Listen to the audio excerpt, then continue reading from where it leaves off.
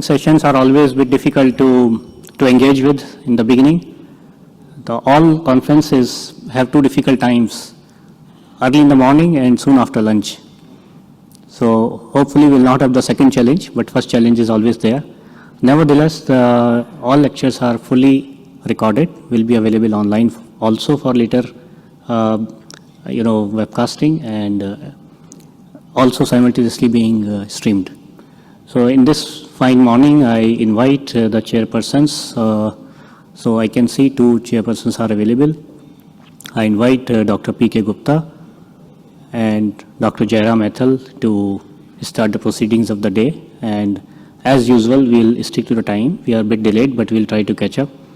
And 10:20, we have a transmission from abroad, so from Germany, so we want to level by that time. So thank you so much. Thank you, Dr. Gupta and Dr. Jairam for joining. Dr. Lochan is seemingly not here at the moment, but we'll continue. Thank you.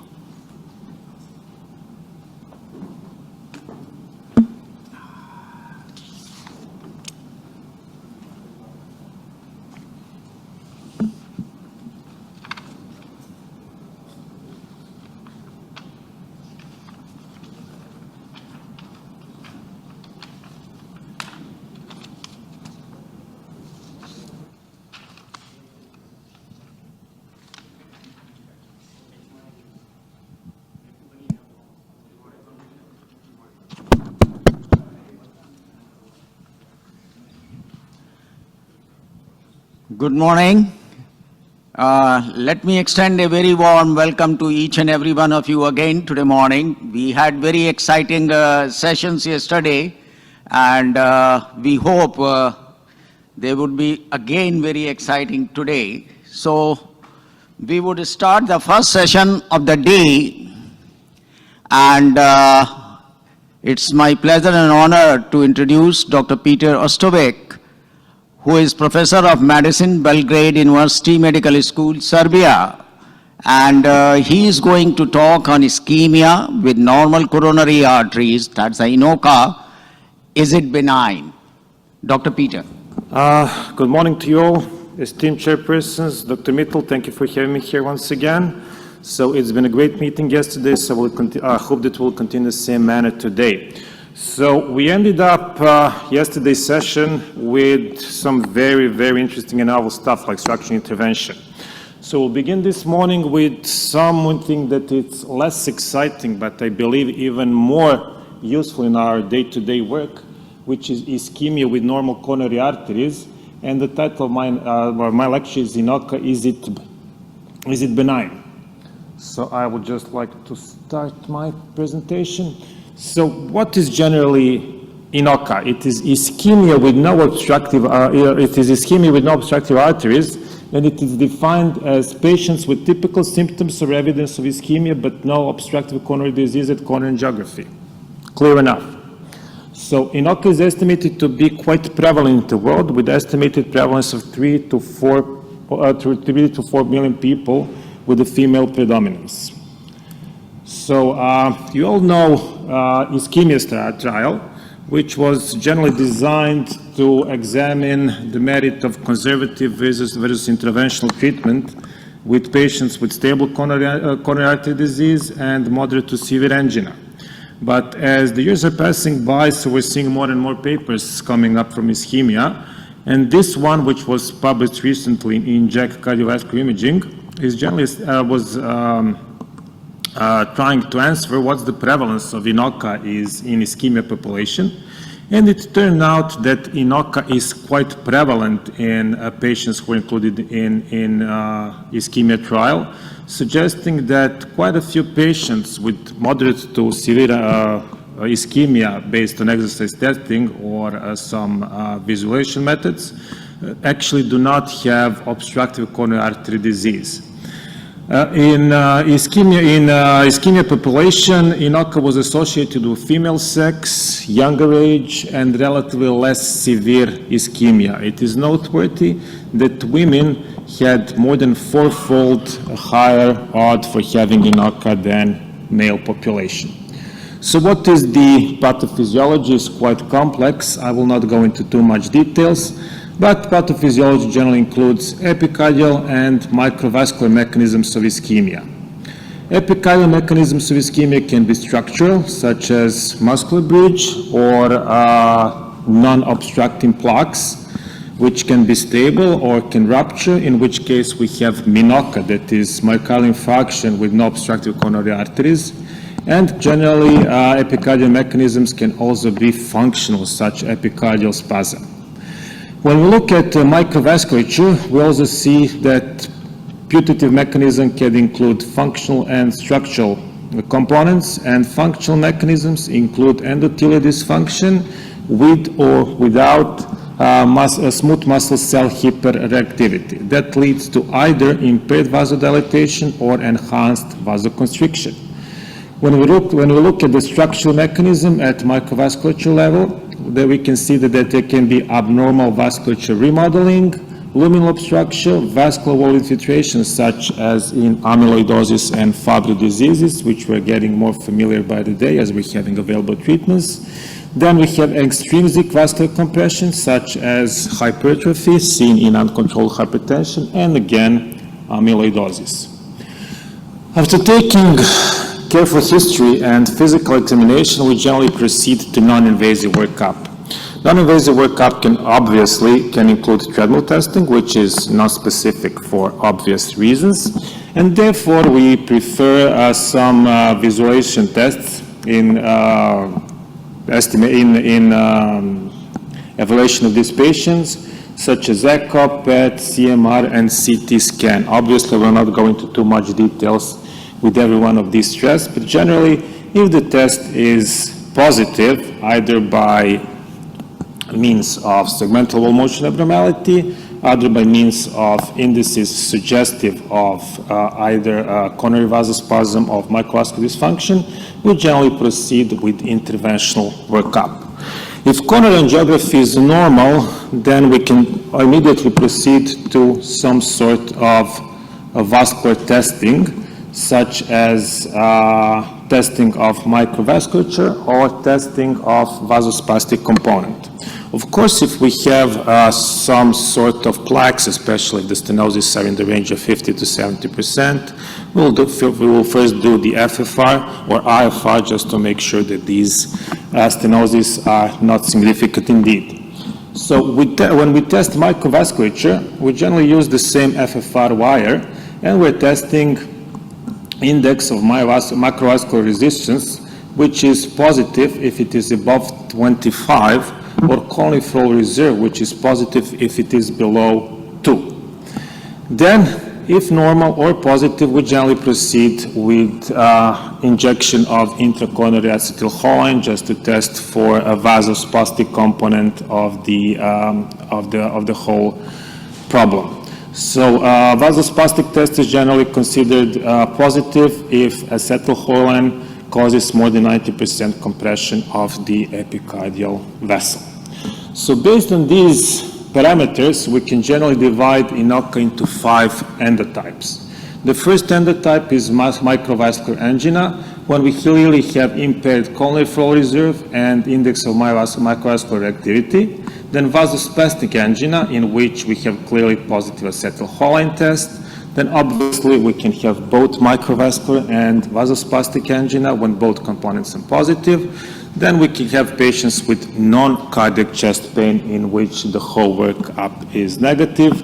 And we have, of course, non-flow limiting coronary artery disease in which all the parameters are normal except there are some non-obstructive stenosis on the coronary arteries. So is this relevant? Well, yes, because patients with INOCA generally tend to have worse prognosis than patients with no symptoms.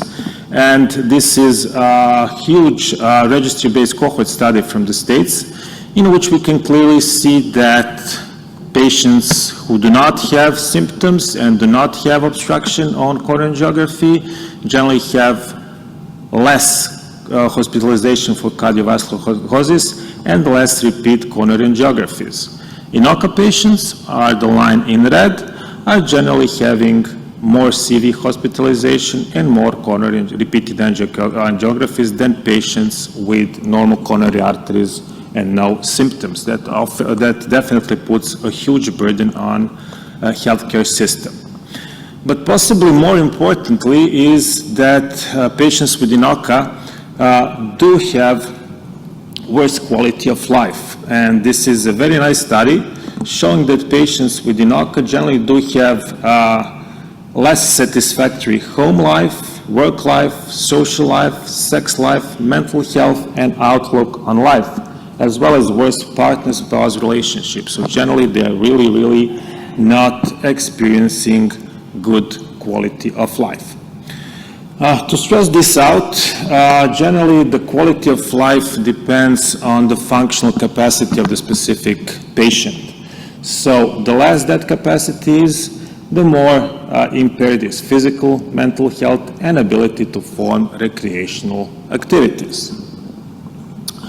So when we do not have randomized clinical trials, we generally tend to go to meta-analysis. And this is a huge meta-analysis of patients without obstructive coronary artery disease. And there's a huge list of the studies included in the list, so more than 35,000 patients. What is the problem in general is that these studies are really different among themselves, so it's very difficult to compare them as a whole. So what the authors of this article, which was published in European Heart Journal some 5 years ago did, they just divided the whole group of patients to patients with less than obstructive coronary artery disease and normal coronary artery disease, and normal coronary arteries. So as you can see on the right-hand side, patients with less than obstructive coronary artery disease clearly had worse prognosis in terms of increased rate of combined incidence of all-cause death and myocardial infarction. The same holds true when we divide the whole group of patients on patients who had ischemia as a prerequisite and myocardial ischemia not as a prerequisite. Again, we can see that patients with prerequisite generally had worse prognosis than patients who had normal coronary arteries, who had no myocardial ischemia on testing. So once we diagnose the INOCA, we clearly need to treat these patients. So what can we do?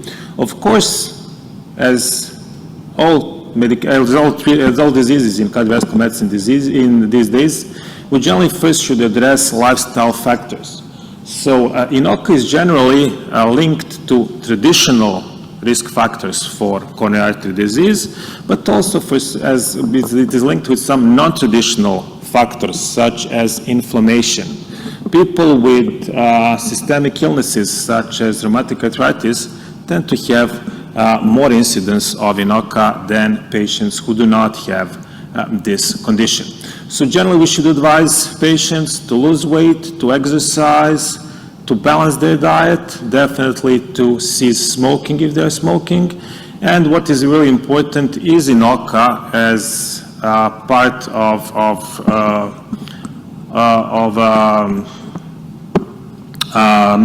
the diseases that we're treating today is strongly linked with stress. So we need to learn our patients and advise them how to better cope with stress.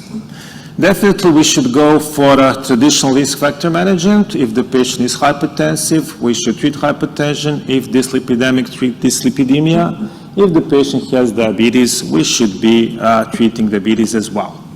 So when it comes to anti-anginal medications, we can generally treat patients according to type of their INOCA. So patients with microvascular angina generally should be treated with beta blockers, calcium channel blockers, nicorandil, then some metabolic therapies such as ranolazine, trimetazidine, and ivabradine.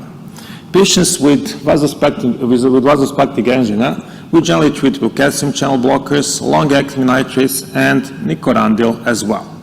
As a general rule, we should treat all patients with INOCA with statins and ACE inhibitors or ARBs. But what are the evidence? The evidence are quite poor. We have very few studies dealing with the treatment of patients with INOCA.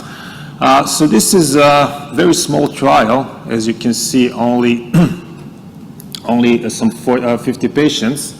That was published in American Heart Journal some years ago. And what they did is generally they examined how the ACE inhibitors will influence change of coronary flow reserve at 16 weeks after the institution of the treatment. And what they've seen is that generally when we give ACE inhibitors to women with INOCA, coronary flow reserve will be improved. Also, since the coronary flow reserve is improved, we have less angina over time in the patients who were assigned to ACE inhibitors. What about aldosterone inhibition? Again, a small study, but generally aldosterone inhibition did not show any beneficial effects in these patients. So this is the newest trial and generally my favorite trial. It's called CORMICA.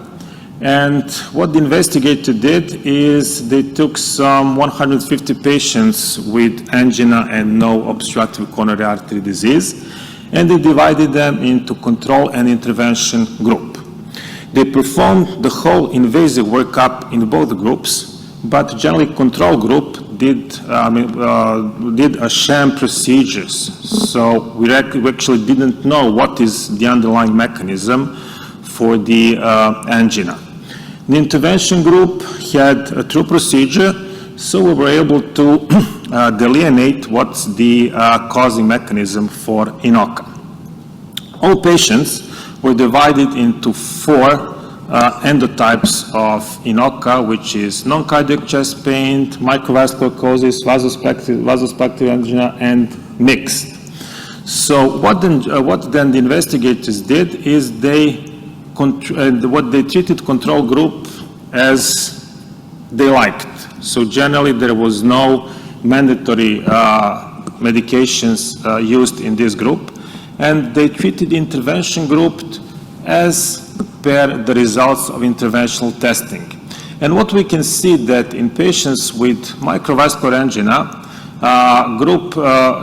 intervention group, we had more beta blockers, we had more nitroglycerin, we had more ACE inhibitors, and had more statins than in control group. In vasospastic group, we generally used more, the investigators generally used more calcium channel blockers and nitrates, whereas in mixed group, calcium channel blockers and nitrates as well as statins were more frequently used in the intervention group.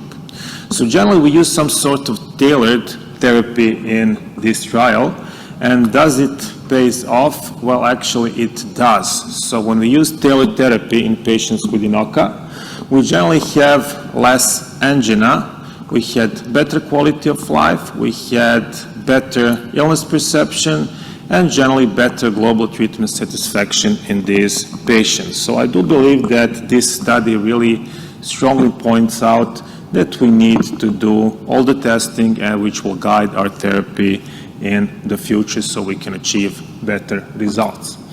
So ladies and gentlemen, let me conclude. So what are my key messages? So INOCA is frequent condition. Possibly 20 to 25% of patients that we're seeing with chest pain may have indeed INOCA. So it does not have a benign prognosis. It puts a huge strain both on patients and healthcare system. So generally non-invasive and invasive workup are mandatory. Why? Just to elucidate operative mechanism in order to use tailored medical treatment, which is more satisfactory for both physicians and patients, and we can achieve better results if we actually know what we are treating. Definitely further research is needed, and at least 2 or 3 big studies are ongoing at this point. So I believe that in few years' time we'll have even more answers on this condition. Thank you for your attention. Thanks, Dr. Peter, for making a complex topic appearing so simple. And you have convinced all of us that INOCA is not a benign condition. It has to be evaluated and treated as you have stated. Thanks again for a nice presentation.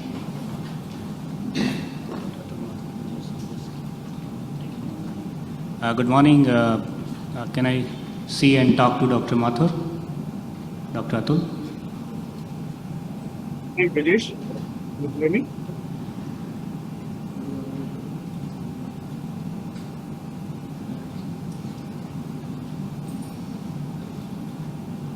Hi, good morning. Good morning, Dr. Atul. Thank you so much for joining us this morning. It's a pleasure. Meeting you. Right. So, just as a background that this is the 7th annual meeting, and we have most of the faculty who are attending right from the first one. And I'm glad to incorporate you as a newcomer, and then I think it will continue forever. So most welcome, and just to introduce Dr. Atul Mathur, is a very prolific cardiologist in Scott's Heart Institute, which is now known as Fortis Scott's in New Delhi. And he has done a lot of work and some original work also for carotid interventions. So that is why I chose and requested him to deliver a talk on this topic. Dr. Mathur, a few words from your side before we start playing your presentation. So it's indeed a great, and I still me and Brajesh. Sorry, we can't hear you well. Just one moment. Can you repeat, please? Yeah, so indeed a pleasure. Now, Thank you. So let's start with your talk. We'll play your talk and then we'll interact again. Thank you. With me, sorry, just I want to introduce my co-chairs, Dr. P.K. Gupta and Dr. Jairam Ethel, and they are both wonderful colleagues. They are attending this conference from the beginning, and they are very well aware, and they all know you. So thank you. So you can say hi. Yeah, thank you.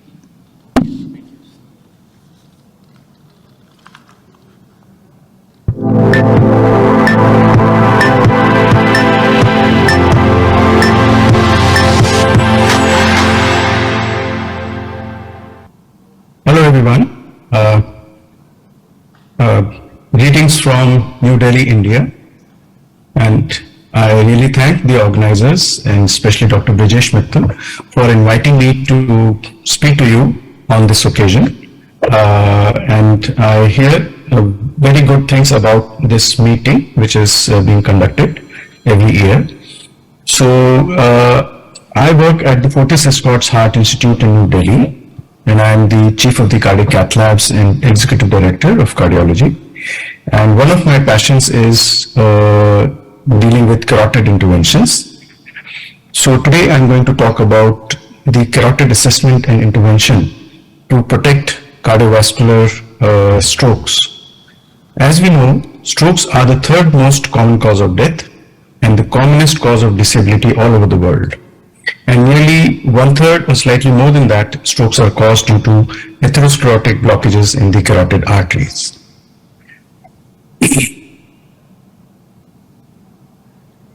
So if you look at the anatomy, from the aorta, we have the innominate on the right side, and this gives rise to the right common carotid artery and the right vertebral artery after the subclavian first branch.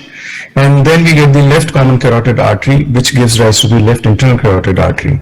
So both the internal carotid arteries are connected internally through the anterior communicating arteries, and both the vertebral arteries join to form the basilar artery, which again contributes to form the circle of Willis, which is the main circulating anastomosis and source of collateral flow in the brain. So when you have carotid stenosis, we are talking about the carotid arteries, internal carotid arteries being narrowed when they are in the neck and they're not going into the head. You can hear a number of times the carotid bruit. So asymptomatic carotid bruit is one of the commonest manifestations. Otherwise, these stenosis can present either in the form of a TIA, which comes for a transient stroke, which clears away in a few minutes or a few hours, a minor stroke, which stays for more than a day, or a major stroke, which leaves a lot of disability. Or some people have a massive stroke, which can lead to death. So the cerebral insufficiency can have two forms of presentation. One, visual symptoms, where you have blackouts, photophobia, or foggy vision. Or two, you can have cerebral symptoms, where you can have dizziness, syncope, TIAs, minor, major strokes. So this is how we look about these carotid stenosis. The diagnostic, non-invasive diagnostic methods are, the best is the color Doppler ultrasound, and where you can see the velocity of the carotid stenosis, and you can also look at the CT scan where a CT angiography can be performed, or an MR scan where an MR angiography can be performed to look at these carotid blockages in the extracranial. So this is usually, the blockage comes, if you look at these pictures, the blockage comes just soon after the origin of the internal carotid artery. And this is the picture of a 4-vessel angiography, a regular conventional angiography of the carotid arteries, where you look at both the common carotid arteries and both the vertebral arteries. So it is called the 4-vessel angiography. So this is the invasive test done after you have found this significant stenosis on the non-invasive assessment. Now, what is the best way to treat the carotid artery stenosis? Well, the best way of treating carotid artery stenosis is still a debate. Whether we should just treat them with medical therapy, whether we should subject them to carotid endarterectomy, or whether they can be treated by carotid artery stenting.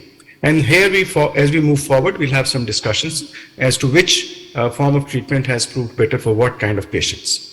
So stroke, if we look at how do you decide which carotid narrowing has to be treated, we see that the incidence of stroke increases, the risk of stroke increases as the stenosis becomes more than 75% stenosis.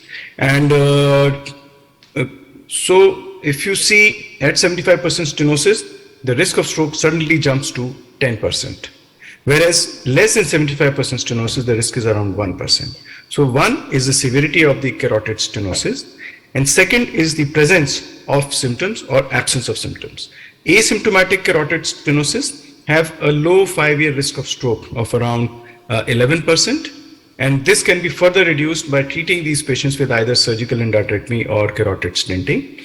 Whereas symptomatic patients who have symptomatic narrowing of the carotid artery, stenosis of more than 50% is considered to be significant risk, causes nearly 22% risk of stroke at 5 years. And if it is more than 70% stenosis, then the risk is further higher. So as the severity increases, the annual risk of having a stroke also increases. So based on this, we have an algorithm. All symptomatic patients with more than 50% narrowing should be treated with carotid stenting or carotid endarterectomy, and asymptomatic patients who have more than 80% stenosis should be treated with carotid artery stenting or surgery. So these are the two things one needs to remember. If it is symptomatic, more than 50% stenosis, and if it is asymptomatic, more than 80% stenosis. Now, what is the problem? Why this is such an issue when we are discussing carotid stenting and carotid endarterectomy? You have to imagine this is the blocked area of the carotid arteries, but here this whole thing is the carotid bulb, which is full of atheromatous plaque. And when you do a ballooning and stenting of this area, there is a risk of so much debris which can break from this, squeeze out and go into the brain north, causing a stroke and minor strokes. So when we are doing the balloon pre-dilatation, placing the stent or doing a post-dilatation, that is the maximum time when these atheromatous plaques will squeeze and go into the brain. So to protect from this, we have started using embolic protection devices. These are like filters which you place them beyond the carotid blockage during the procedure being performed. And once the procedure is over, you close this umbrella which has got pores in it, which traps the carotid debris, and then bring out all the debris and leave the stent in place. So this is what is now happening. Neuroprotection is being done in all the carotid angioplasty procedures. So these are the different types of filters which we are using. These filters are placed beyond the blockage. They are advanced when they are enclosed, but when they go beyond the blockage, then they are opened up in the form of an umbrella. They will trap all the debris, different types, different ways of using them. And then once they have trapped the debris, your procedure is over, you close the umbrella and bring out all the debris down. Now here's one case of 73-year-old male who has got chronic stable angina and he needs bypass surgery for his triple vessel disease. He also has bilateral iliac occlusions. He has an episode of a TIA about a month back, and the angiogram of the carotid artery showed a bovine arch as well as 80% stenosis of the left internal carotid artery and 100% occluded right internal carotid artery. So he is at a high risk of having a stroke because he's just had a symptom 1 month back. So now this patient also needs a bypass surgery.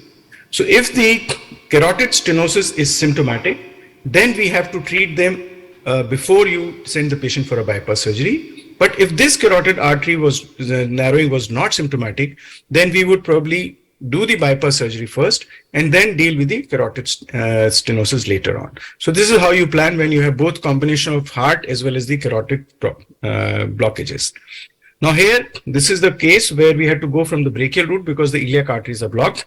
So you look at the common carotid artery on the left side, and then you advance the wire up into this carotid artery. The sheath is sliding up on a extra stiff wire where we need a lot of support. And once the sheath is gone, you see that's a tight blockage over here. This blockage has to be treated. We first cross with the filter, which I was talking about. So this is the folded filter which has gone up. And then after the filter is opened up over there, you put the stent over there. The stent is going through this tortuous route.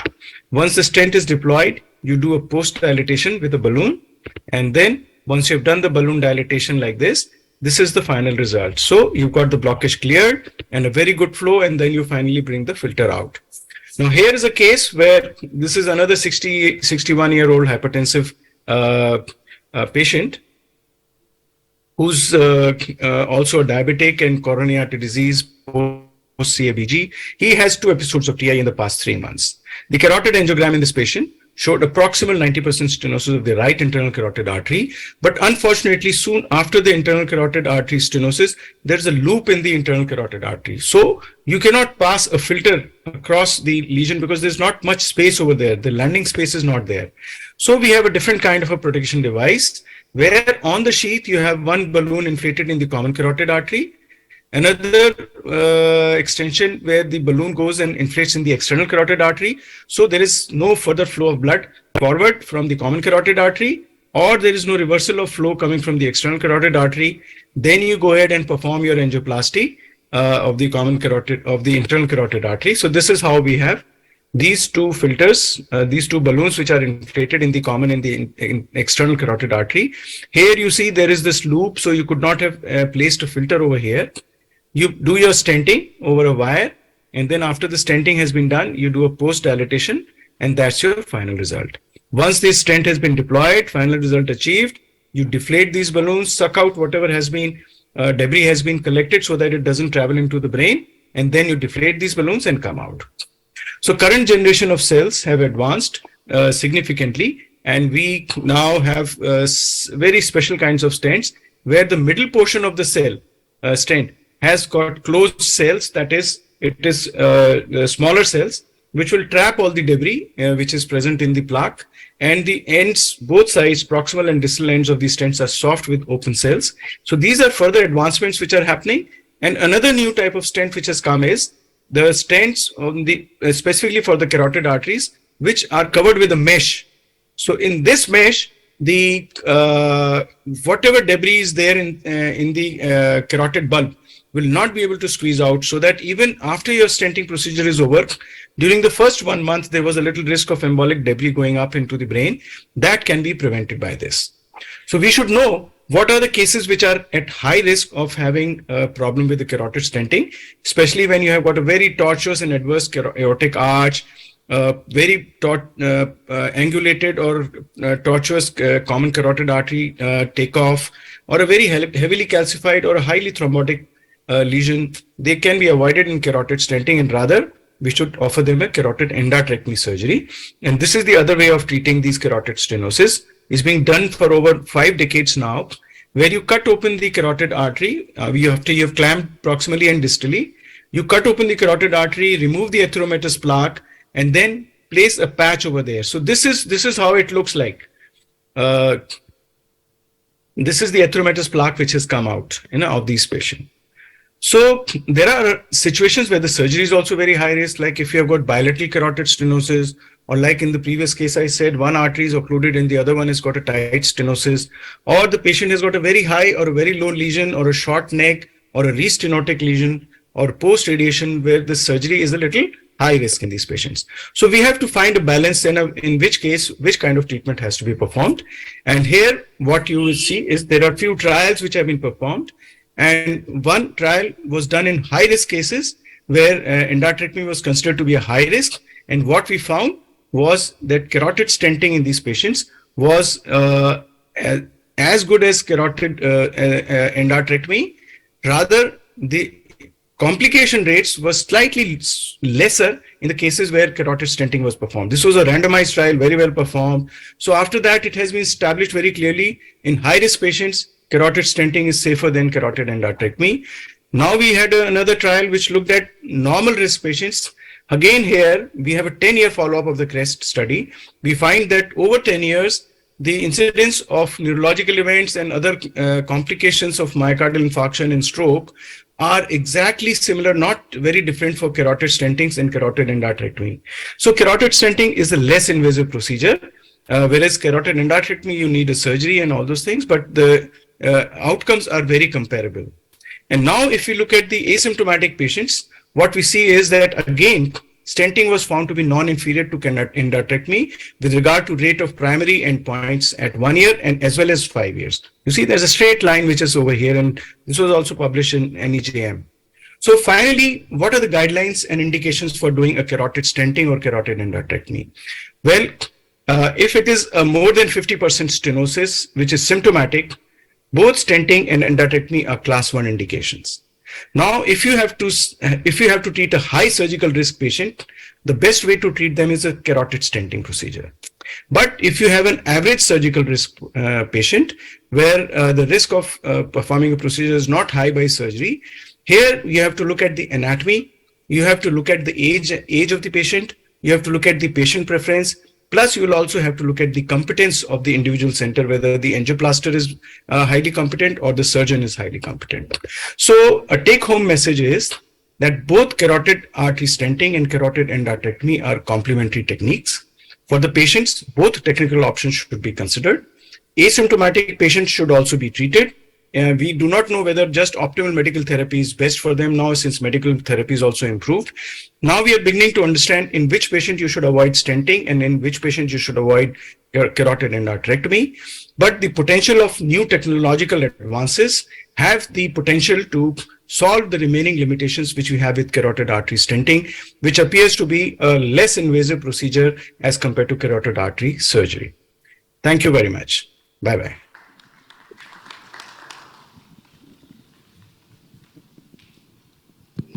Thank you very much, Dr. Mathur. That was a wonderful presentation. And as usual, these are all challenging and complex topics that require local expertise. It's wonderful to see the good work that's happening there. In the interest of time, we'll move to the next lecture and maybe take questions later. Maybe he has to go, so we can ask he has to a go. few Okay. questions. So any questions from the audience? One question is from me and one reference and connection. That first time I heard embolic protection from Dr. Atul Mathur 22 years back, when he was working on creating one new embolic protection. So until then, I never knew what used to be the embolic protection. So I'm quite hopeful that you have further got so much insight and been so much robust in this area. Second one is for everybody's use. This is a question, not a comment. That in a routine normal assessment, any asymptomatic individual who should go for carotid assessment? What is the current guideline in this? So the plan should be that if you find carotid vein, then the patient should undergo a normal treatment by the way of developing the and if on the then asymptomatic narrow 75% more, or less than 75% in the ulcerate part, which is likely which is at a higher level, immunizing and positive. Then this patient further evaluated for major treatment or but if the narrowing less than 75%, then the best you or optimal medical hypoparathyroidism. Unfortunately, the audio was not very clear, but we can always interact with you on this point later. So, Dr. Gupta, any comment from your side? I would just like to comment that this is the era of pan-vascular medicine. As we all know, atherothrombotic disease is a generalized disease and it can affect all the three vascular beds. So with pan-vascular medicine, we have got the pan-vascular interventions, which includes both coronary, carotid and peripherals. And stroke is one of the leading cause of disability. So by doing these interventions, we can prevent a lot of disability. So thanks, Dr. Mathur, for doing excellent work in carotid interventions. Thank you very much. Thank you so much. So we'll move on to our next lecture today. And the next lecture is by Dr. Heyman Lukras, who is the consultant cardiac surgeon at the King's College London, Dubai. He's going to take us through the advances in coronary artery bypass, from conventional bypass surgeries to minimal access to, as is, it's the age of technology with ChatGPT today, so to the use of robotics in CABG. Over to you, sir. Good morning, everyone, and I'd like to thank Dr. Brajesh Mittal for the invitation to share some of my experience and knowledge in this field, and thank you to the chair who today, as already mentioned, we've had an excellent session yesterday and hoping to do the same today. I get invited to talk at cardiology meeting about 3 to 4 times a year around, mostly UK, but sometimes in the US, and obviously with Dr. Mittal here. And as a surgeon, whenever I attend the interventional cardiology meeting, I feel like Daniel in the cage of lions. But luckily here today, I'm among friends, so I'm sure I've got nothing to fear. So what I'd like to do in the next 10 minutes or so is to just reiterate briefly the indications where coronary surgery is best treatment for our patient. And probably maybe highlight a bit more the importance of having a very good heart team approach to our patient care. And then I'll delve in the main topic, which is looking at conventional and the path through minimal access robotic and the latest kid on the block, which is the hybrid procedures. So when we look at recommendations and guidelines, whether it's American or European, and you look at the indications for coronary surgery, you see there's a lot of greens, and green is good. But yet, when you look at patients' treatment, not that many patients come for cardiac surgery. Actually, it's quite well defined who benefits from cardiac surgery. And it's done for prognosis, it's done for symptoms, and it's done also based on the myocardial ischemic burden. So for cardiac surgery over the last 2 decades, there has been a significant improvement. And some of it actually is due to the stress that we surgeons have had to face when we try to improve our outcome compared to PCI outcomes. This is data from the UK where I've worked and I practiced for 25 years.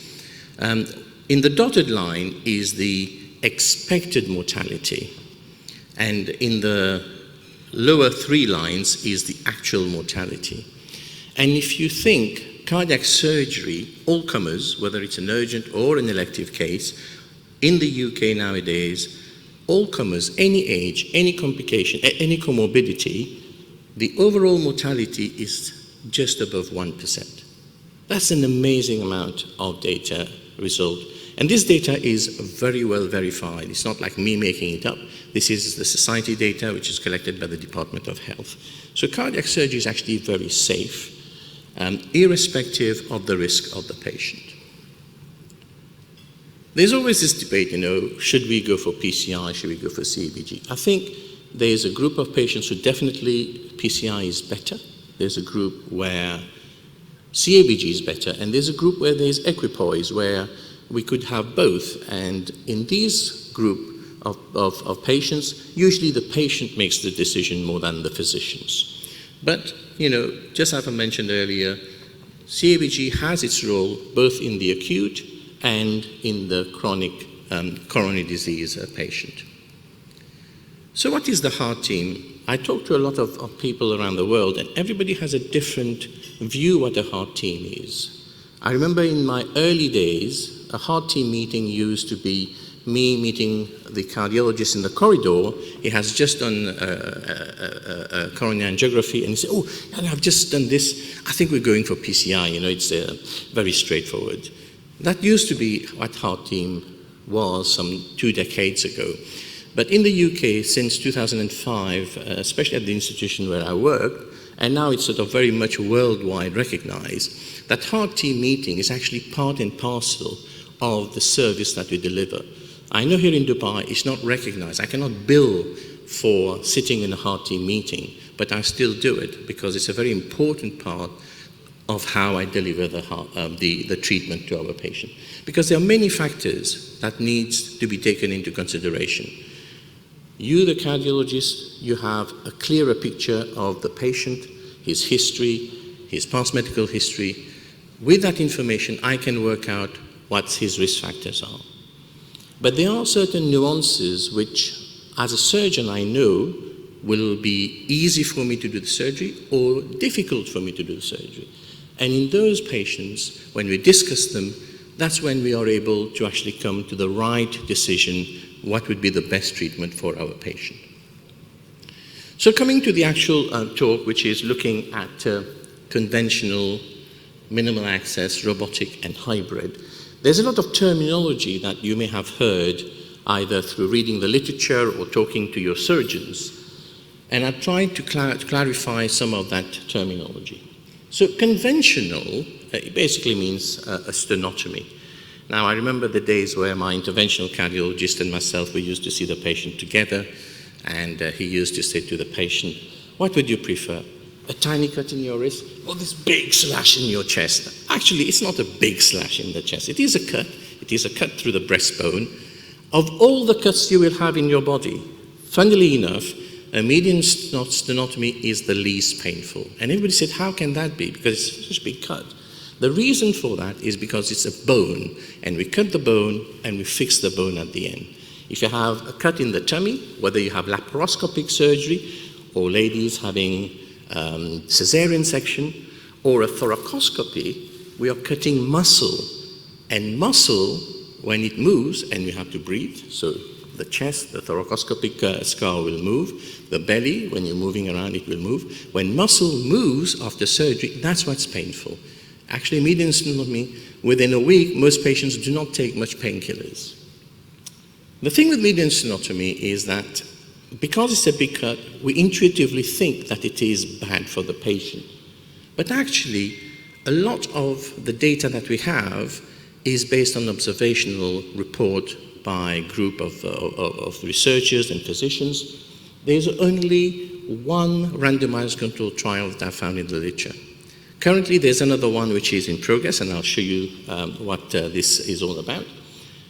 The other thing which I think is important when we talk about cardiac surgery to our patient, and whether we decide whether it's conventional or minimal access, is to look at whether we're going to use the bypass machine or whether we do it off pump. So, a quick question to the audience. When you compare a full sternotomy to minimal access, what do you think? What has been proven? The chest wound pain is less, the hospital stays shorter, they return to work quicker.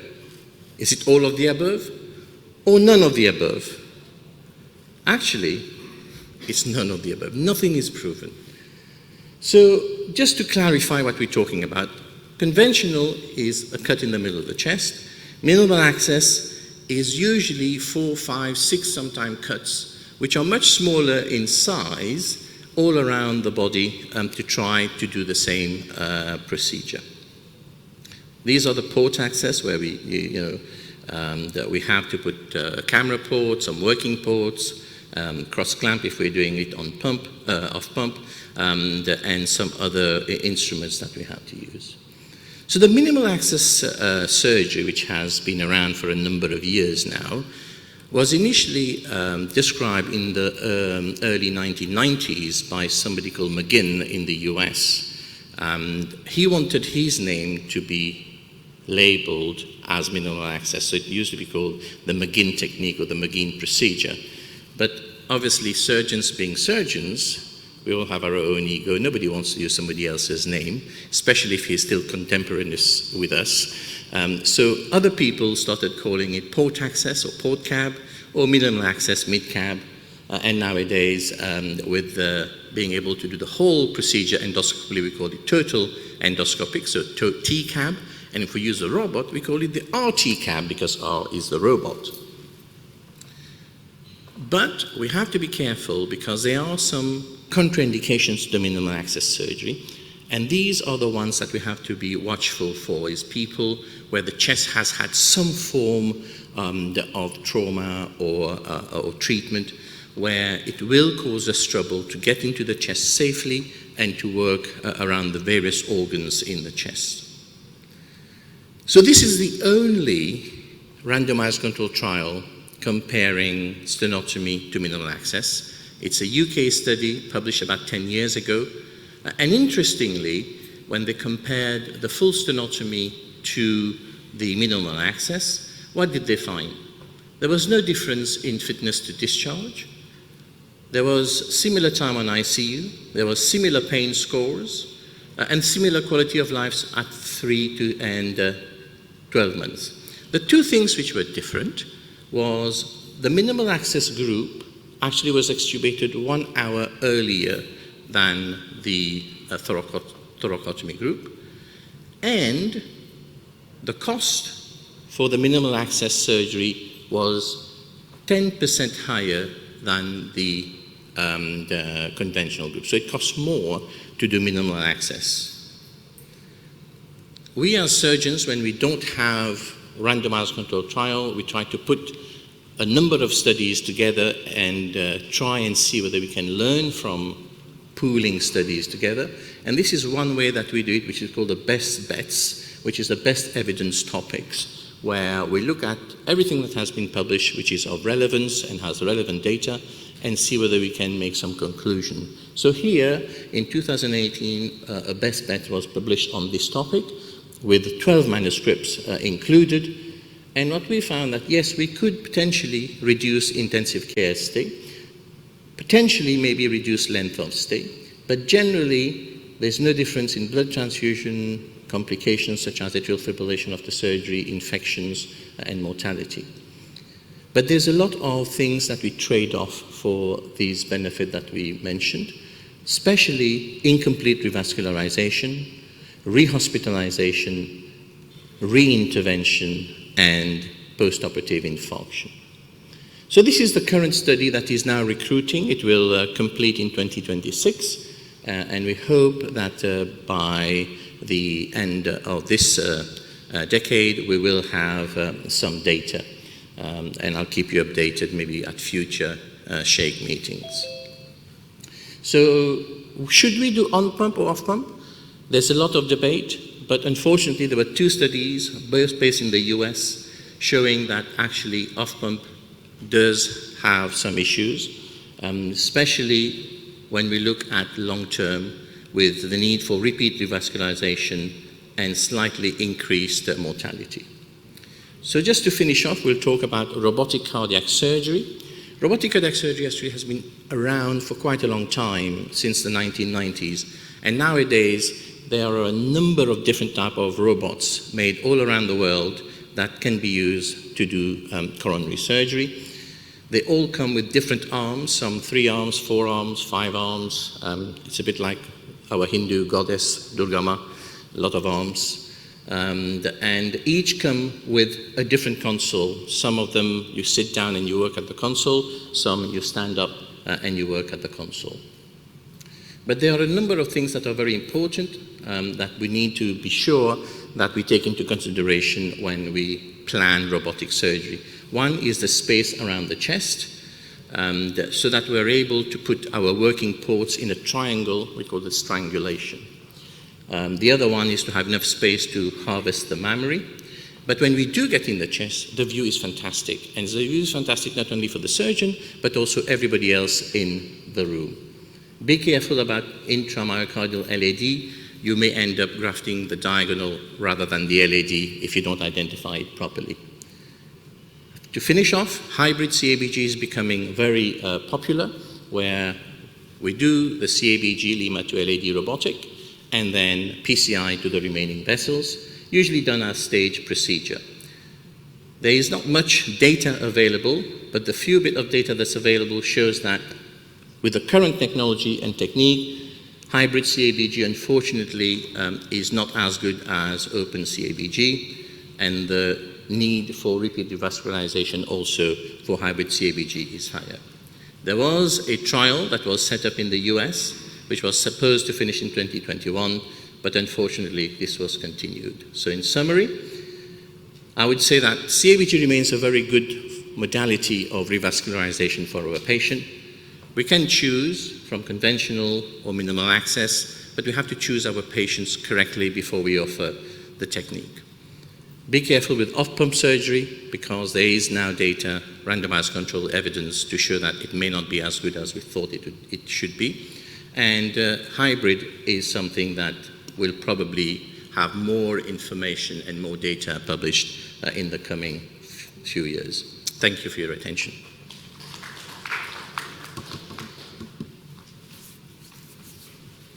Thank you very much, Dr. Heyman. And like we illustrated the last time, I think CABG is coming back in a big way, and is certainly going to be integral to the management of patients with refractory angina and those who undergo unsuccessful PCI for primary purposes. We hope that the heart team takes off in a big way in the UAE, and that a lot of good work is done. Thank you very much. We'll take questions at the end of the session, so thanks again. Our next speaker is Dr. Praful Mishra, who is the consultant in the Department of Cardiology at the Dubai Hospital. Welcome, sir.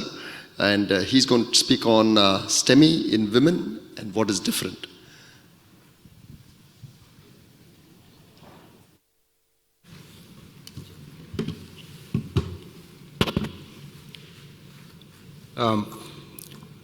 Thank you, Dr. Mittal, for the invitation, and thank you, chairpersons, for the introduction. I'll go ahead. The topic is STEMI in women, what is different.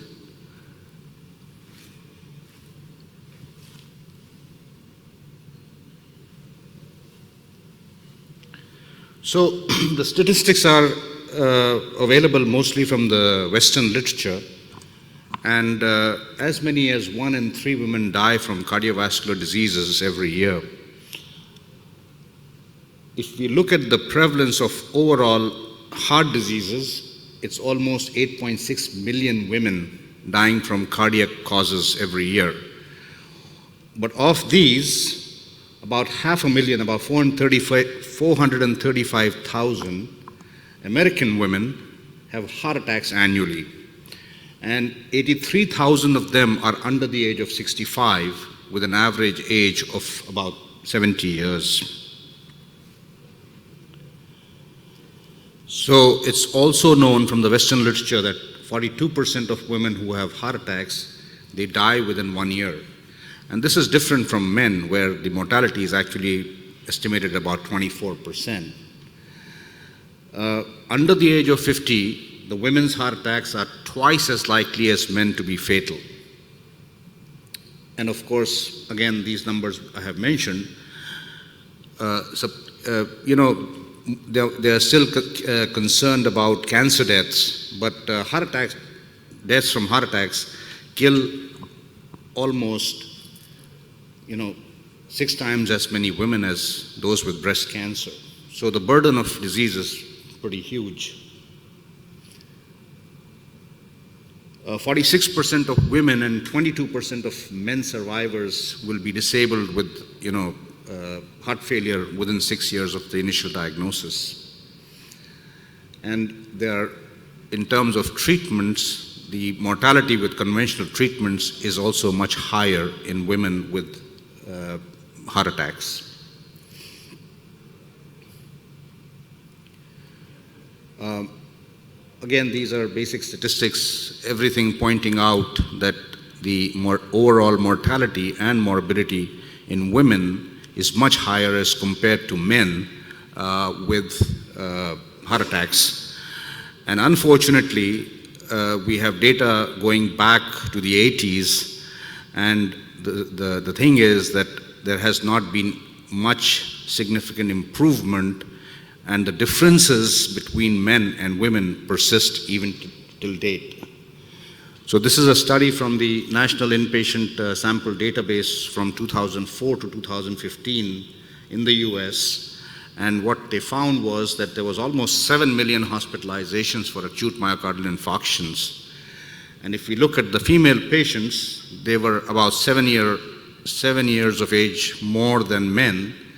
The comorbidity burden was higher, and also in terms of the number of risk factors that these patients had, women had much higher risk factors as compared to men. So why is it that women have more problem as compared to men? Of course, anatomically, the coronary arteries are smaller in size as compared to men, but there is also with age, the protective effect of estrogens that goes away post-menopause. So the risk rises as the age goes up. In addition, the traditional risk factors of hypertension, smoking, dyslipidemia, obesity, physical inactivity, diabetes, and a family history, they remain both in men as well as women. The other thing is that there is a multiplier effect of the risk factors. So for instance, women who smoke, their MI rate is actually they get MIs on an average 19 years earlier than women that don't smoke. Also, for hypertension, the risk is 3.5 times higher, and for diabetes, there is twice the risk of developing a heart attack than non-diabetic women. Then, of course, there are the non-traditional risk factors, and this is a study this is data from the Genesis Praxis study, where it was found that young women with heart attacks were more likely to have depression, anxiety, and stress at home as compared to young men. Pathophysiologically, of course, you have the plaque rupture and the thrombus superimposed on the ruptured plaque that causes acute MI both in men and women. But in addition, some of the other etiologies include severe coronary vasospasm or spontaneous coronary artery dissections or the Takotsubo cardiomyopathy. In terms of symptoms, there are differences in symptoms at time of presentation. So in women, they are likely to report milder symptoms, and then some of them are the so-called atypical symptoms, such as the sudden onset of weakness, shortness of breath, fatigue, or just feeling as if they had some kind of a systemic illness without actually having some chest pain. The other symptoms would be mild discomfort in the back, chest, arm, neck, or jaw without again having any chest pain. So because of these atypical symptoms, the American College of Cardiology put this in their recommendations that women who present with chest pain are at risk for underdiagnosis, and potential cardiac causes should always be considered in such patients when they present to the emergency room. Also, in women presenting with chest pain, it is recommended that a complete history should be obtained that emphasizes symptoms that are more common in women with the acute coronary syndromes. As far as management is concerned, this again shows that women are less likely to receive invasive managements in the form of coronary angiograms as well as PCIs as compared to men, and the difference in terms of time has continued. Even though the numbers have increased, but the difference between men and women, they continue.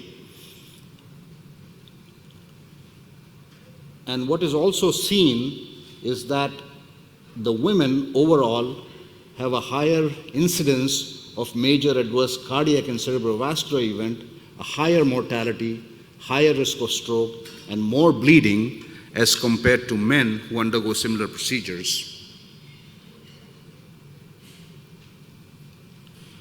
In terms of rehabilitation post the acute event, again, women don't get the same referrals, and if they do get referred, the enrollments are low, and the completion of the rehab program is also low. So, what can be done to improve the outcome in women with the ST elevation MI?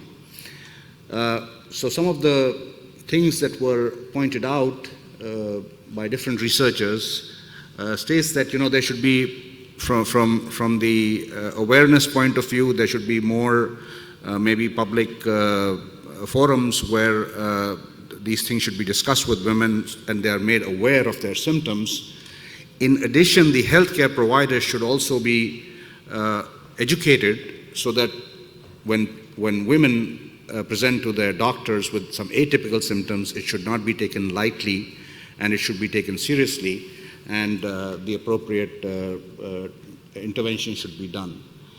The standardized protocol should be similar for men and women. And then with the, the artificial intelligence coming up, there can be protocols where, you improve timelines and adherence to care.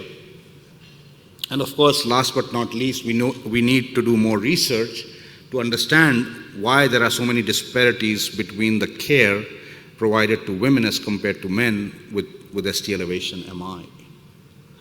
And this is one of the studies that was done at the Cleveland Clinic, where they looked at the complications before and after applying these protocols. And if we see, without protocol and with protocol, there was significant improvement in all the outcomes, including patients receiving medical therapy, door-to-balloon time, bleeding, transfusion, vascular injury, less risk of stroke, less mortality, and less 30-day mortality.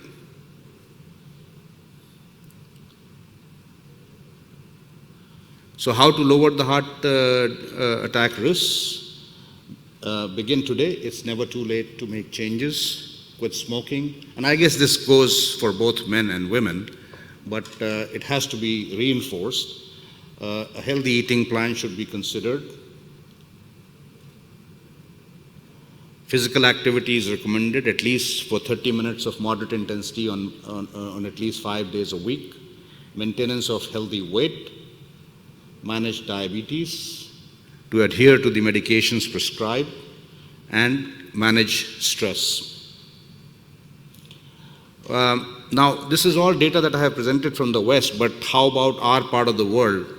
This actually study was done by our colleagues, Dr. Shihab and all, from the Gulf Race 2 registry. And this is old data. This study was actually published in 2013. But it is seen that even in this part of the world, the disparities in the management of STEMIs persist. And here also the women are less likely to receive invasive management for acute coronary syndromes as compared to men. So this is something that as doctors we have to kind of educate everyone, the general public as well as our colleagues, that we should be managing these patients differently. These are some of the resources that we can provide to our patients as well as to our colleagues. And that's my last slide. Thank you.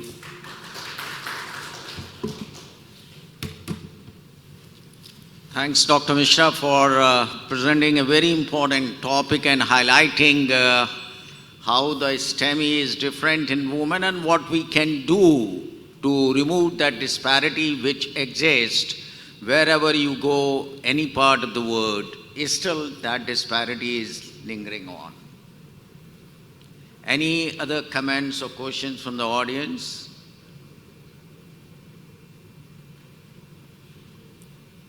Thank you. Thank you. All right, thank you.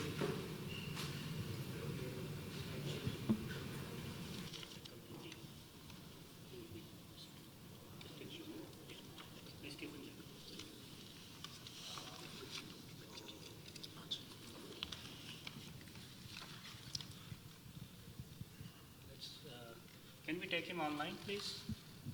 Can we take Professor Stephen Jacob online?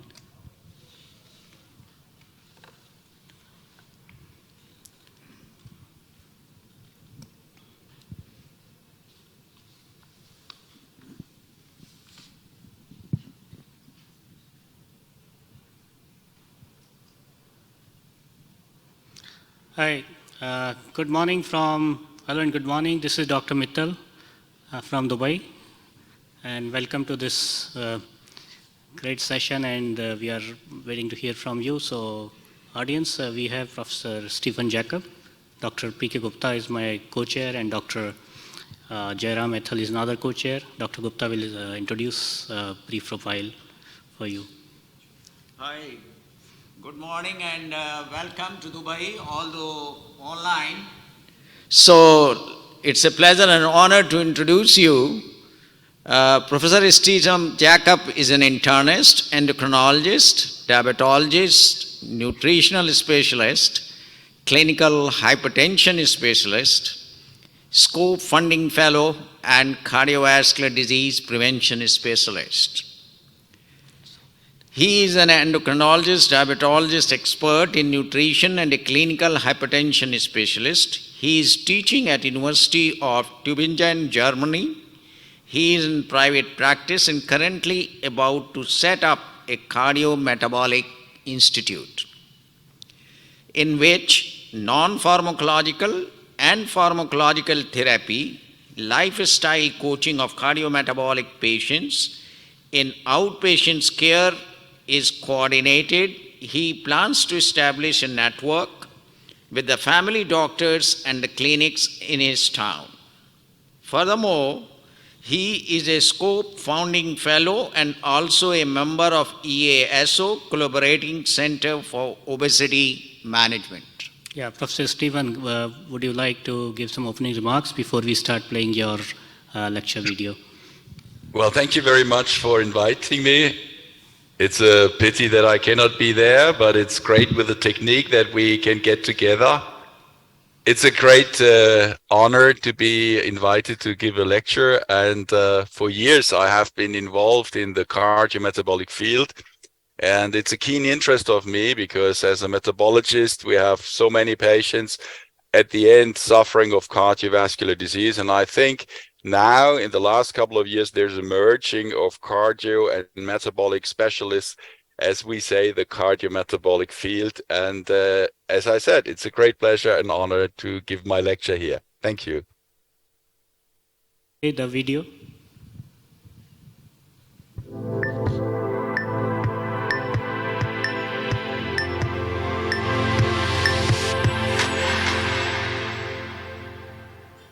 Dear ladies and gentlemen, my name is Stefan Jakob. Thank you very much for the kind invitation.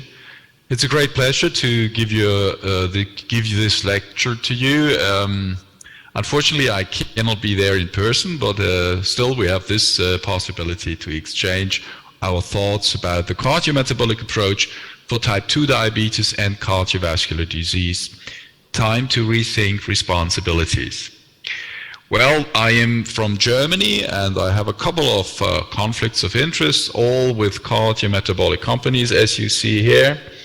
And let's start right away with the setup of my talk. I'm going to talk about the management of type 2 diabetes in the past, the management of the cardiometabolic patient with type 2 diabetes now in this year, and who should do it. Okay, let's start out.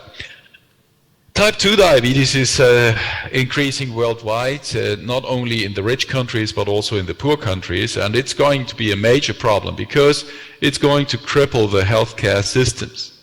And you all know that diabetes is associated with a reduced life expectancy. If you are 60 years old and if you have no diabetes, you have 24 years more to live. But if you are diabetic, you have lost 6 years, and if you had diabetes and an MI, you have lost 12 years.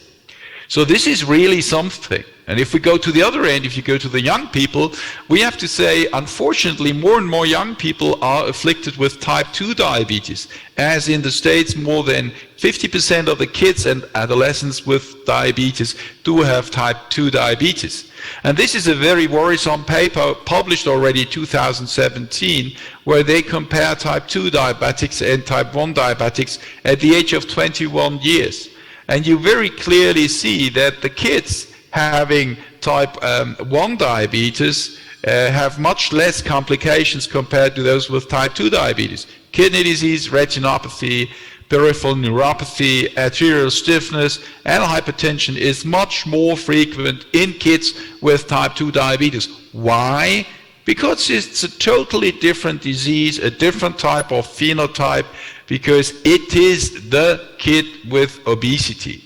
And you all know that we have talked about diabesity, the mixture of diabetes and obesity, and as depicted here, we have developed from a hunter and gatherer to this phenotype, and we know that this phenotype is associated with increased weight, with inflammation, with insulin resistance, hyperglycemia, dyslipidemia, and hypertension, and we all call this assembly of different cardiometabolic risk factors, the metabolic syndrome. And needless to say, when you have a patient who has all these features, it's not enough to play around with just one cardiometabolic risk factor. We have to tackle everything. Well, in the past we have been considering type 2 diabetes mainly driven by hyperglycemia, because we have learned that if you measure HbA1c as a measure of mean hyperglycemia, and if you plot that against all the complications, you get a straight association between hyperglycemia as assessed by HbA1c and all these complications. And we take the mean updated HbA1c in the UK PDS study and you plot it against the complications, you get a straight line. The higher the HbA1c, the higher the rates of complications. The lower the HbA1c, the lower the rate of complications over the time. So we thought, easy, let's just get this HbA1c down and everything is going to be cool. We reverse epidemiology. And by this, we just reduce diabetes management to management of HbA1c alone. And the strategy was HbA1c first. And if it's just a lab value, which we need to correct, the cheapest way to lower it is the best for politicians. What is the evidence? If you plot all these studies which were looking at it, intensifying glucose control, we must say that all-cause mortality was not improved at all. It was even increased significantly in the intensified treatment arm of ACCORD. So hence we have to say that the older approaches failed to reduce mortality. And what are the reasons for our disappointments? We have the clinical inertia that we are always coming too late. Maybe HbA1c is not a good target. Maybe the side effects of intensive glycemic control like hypoglycemia and weight gain have wiped off the effects of the benefits of lowering glucose. Or the old medications and the strategies were ineffective. Or other risk factors have not been adequately controlled. But we have to ask ourselves, is it only hyperglycemia? This is a picture which we have seen frequently.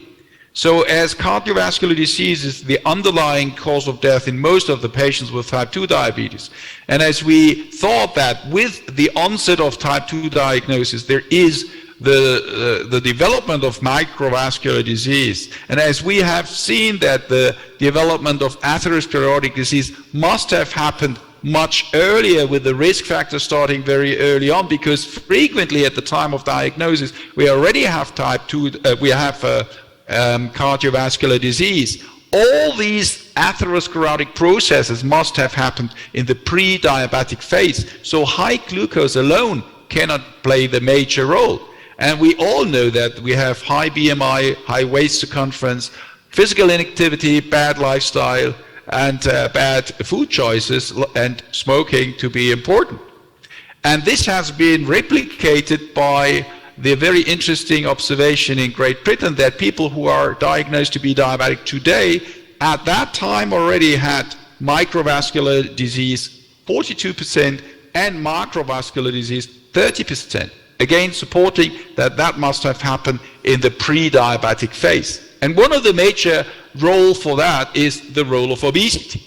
And this is tackled by this very interesting paper which was looking at the lifetime risk of cardiovascular disease, because they were collecting people in epidemiological trials and observed them over a period of up to 55 years. And when you plot them according to their BMI, you see that the heavier the people were, the higher the rates of cardiovascular morbidity and mortality in men and also in women.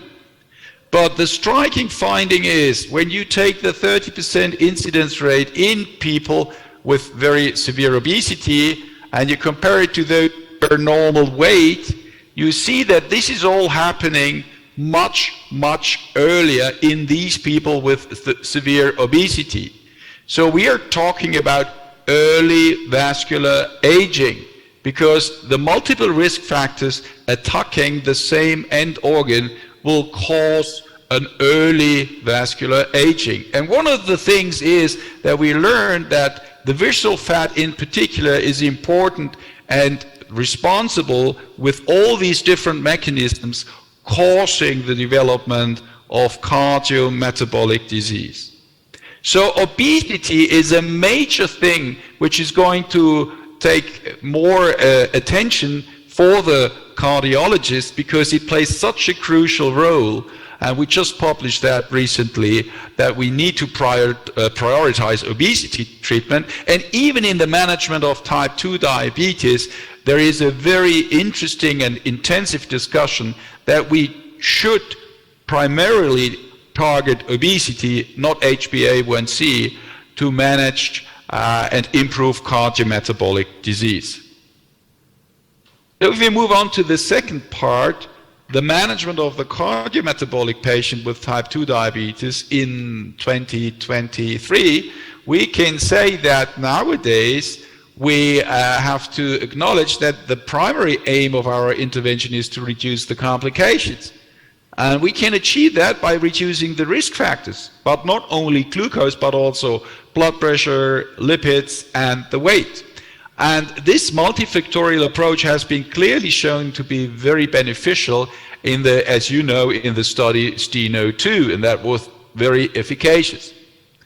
But what is the role of hyperglycemia? Well, you all know about these cardiovascular outcome trials which had to be set up to show safety. So these were randomized controlled trials to investigate all the novel therapies. And while DPP-4 inhibitors provided safety, we were getting very frustrated because we did not expect that with this setup of studies we will get any positive news.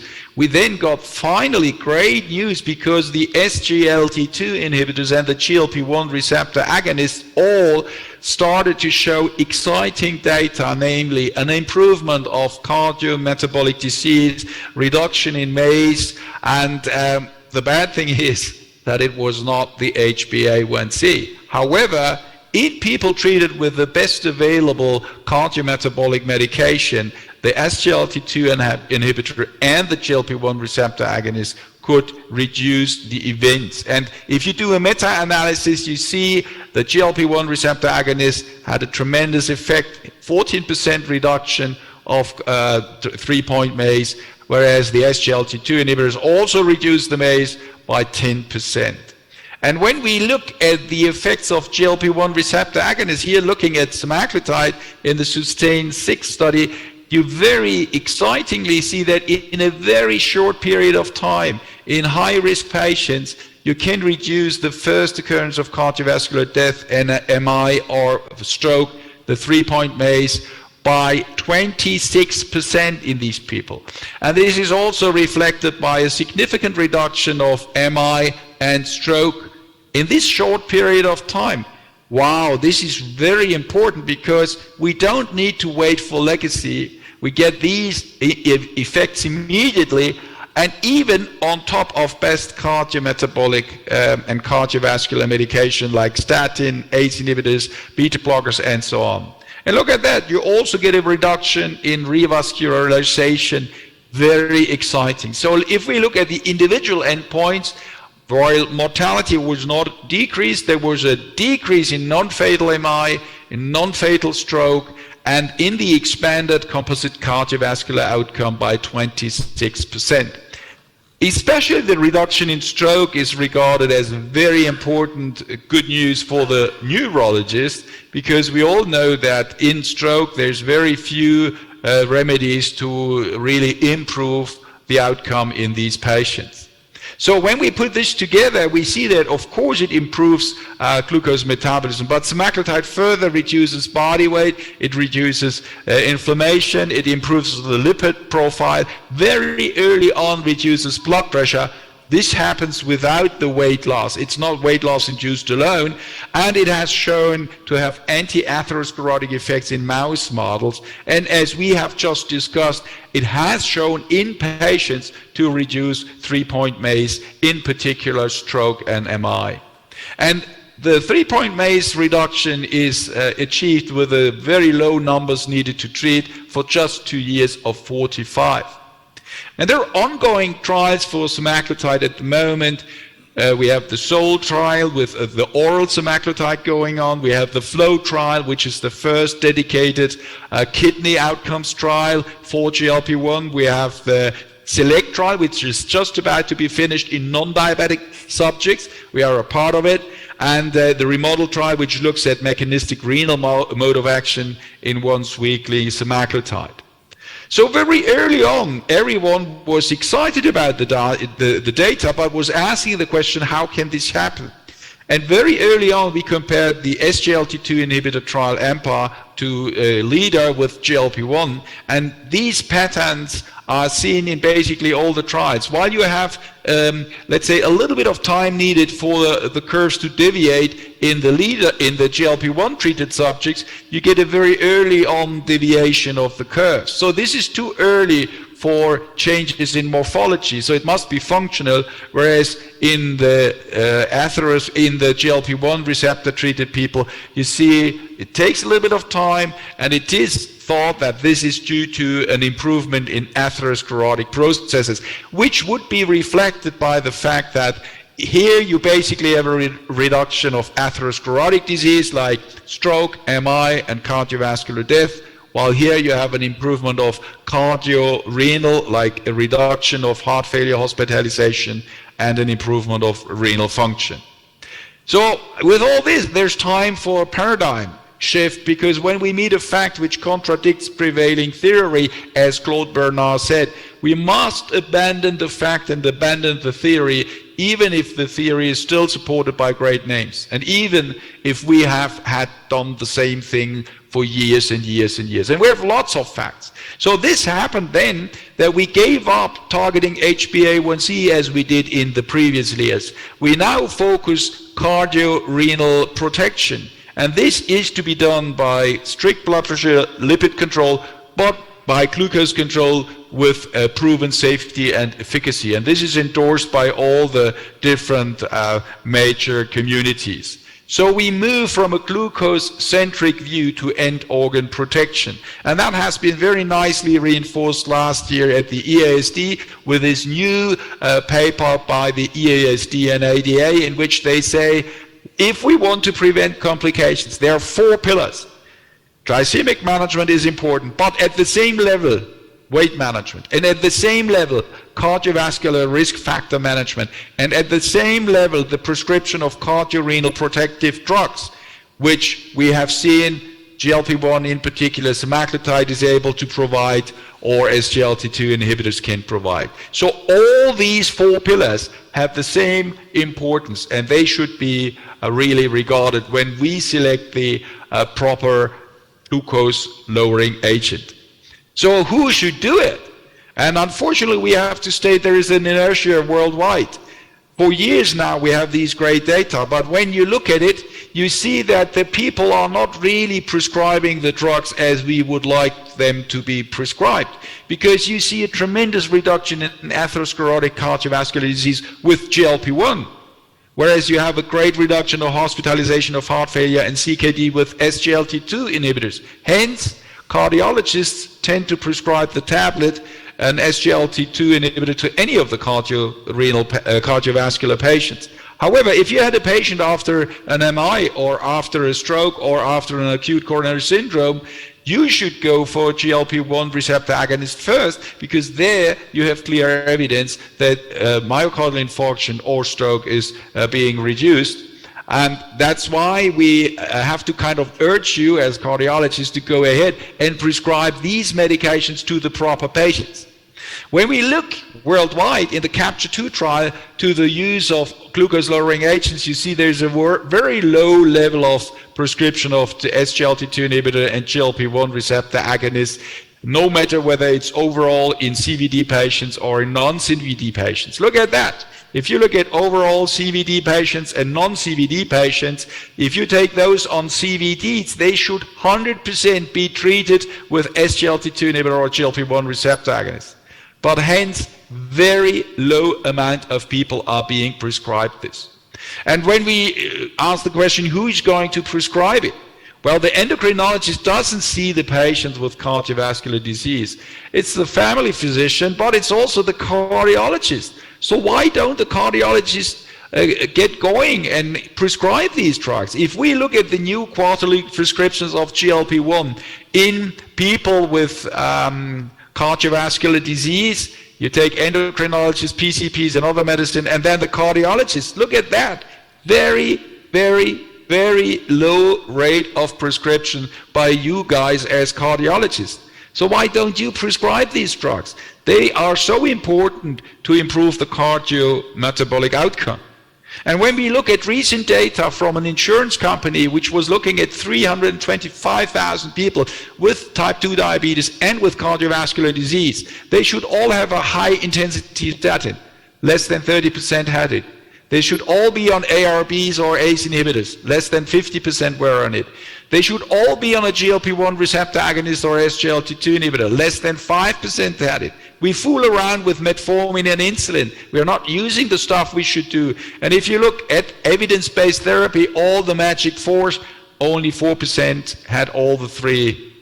So what should we do? We need to look into the future, and we should attack the whole thing as the cardiometabolic patient, and we might need a new specialty. And this is happening in the States, where you have 3 years of cardiovascular training and 3 years of metabolic training. So the cardiometabolic specialist is going to be happening in the States. In Europe, we are setting up the cardiometabolic specialist. And we just had a meeting in London this week to talk about the cardiometabolic medicine in the 21st century. It's going to be important that we set this up, because we have the cardiometabolic patient who is basically taken care by the GP, but we have the metabologist. You see, I'm not using the sugarologist, the diabetologist, because we need to look at all the metabolic problems. We have the cardiologist and the nephrologist, but in order to help to sort out the best treatment for these guys, we should use the cardiometabolic specialist who helps us to select the proper treatment. So if we put this all together, type 2 diabetes has a marked increased cardiometabolic risk for complications. We have learned that so far just bashing HbA1c was not beneficial. The new agents like GLP-1 receptor agonists and SGLT2 inhibitors have a great cardiorenal benefit, and that seems to be unrelated to the lowering of HbA1c. So we should prescribe these evidence-based medications with a proven benefit, and this is also asked by the guidelines that we should do it. It's one of the 4 pillars, as you know. And SGLT2 inhibitors are great for renal protection and for reduction of hospitalization for heart failure. But they do not really reduce atherosclerotic disease, while this is seen in people with atherosclerotic cardiovascular disease when they are treated with GLP-1 receptor agonists. As I have shown you, semaglutide was greatly reducing the MACE, in particular MI and stroke. So we should also remember that obesity and the unhealthy lifestyle are the key factors, and that's why we need to tackle the roots. And if necessary, we can kill 2 birds with 1 stone. We tackle the cardiometabolic risk, and we could also tackle for instance, the obesity in particular, again, with a drug like semaglutide, because it helps to reduce the body weight and it helps to reduce the cardiometabolic risk factors. The best thing, however, is early prevention. As you have learned, the kids in the States already do have type 2 diabetes. So we really need to tackle very, very early on in the kids to help to prevent the development of diabetes, because we know that type 2 diabetes is a cardiorenal and a metabolic disease, which, if it's not treated properly, has a high risk for cardiovascular, cardiorenal complications and an increase in mortality. I thank you very much for your attention, and now I'm ready to take your questions. Thank you so much. Thanks a lot. It was a very thought-provoking, evidence-based and mind-boggling presentation. In the current scenario, it is very, very important, and we keep asking that who should treat diabetes in the current era, the endocrinologist or the cardiologist, and I would favor for cardiologist for sure. Yeah. So my co-chairs or any audience, if any questions or comments from Professor Jacob. Yes, we have our cardiology colleague, Dr. Mridula. She's coming over. She'll ask for a question. Thank you, Dr. Peter. Dr. Mridula, please come this side. Look at the camera. Yeah. Yes. Yes. Dr. Peter, it was wonderful. Thank you so much for the overview of importance of new anti-diabetic agents. You have said many of either family physicians or cardiologists, they are not prescribing the new medications. Is there any head-to-head study with metformins versus SGLT2 or GLP-1 agonists in terms of reduction of HbA1c, as well as outcome trials? We all know that they are superior to all the old existing antidiabetics. So can we put the newer set of drugs, SGLT2 and GLP agonists, over and above metformin as the first line of therapy? That's a good question, in particular as metformin has been there and is available and cheap all over the place. We have to say that all the studies have been done on top of metformin. So it's quite difficult to say whether monotherapy would end up with the same results.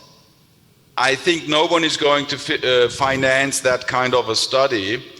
However, we can say with the SGLT2 inhibitors, for instance, which were looking into non-diabetics for heart failure and renal disease, and did find a dramatic improvement as well as in people with diabetes. So I think the monotherapy is as good as metformin plus the agents. However, there's one thing which is, at least in Europe, very important. The SMPC requires that you always start with metformin and then add it on. So we usually need to start with metformin, but all the guidelines do see that you have to add on the SGLT2 or the GLP-1 receptor agonist independent of HbA1c. So if you have a patient who has a cardiovascular event, no matter how the HbA1c is, even if it's well controlled, you should add an SGLT2 or a GLP-1 receptor agonist. May I ask one supplementary question is this. As we know, for SGLT2 inhibitors, they are now in the guidelines even without diabetes, if indicated. So does the same is going to apply for GLP-1 RAs even without diabetes with cardiovascular disease? At the moment not, because we still need to have the study, but keep the fingers crossed. We are going to finish the study with non-diabetic subjects treated with semaglutide, Ozempic, over the last 3 years. And if that turns out that cardiovascular events are reduced in these people with no diabetes, that is going to be a game changer. And I think we are all longing to see the results. Yeah, okay, thank you. Dr. Mirla has a supplementary question. Thank you so much. point. Dr. Peter, so as you said, these are studies are still on. So for GLP agonist, at least, which is acting on atherosclerotic vessel, so definitely that should stand, it should have an upper stand over SGLT2 as a maybe second line to metformin. Since as you said, metformin, it has to be added over and above metformin. So that is definitely underutilized, GLP-1. And I'm sure in UAE also, this is, what do you say, Dr. Mittal? About GLP? Yet, that is what we keep saying to the promoters also, that meetings like these, that these agents should be very well directed and should be taught frequently to the cardiologists, so and awareness must be created in the minds of cardiologists that diabetes is no longer a domain of endocrinologists alone. Cardiologists have to take responsibility to correct it properly, nicely, with the proven agents which have a better cardiovascular outcome, because as you said, it is not just reduction of HbA1c. So we are going to wind up here. We are going to wind up. One quick question, please, the last one. Just want to add, in last 2 months, all our cardiac patients who are diabetic and obese are on GLP-1 inhibitor promote agonist, and they are responding so well, especially the Mounjaro. The Mounjaro, since it came, they reduced 8 to 10 kg in last 6 weeks. So the response is tremendous with the newer one compared to the old one.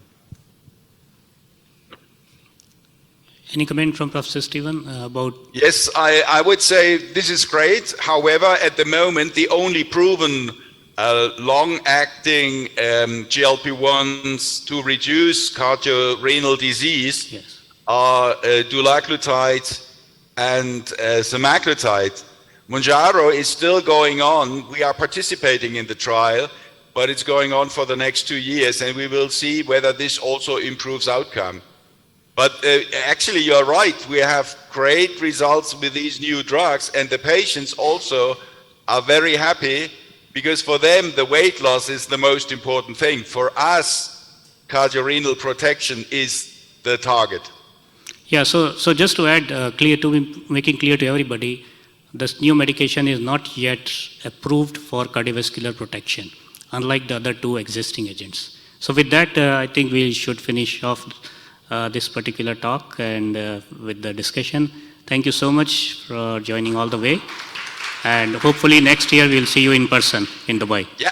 Okay, bye-bye. Have a good day and a good meeting. Thank you.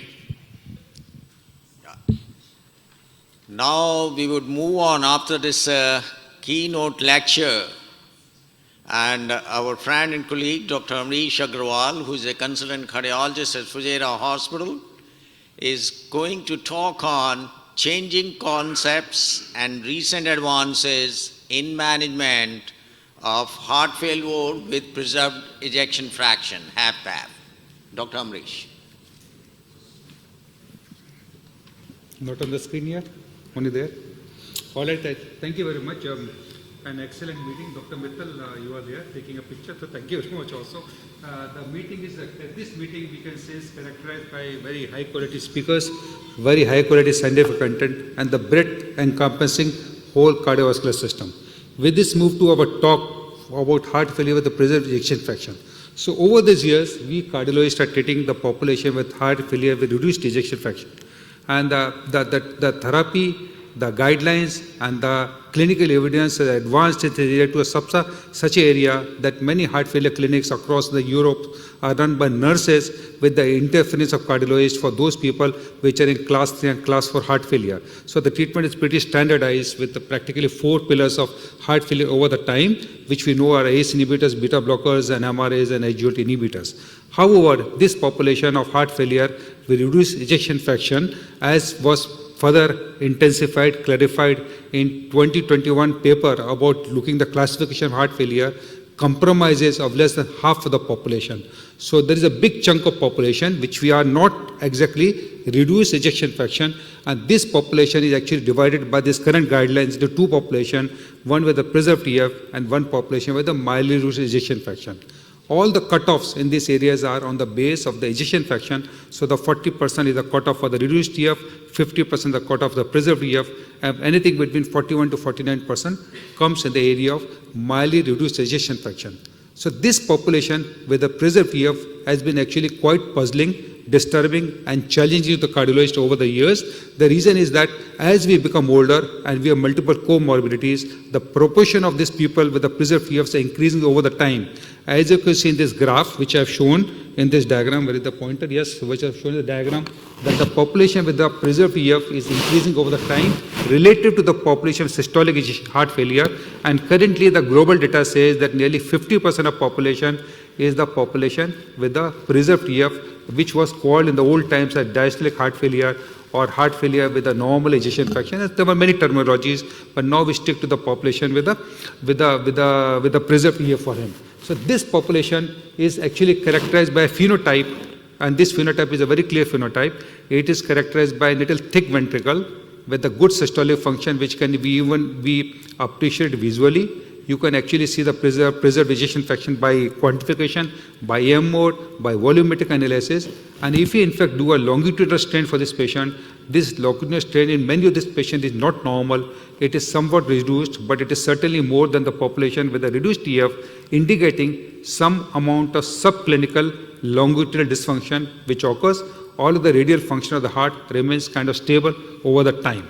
So this population is very difficult to diagnose, and that is the reason we receive the calls from the clinicians in the night, but the emergency doctors in the night. I have a patient who has come with a shortness of breath and some medium of it, and the ejection fraction done 2 weeks back was normal, and we will tell them discharge this patient, let him follow in the clinic. So we tend to dismiss this patient. The problem is that the signs and symptoms regarding this patient are kind of difficult, because we don't want to diagnose everybody who has got a shortness of breath or is unfit and has got a varicose vein and the swollen leg is heart failure with preserved EF.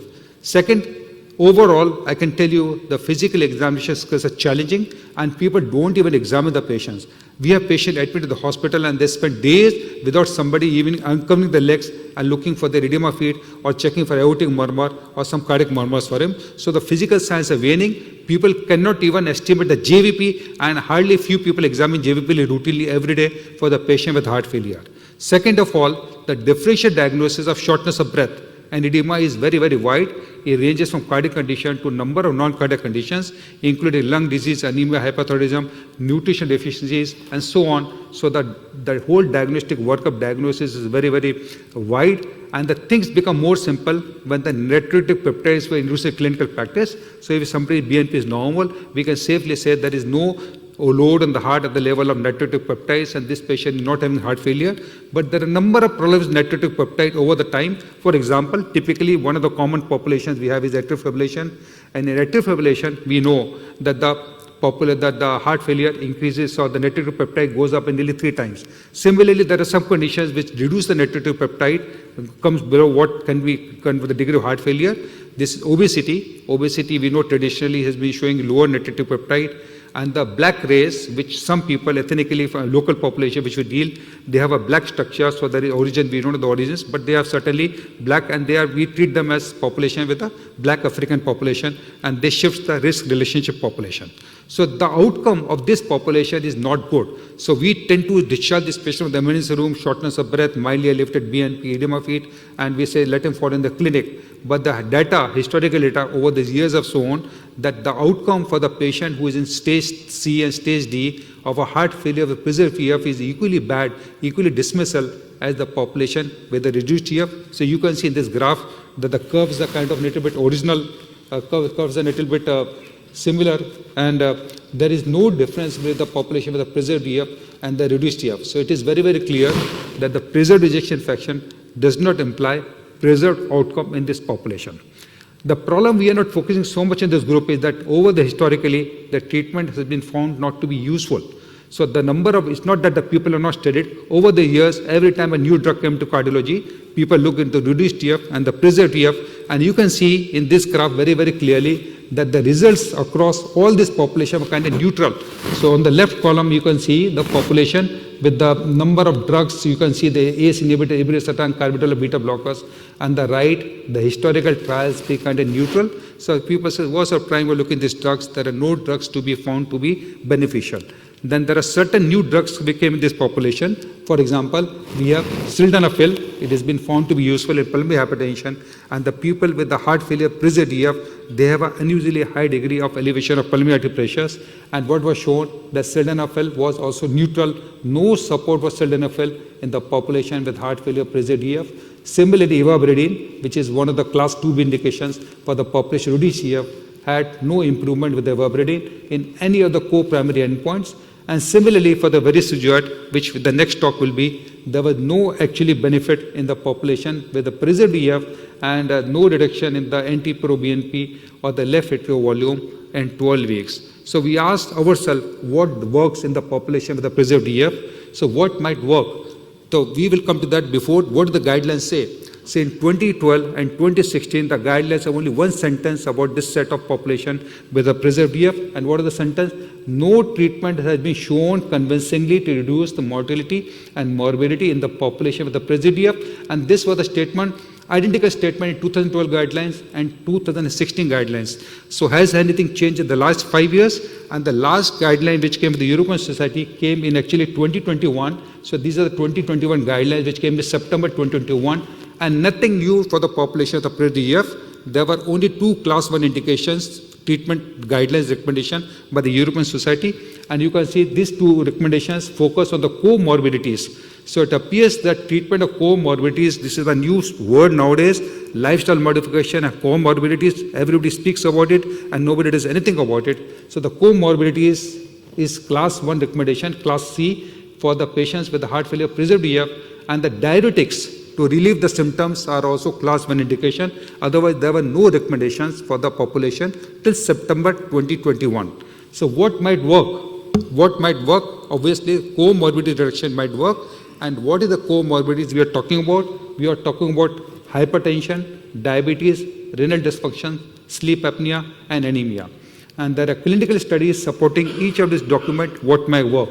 Then, what was seen, they saw that the population with spironolactone, although the top cut trial was kind of neutral, but the researchers were able to show a disparity when the population was studied in a properly studied population, mainly looking at the population from America, Northern America, and they were able to show in this group of population, there was an improvement in the scores in the population with the spironolactone. So it appears that the spironolactone can work in this population with preserved ejection fraction. What about ARNI? We know that the ARNI is a very, very important class of drugs for the population with reduced ejection fraction. And one of the earliest trials which was done, and you can see this trial was in 2012, it found several domains were improved in the population with the ejection fraction more than 45%. And this includes the reduction in the proBNP, reduction in the left atrial size, which is a very, very important key component on echocardiography, and obviously reduction in the symptom class. And this hypothesis was taken forward in a clinical trial, which is called a Paragon trial, which was identically done and the population with the reduced ejection fraction. However, in Paragon trial, they include population with a preserved EF. And in this population, what they were able to show, that when they tested the valsartan versus sacubitril valsartan in this population, randomized population, over 240 weeks, they were able to show very, very clearly there was a 13% reduction in the primary endpoints. But unfortunately, this trial, even though showed a reduction, which was shown parallel from day 1 practically of the trial, did not meet the statistical significance, and the p-value was actually 0.059. But I will ask you, what is 0.059? 0.059 is as close as 0.5, and that is why the FDA granted approval for this population to be used as ARNI, as a class, as a drug for the population with the heart failure with preserved ejection fraction. When the data was analyzed further, the researchers were able to show that there was no difference in cardiovascular death, and all the benefit was derived from the heart failure hospitalization. But this is true for all the contemporary trials for heart failure or reduced ejection fraction, where the mortality takes some time to be exhibited in the trials, but the maximum benefit occurs in the heart failure hospitalization, whether it is first or subsequent or total heart failure hospitalization. So it appears from this data that ARNI is a very good class of drug to be used in the population with the reduced ejection fraction. So when you take the totality of the evidence for the ARNI and you plot the effect of the ARNI against the ejection fraction, we can see very, very clearly that this benefit comes down to a maximum point around 40%. There is loss of benefit, but there is still some benefit till the point of 57%. So it appears that the boundary or the envelope of the 40% is no more clear 40%, but is expanded to around 50 to 55%. So it appears till this population of 50 to 57%, there is a benefit of two classes of drugs, one is spironolactone and one is RNA. What about the SGLT inhibitors? We have very, very clear data that SGLT inhibitors are very, very good drugs for the population with the reduced ejection fraction, and the two trials came out looking at the population of heart failure with preserved ejection fraction with the SGLT inhibitors, and these two trials were a DELIVER trial and the Emperor Preserve trial, and these two trials were nearly anonymously showing clearly with a substantial difference, there is a benefit in the primary endpoint, which includes a composite endpoint of cardiovascular death and heart failure hospitalization.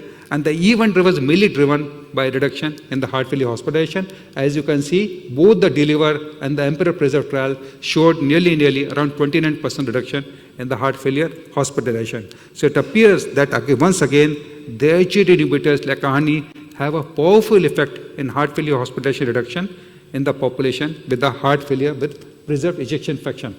So a paper came out by Milton Packer, and he has done a lot of research work comparing these two classes of drugs, the RNA class of drugs and the SGLT inhibitors, and try to see the effect of these two molecules across the ejection fraction. And what they were able to show that the benefit of these two classes of drugs actually are seen up to nearly 60 to 62% of ejection fraction. So we cannot say that 40% is abrupt cutoff.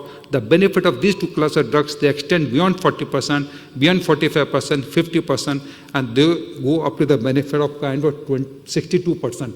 So it appears that we have a division of heart failure based on the comorbidities and based on the structural modulation of the heart. The classes of the drugs which are found to be very good in the population with heart failure, in the reduced ejection fraction, they are working because there are modified targets. And the modified targets include the cardiac targets and the neuroendocrine targets.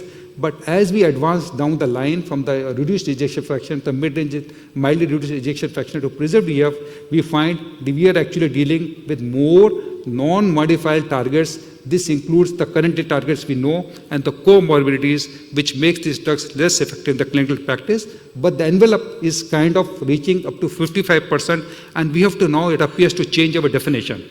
So the old definitions were including the reduced EF and the preserved EF because the drug therapies were effective in one class and not effective in another class of drugs. So that is why the cutoff of 40% came into being. And with this new data which I showed you, it appears that the envelope is getting expanded to 55%. So one provocative paper which came out last year from Singapore and from the Krishnan Lamb and a group, they talked about what is the ejection fraction we should have.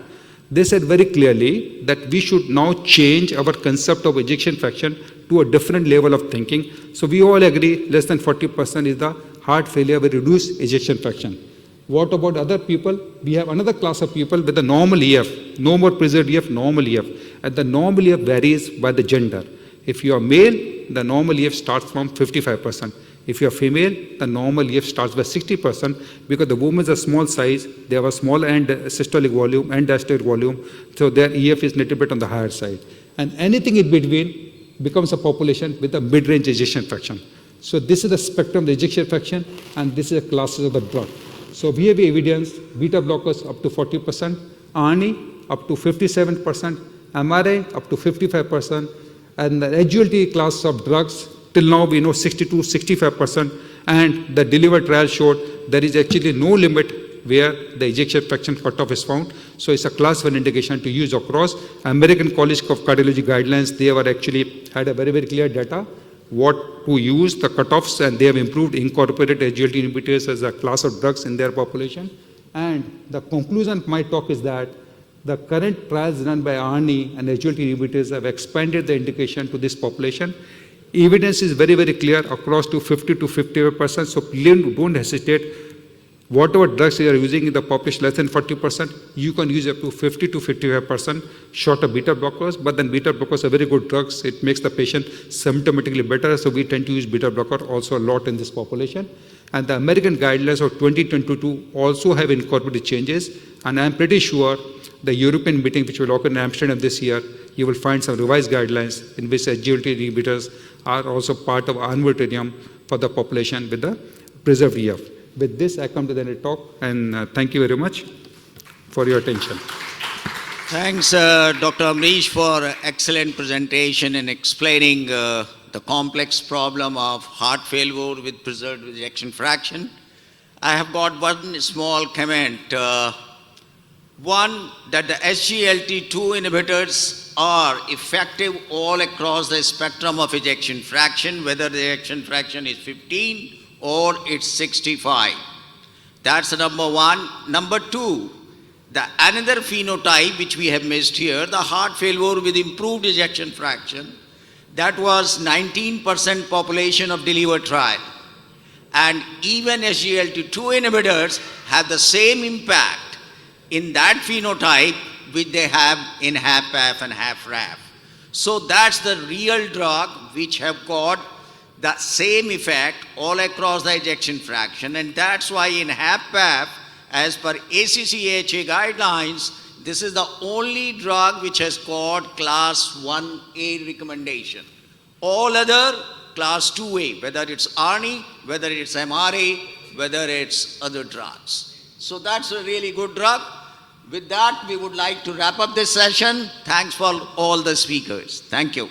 Thank you so much, the moderators, the speakers. It's been a great, wonderful session in the morning. And exactly 20 minutes, we meet up again for the next session. So thank you so much. Thank you.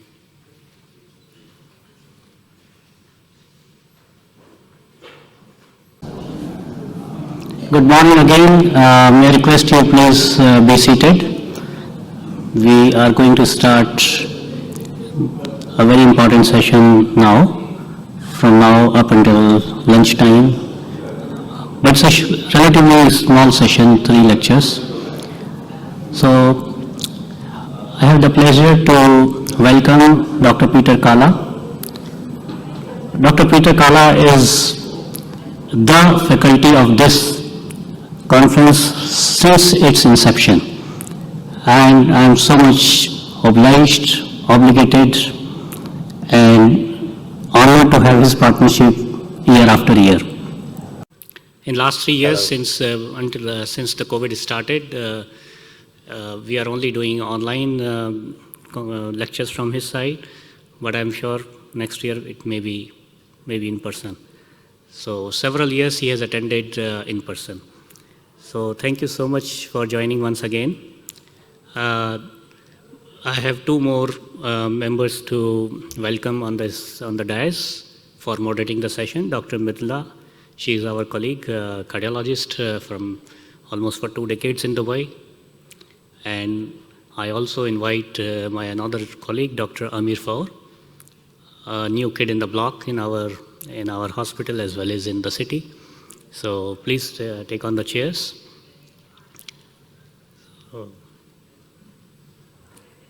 And then we will quickly start the proceeding. Thank you, Dr. Mittal. Sorry, just may I interrupt you? May I have a word from Dr. Kala? Good morning from Dubai. Hello, good morning. It's my great pleasure to join you, to be with you. And Brajesh, it's my really honor to be invited again. And I'm looking forward to the session, and I wish the whole meeting all the best. Thank you so much.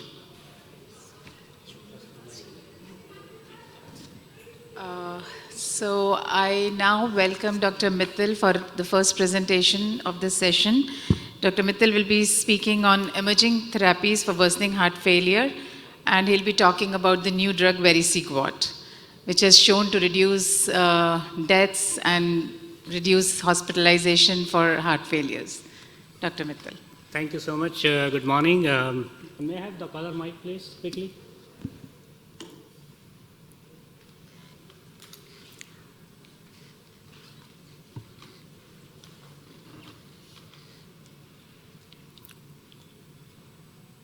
Good.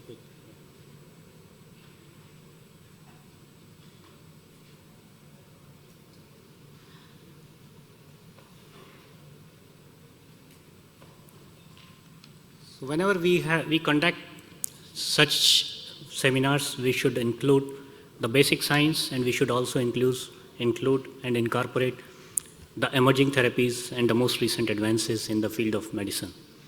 So this particular talk is for this new medication. The title of the talk is Time to Act, How Can Improve Outcomes for Patients Following a Worsening Heart Failure Event with this new medication known as Vericiguat. The name is a bit difficult in the beginning, but you have to learn it. So, first of all, a new term and a new concept has emerged over the last few years, the worsening heart failure. What is worsening heart failure? All of us who have practiced cardiology for many number of years, we know that when a patient admits with heart failure, with the first hospitalization, second hospitalization, third hospitalization, fourth hospitalization, every hospitalization reduces the median survival.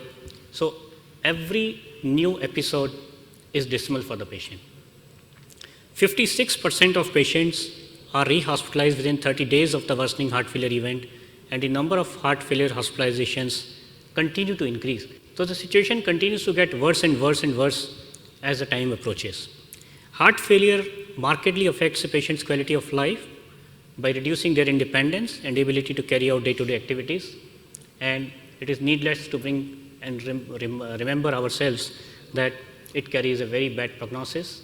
It is almost as bad as common cancers, 50% survival after 5 years. So event rates, according to background heart failure therapy in a post-hoc analysis of a trial DAPA heart failure showed that when patients were on 3 therapies, ARNIs, beta blocker and MRAs, the patient experienced a primary outcome event up to 20% still. And when a very important event, a very important agent, SGLT2 inhibitor DAPA was added, this still remained 14.3%. So we are still away from providing a real accelerated care. We are still lacking in something, and we need to keep on adding the therapies and medications which can provide us more and more answers and more and more care for the patients. 1 in 7 patients experienced a primary outcome event despite confirmed use of quadruple therapy, guideline-based, which include ARNI, beta blockers, mineralocorticoid receptor agonists, and SGLT2 inhibitors. So the problem is that we do our best, still we see the episodes happening. For example, the patient like this, Mr. Andrew, 68 years old, with reduced ejection fraction. He was diagnosed with hospitalization with heart failure and reduced ejection fraction 2 years ago. Then he experienced a first worsening event 6 months ago. Then again recently hospitalized with another decompensation. He has been now recompensated, which happens. We can provide recompensation to the patient. Patient feels okay, but good after admission. Condition is stabilized. But think about this person. He's very scared. He has suffered 2 times in last 2 years, been admitted. How many times he will keep admitting himself? He's scared. And what else can we do for him? Like this patient who is 68 years, class 2, with prior CAD, MI, and he is apparently on optimized standard of care treatment. So he would ask you, doctor, you told me I'm taking all the medications, whatever you prescribe, still I'm suffering, still I'm coming to the hospital. So based on these ideas, we need to ask and we need to answer that how would you adjust and use therapies to reduce the risk of re-hospitalization, which is so important. What emerging treatments can stabilize and reduce worsening heart failure? So this is the agent, Vericiguat. This is specifically recommended for worsening heart failure in ESC 2021 guidelines and also in American College of Cardiology AHA guidelines of 2021 as class 2B indication. So this was included in the guideline even before EU approved for the therapy. The worsening heart failure definition we need to know, it is referred to in the guidelines for the first time, this word was used for the first time, and this Vericiguat is specifically, as of now, recommended for patients of worsening heart failure. And the guidelines also stated that it is not mandated and necessary to have all foundational therapies prior to initiation of Vericiguat.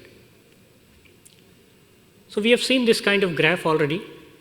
So in Victoria trial, Vericiguat was initiated following a recent worsening of heart failure event, even in patients who were already on guideline-directed mediated therapy.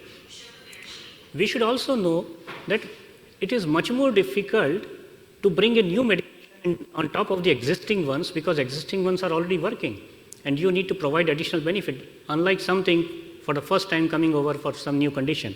So addition is always more challenging and to prove that it is actually useful for the patient.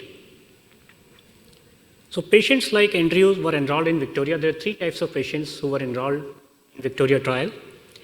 The patients who had worsening heart failure or they were hospitalized within 6 months of heart failure, or the patients who needed additional IV diuretic therapy while visiting your office, but did not require hospitalization.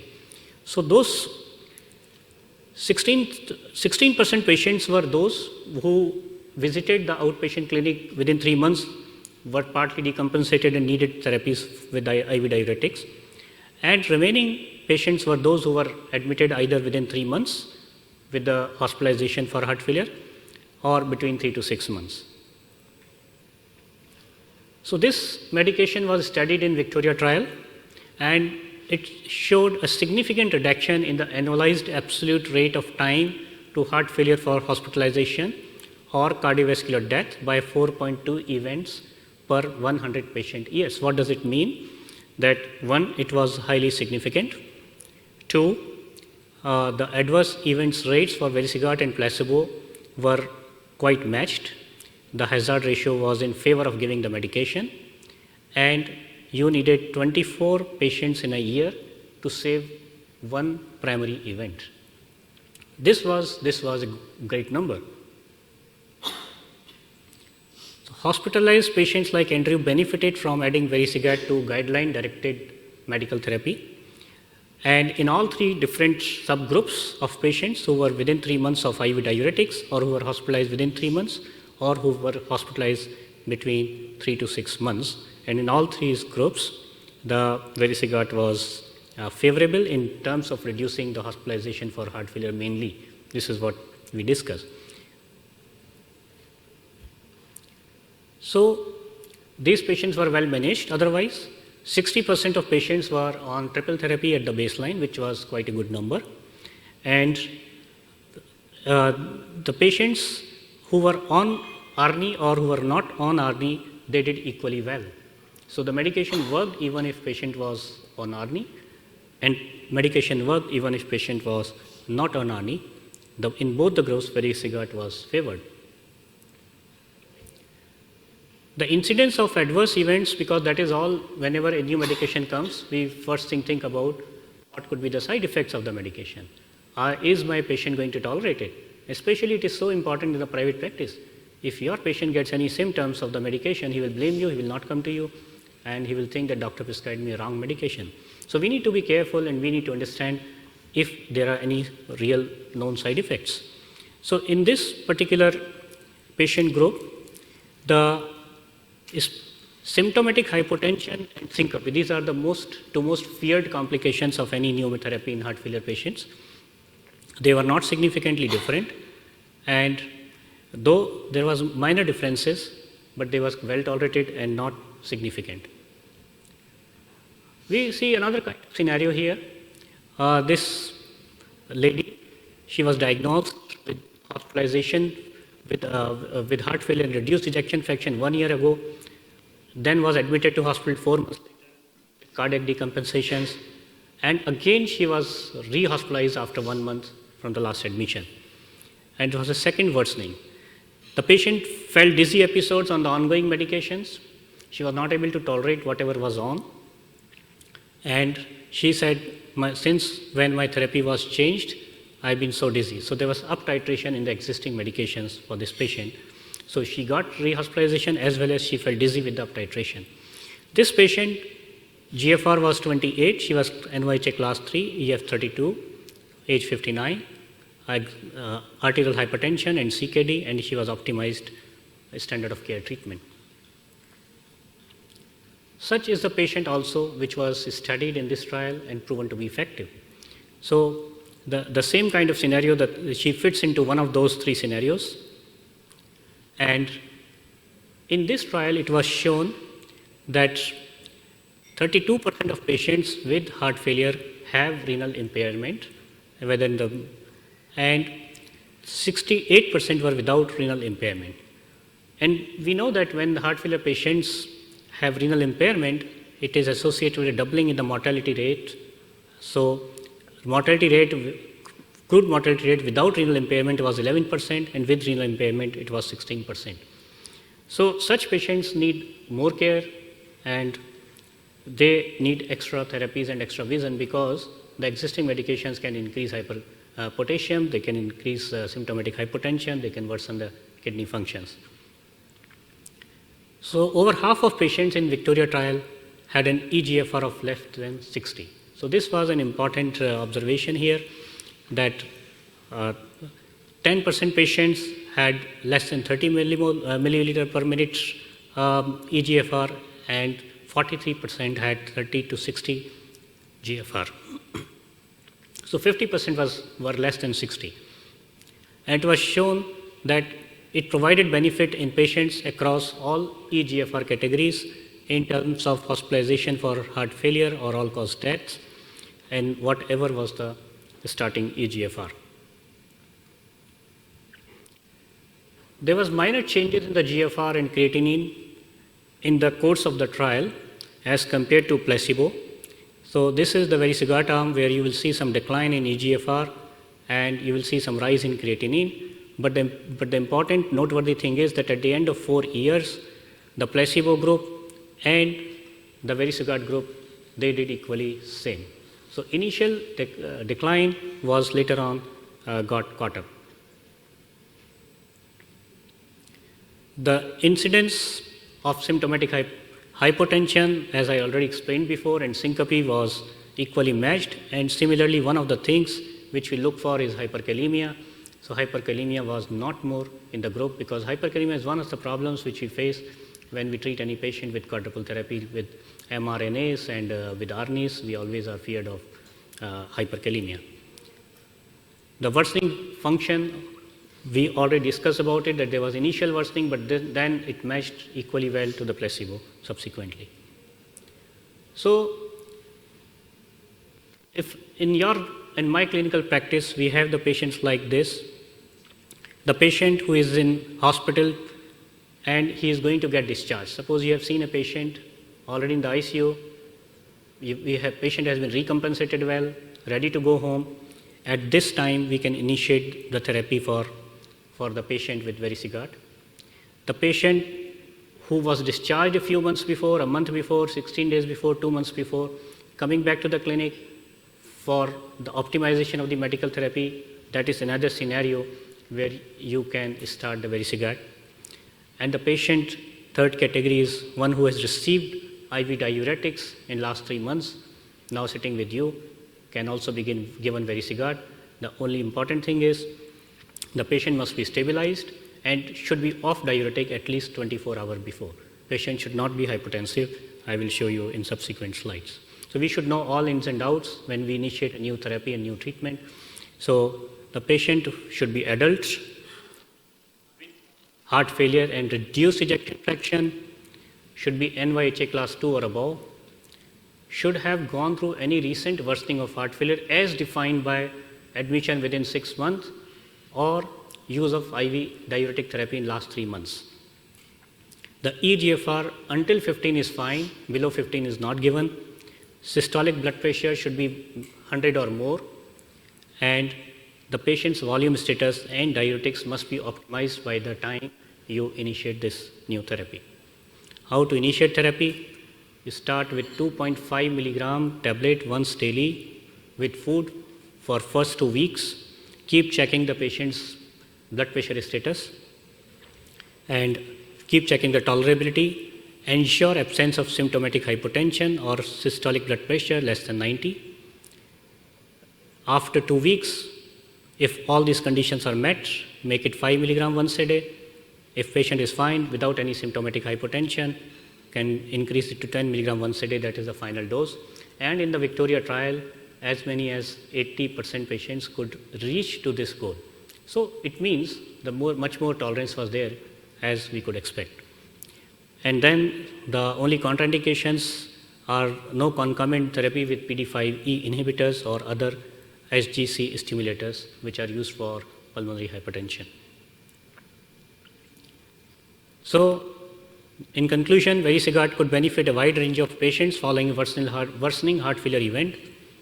So patients following a worsening heart failure regardless of their location of care, whether inpatient or outpatient, patients with or without comorbidities, patients who are having low eGFR, renal failure patients, as long as it is not below 15, and patient is on whatever number of standard of care medications, they are all candidates for the initiation of the new therapy.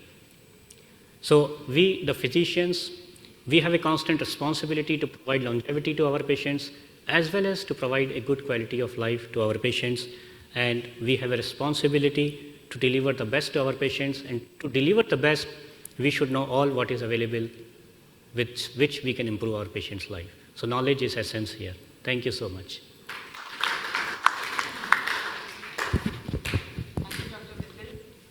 We still have 2-3 minutes, so if anybody wants to ask any questions. Okay, I have one question. Yes, please. So we are in this group of patients also giving ARNI. Is there any report of any interference of ARNI with SHAKEHEART, since this acts on the cyclic CGC? Not. The Victoria trial was conducted in the patients who were on ARNI also. They were also already on quadruple therapy, majority of the patients. So they were on routine ARNIs, and they were on MRAs, they were on SGLT2 inhibitor, they were on everything. And irrespective of whether patient was on ARNI or not on ARNI, there was no increased hyperkalemia incidence, there was no further worsening of renal function, and both the groups with and without ARNI got benefited from SHAKEHEART. So it is irrespective. Hypotension seems to be the only factor which needs to be taken care of, because both the drugs Yes, tend to reduce it seems to be, but interestingly in the trial, more than 80% patients could reach to the tolerable dose, which is a lot. 80% patients could reach, they could tolerate.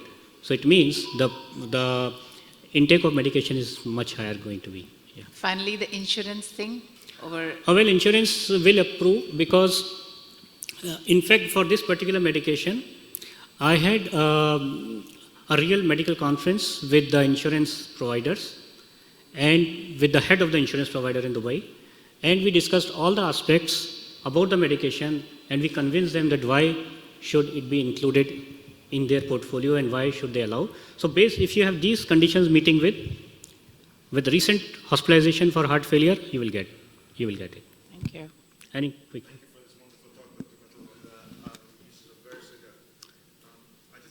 It seems like the use of SHAKEHEART does increase the creatinine in most patients. So does it mandate stopping or withholding the drug if the creatinine slightly goes above the patient's normal baseline? Yeah. So the answer is, as long as your eGFR is above 15, you don't need to worry. If it goes below eGFR 15, then you have to withhold the medication. Because finally in the trial it was shown that at the end of 4 years, it again caught up. Almost back to the normal. Yeah. Thank you very much for the excellent talk, Dr. Mittal. And I liked your presentation and everything. I was just wondering, of course, this is a drug to prevent the rehospitalization. What is the effect on mortality? Any outcome or something? So I have not shown the full trial here. The combined mortality and hospitalization for heart failure were significantly better. The all-cause mortality was improved, but not the cardiovascular mortality. So there is a full trial is available, which can be shared, which I have actually presented before, but there is. The main advantage here is hospitalization for heart failure. And my earlier colleague who discussed about heart failure lecture in the morning when you were not here, he also emphasized the point that the current trials are more towards reducing the hospitalization for heart failure, because patient is already on so many good medicines that it is very hard to demonstrate the improvement in mortality. It is very hard. Yeah.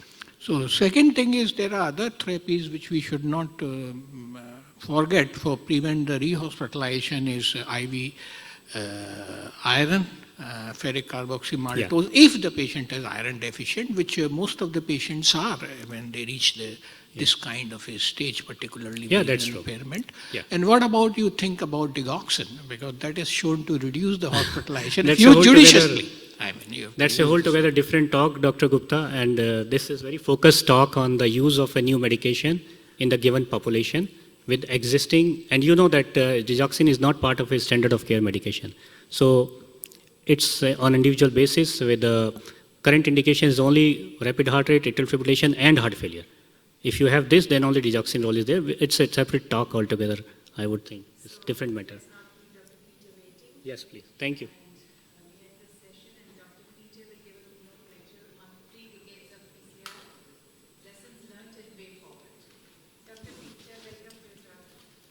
So I just want to add one thing here, that Dr. Peter was the chairman of Stand for Life of Europe, from where the primary PCI concept was emerged and started and went viral.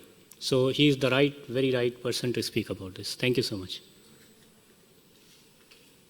Thank you very much. And because of the inability to come to you in person, so I pre-recorded the lecture, and I would like to ask for delivering.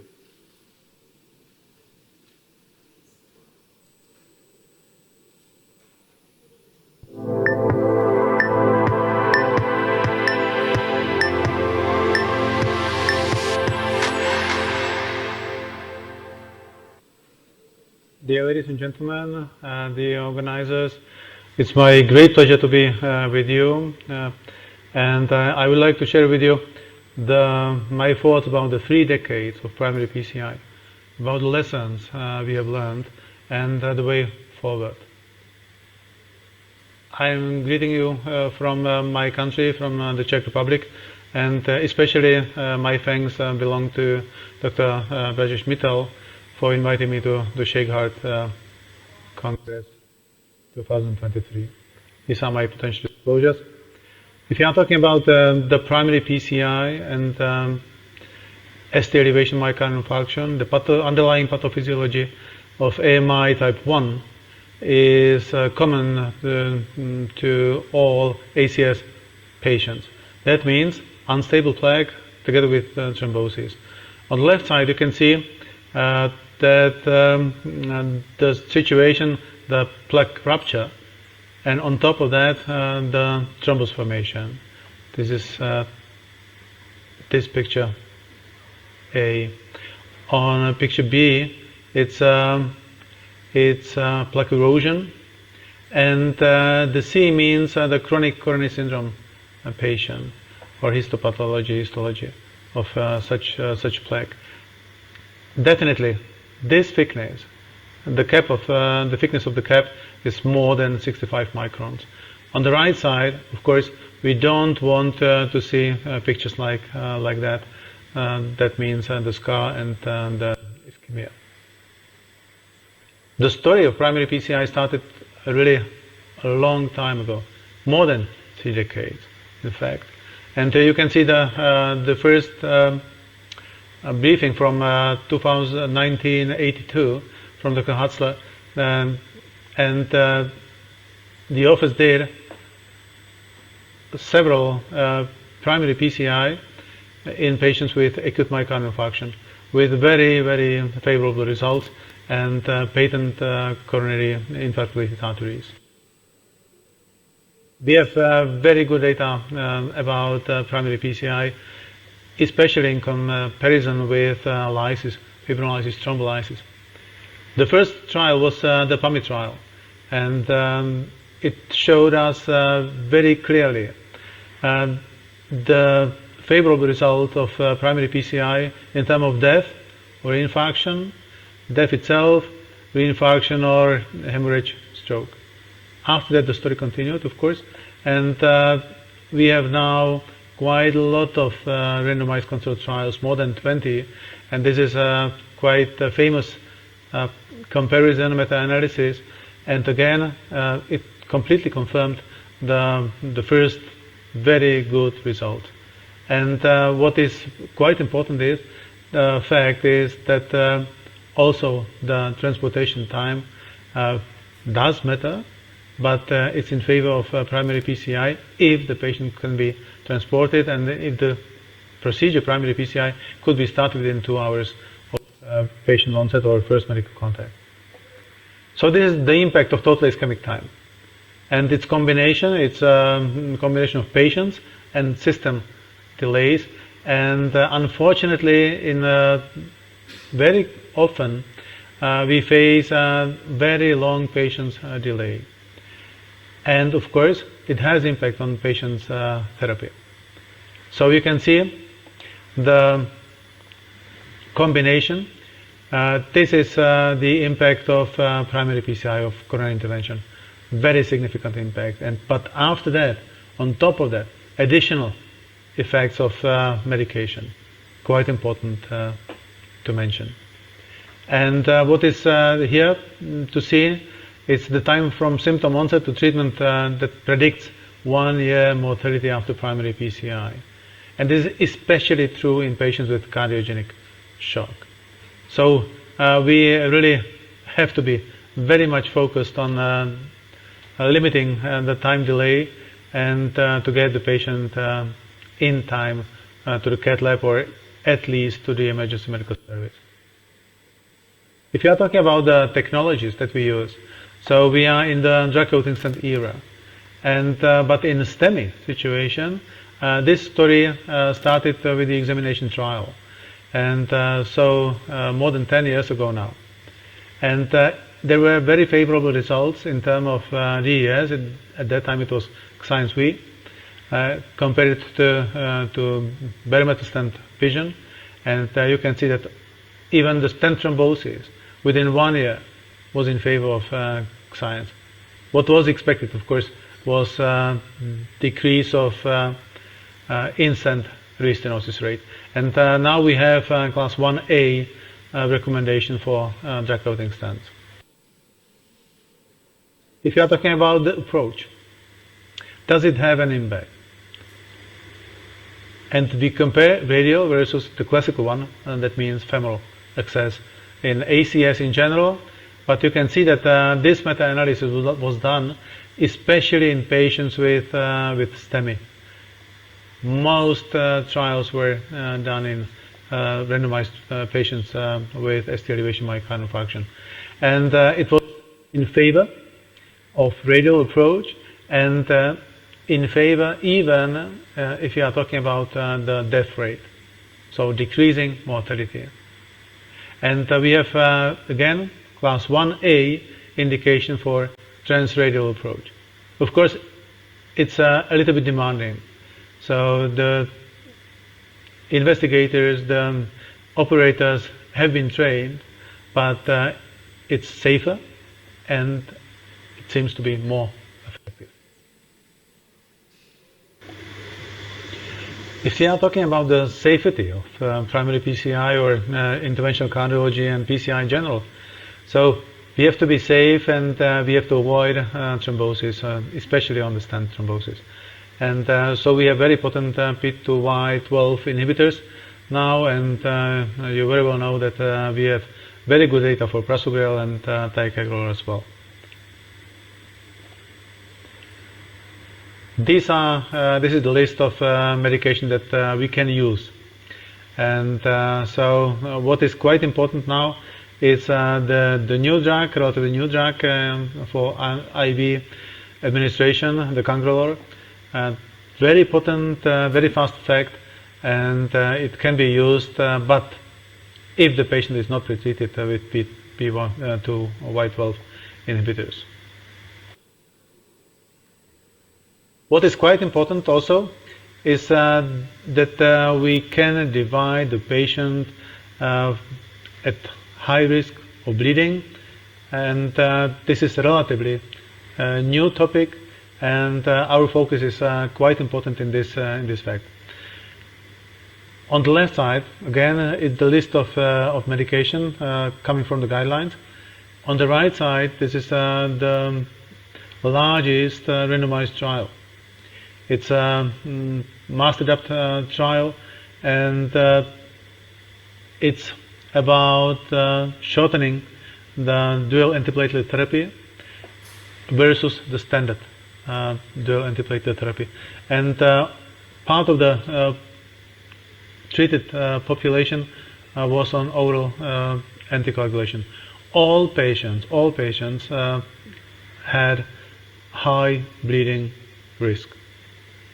And all patients had to have the 1 month course after acute coronary syndrome without any problems. After that, they were randomized, and in favor of shortening of the potent medication. So we deal with bleeding risk, we deal with ischemic risk, and these are the parameters: patient's characteristics, clinical presentation and comorbidities, and on the other hand, co-medication and also procedural aspects. And the procedural aspects are quite important, and this is really important task for the interventional cardiologist, for their recommendation after the procedure. Not everything can be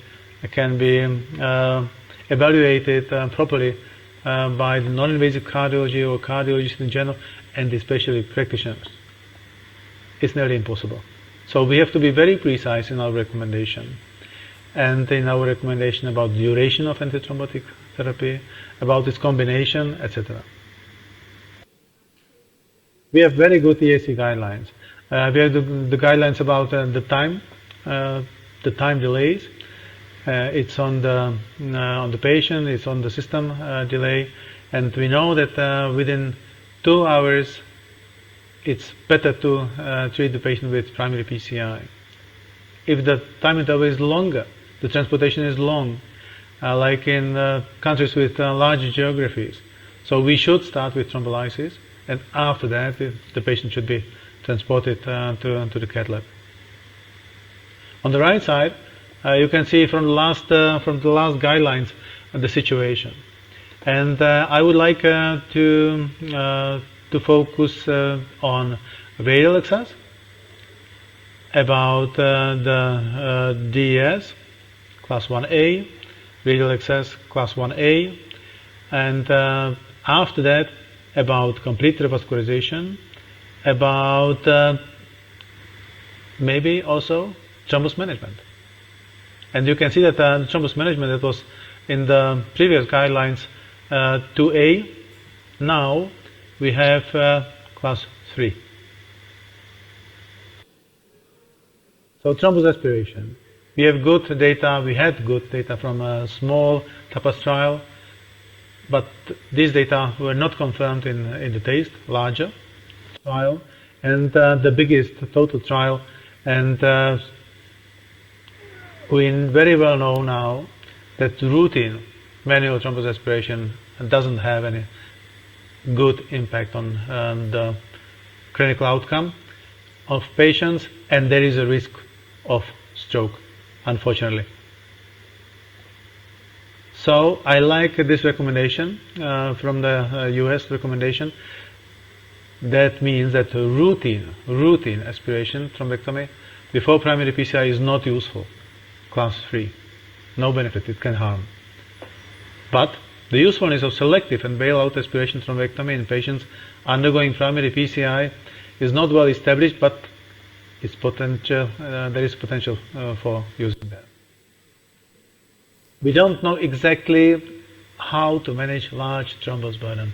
It's still an unmet need, and we have to be focused on that, because we have the knowledge that it negatively impacts the follow-up of the patients. About the shock, it's an extremely important topic. Still, the short-term mortality is between 40 and 50%, and we have to be very much focused on management of these patients. And one of the topics is left ventricular unloading with ECMO, but especially with Impella. And we are still waiting for the randomized control trial. This is about multivessel disease. ST elevation myocardial infarction patients management. It's around half of the patients who have multivessel disease, and we have very good algorithm how to manage this population. But still, there are several questions. We have very good data to recommend the complete randomization. That is the largest trial, complete trial, and these are the co-primary outcomes. You can see the cardiovascular death and the new myocardial infarction, or cardiovascular death, new myocardial infarction, or revascularization of the infarct-related artery. And the complete revascularization is better, except patients in shock, in cardiogenic shock. And these are coming from these data are coming from culprit shock trial, and the primary study endpoint was all-cause mortality or renal replacement therapy. And you can see that culprit lesion only was better than immediate multivessel PCI. And finally, I would like to share with you some pictures. We are all focused on pictures.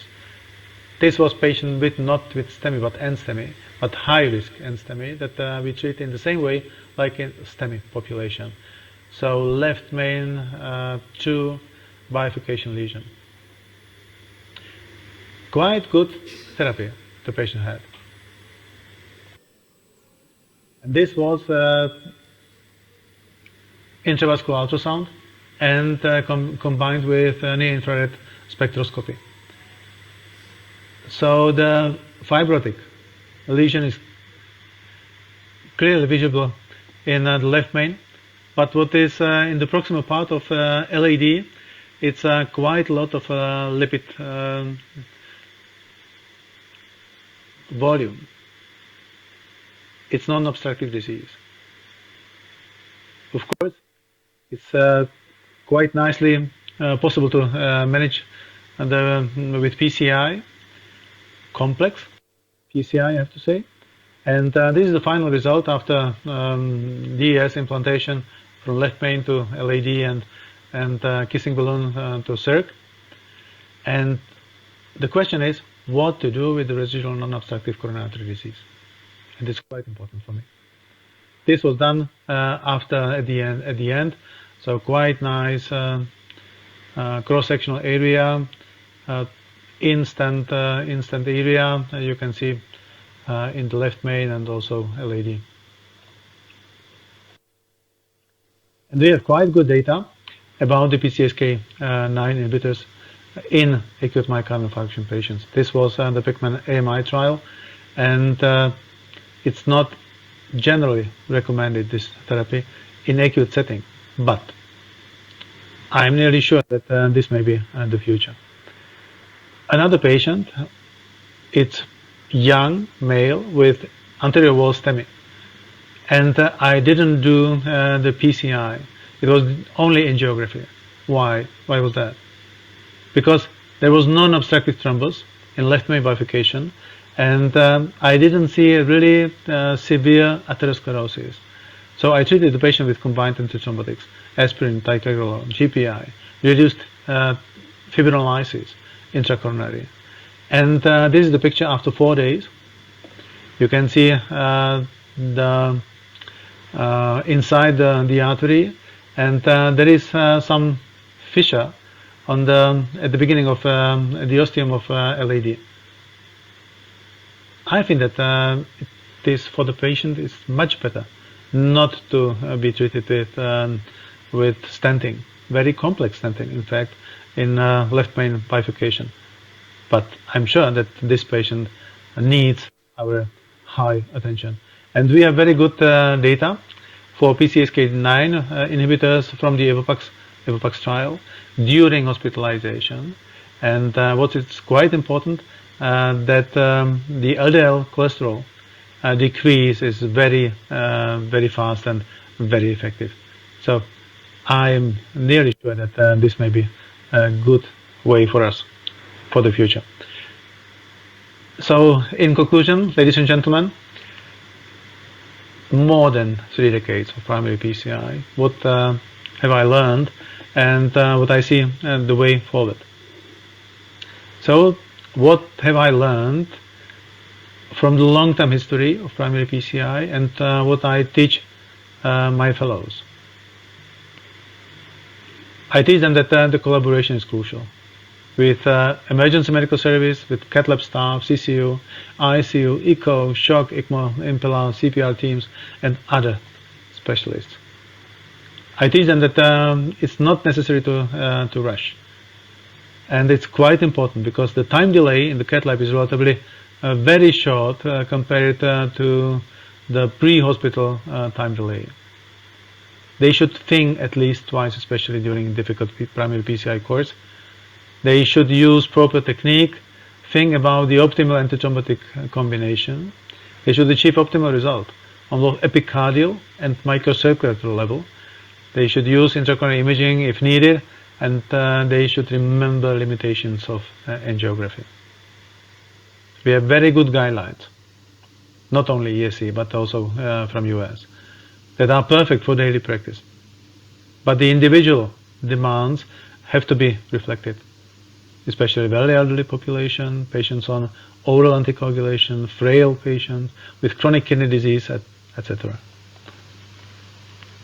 And the recommendation from interventional cardiologist has extremely high impact on the management of patients after discharge, and we have to remember that. And I teach my fellows that still, number one is to be safe. And they should continue to learn and enjoy interventional cardiology. Thank you very much for your attention and for the invitation.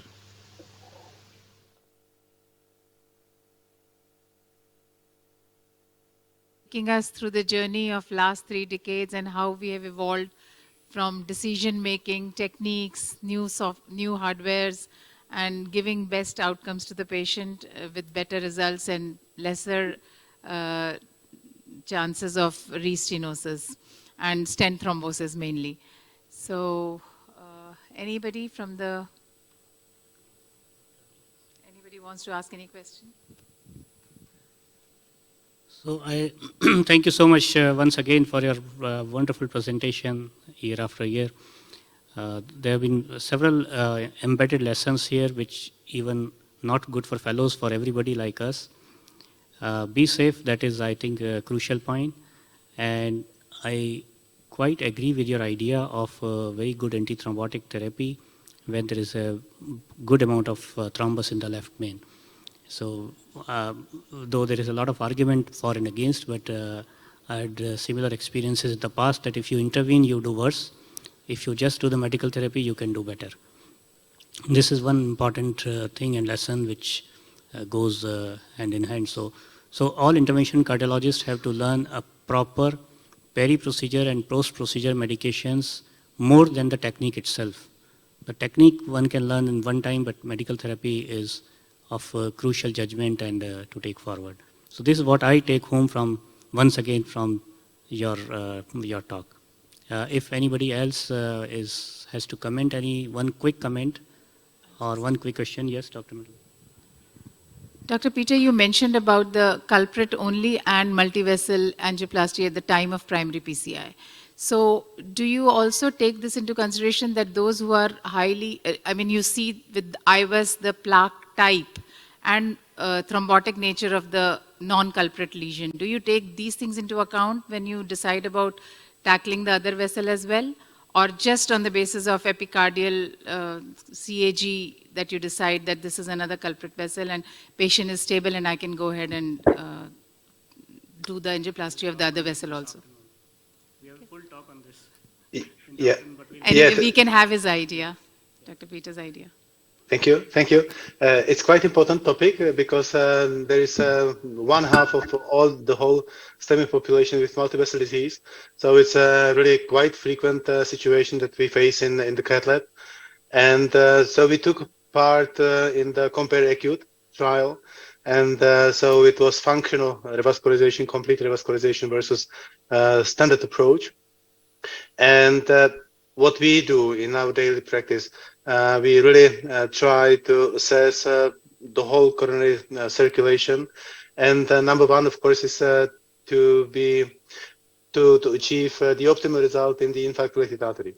This is most important. So we have to have TIMI-3 flow, we have to have BLUSH-3 flow. So to be really, again, to be safe if we want to treat other arteries, non-infarct-related arteries. I think that in general it's safer to leave the rest of the coronaries to be treated within hospitalization, the index hospitalization. That would be maybe the best approach. But what we do is the functional approach. So especially in moderate lesions, we all lesions assessed by the IFR or FFR, whatever, and based on the result, we continue. Thank you so much, and we appreciate your presence, and would love you to continue for another lecture if you have time, or you can sign off as per your commitments. So thank you once again from all of us. Thank you very much. Thank you. Give a big Good luck. And thank you. Yeah. So Dr. Amir will introduce the next speaker. So I'd like to introduce our next speaker, Professor John French. He's the Director of Cardiovascular Research at Liverpool Hospital, Sydney, Australia. He's also a Professor of Medicine at the University of New South Wales and Western Sydney University. He's an interventional cardiologist, and he's going to give us a talk today on contemporary pharmacoinvasive treatment for ST segment elevation myocardial infarction.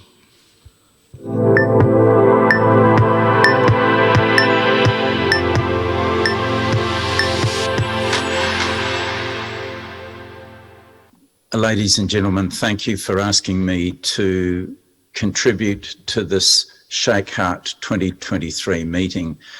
I've had several decades of interest in the pharmacoinvasive approach to STEMI.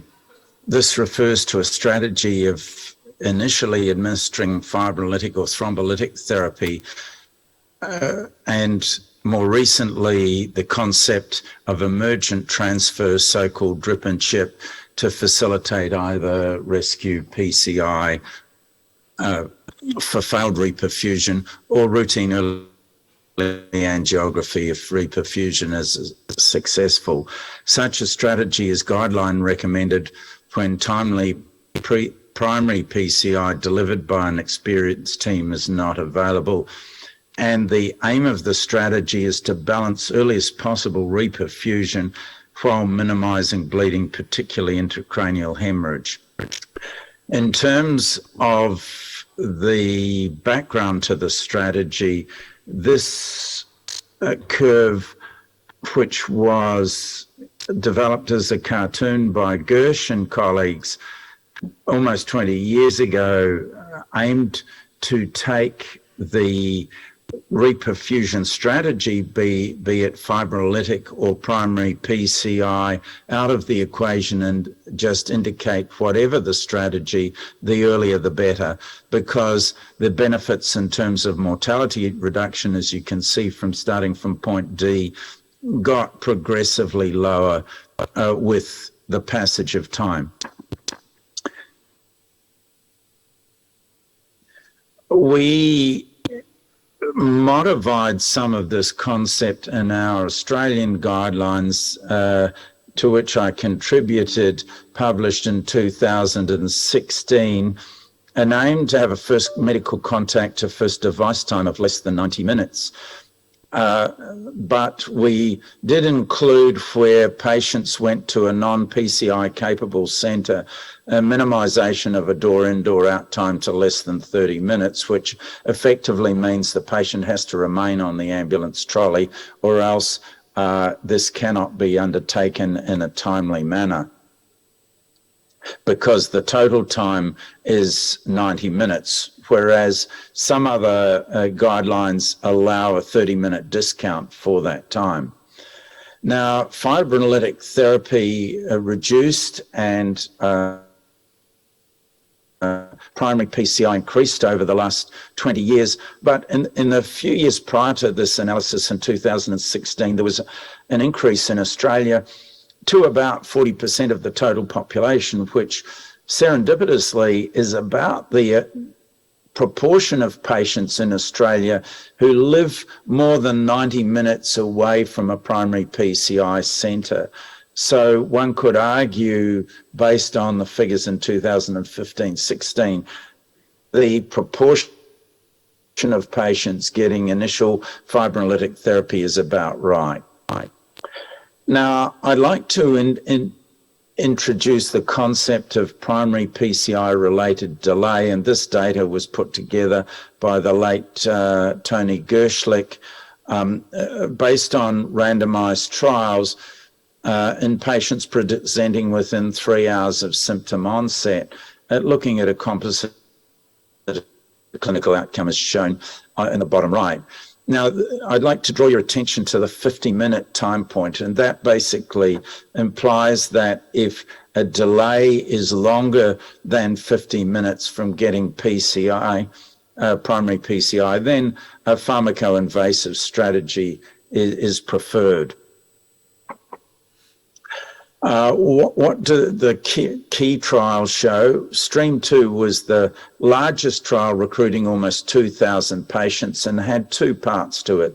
The first part recruited 382 patients, almost 20% of the total, and the DSMB indicated that there was a problem with intracranial hemorrhage in the elderly, so the tenecteplase or TNK dose was reduced by 50%, and the trial proceeded. You can see from the two clinical outcome curves that there was a dramatic difference in outcomes following this protocol amendment. No intracranial hemorrhage occurred with the modified dose, and the outcomes are as shown. I'm putting this together with some of the other main trials, especially in patients presenting at less than 3 hours, though there isn't a mortality outcome in this, just a little more than 3,000 patient analysis. The odds ratio favours fibrinolysis pre-PCI in terms of prevention of cardiogenic shock. There are 4 registries I'd like to briefly draw your attention to regarding clinical outcomes. Perhaps the most well recognized internationally in this space is the FAST-MI registry, which has run for about 20 years in France, led by Nicolas Donchin, and their latest publication in the European Heart Journal shows that in patients undergoing timely primary PCI, pharmacoinvasive strategy was similar, but mortality was higher in those undergoing late primary PCI. My colleagues in Edmonton and Alberta, Canada, have also done a similar registry and looked at outcomes of pharmacoinvasive versus primary PCI. You can see this is a registry again, and so you can see the unadjusted data favours strongly pharmacoinvasive strategy, but clearly after weighting or adjustment for risk factors, the hazard ratio comes closer to unity, though overall the p-value is 0.33, minorly favours pharmacoinvasive. In terms of the subgroups and that of those undergoing rescued versus scheduled PCI, the scheduled PCI, approximately 2/3 of patients who reperfuse clearly do better than those undergoing primary PCI, probably because they get reperfusion earlier. And that concept is supported by this data on ST segment recovery, which shows that following either angiography or PCI, there is a better ST recovery with pharmacoinvasive than primary, and it's the same whether in terms of the pharmacoinvasive group, they underwent rescue or scheduled PCI. Third registry recently published was from Norway. They had a slightly different concept of late primary PCI. at 3 hours, which most of us would consider probably inappropriate. And maybe these are patients who had contraindication to fibrinolysis, whereas certainly in our data, which I'll come to in a minute, we would have included delayed and late together. And we ended up concluding that probably timely is under 120 minutes.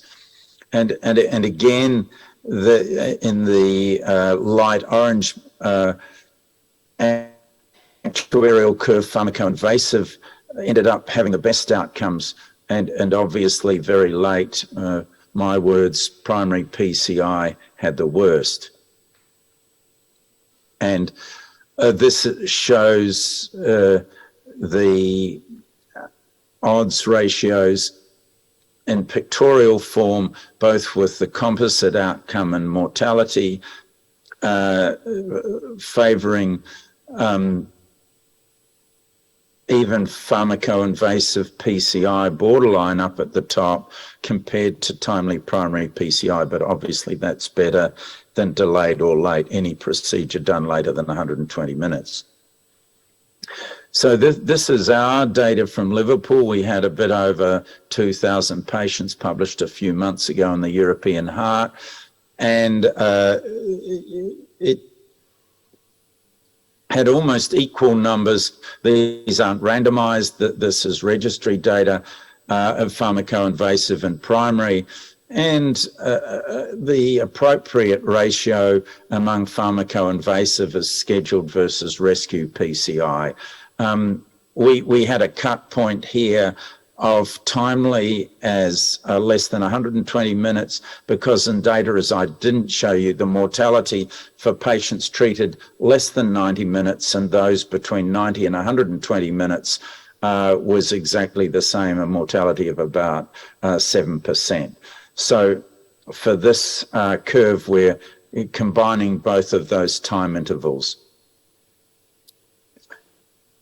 And when we looked at adjusted hazard ratios, you can see that, and we haven't put the timely versus pharmacoinvasive here, but comparing all four strategies, that timely primary was similar to scheduled, but slightly better than for rescue PCI.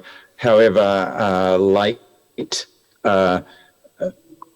primary PCI did worse than scheduled PCI, not with rescue, but the numbers were small, and you can see that the points estimate is certainly favoring pharmacoinvasive. So now switching back to clinical trials, and in part focusing on medications, and this is the background to the STREAM 2 trial presented 10 days ago at the ACC meeting in New Orleans in the US. And it shows on the left-hand side intracranial hemorrhage, and I'm sorry, on the right panel, a major non-intracranial bleeding is shown. The 60 in both histograms is the cut point of age 60, and the histogram bars show 5-year age increments. So the fourth bar shown here and here is the age group of 55 to 59 years. And as you can see, intracranial hemorrhage increased quite significantly from the age of 60, and so did, but to a somewhat lesser extent, major non-intracranial bleeding. So based on the data from STREAM 1, and the question was, can we find more information about half-dose TNK? So patients were randomized in a one-to-one fashion to either undergo a pharmacoinvasive strategy, about 400 patients, or primary PCI. Just look at the drugs, so half-dose tenecteplase, and aspirin and clopidogrel, whereas the antithrombotic and antiplatelet treatment other than aspirin in the PCI was up to clinician discretion. ECGs were recorded both pre and post PCI, and one of the main efficacy outcomes was ST recovery. And safety, including intracranial bleeding, was looked at, and clinical outcomes, obviously, in a trial of only 600 patients, are going to be exploratory. Now, let me bring you back to close to the start of this talk. In terms, and this is in a randomized trial, so in registries, this difference is going to be longer in terms of time delays. So the arrow at the top is the time of TNK administration post-randomization, and this is the time of sheath insertion, not actually crossing time in the primary PCI. So one could argue the time maybe is 10 minutes longer than that. So based on the previous meta-analysis of Gershlich et al., any difference of greater than 50 minutes kind of favored pharmacoinvasive PCI if a study was large enough to measure clinical outcomes. I'm sorry, the labels came off the top. This left panel is pharmacoinvasive and the right panel is primary PCI, and it shows ST recovery. And I'd ask you to focus on the numbers at the bottom in terms of residual ST deviation, which was better with pharmacoinvasive, and the sum of ST resolution also was better.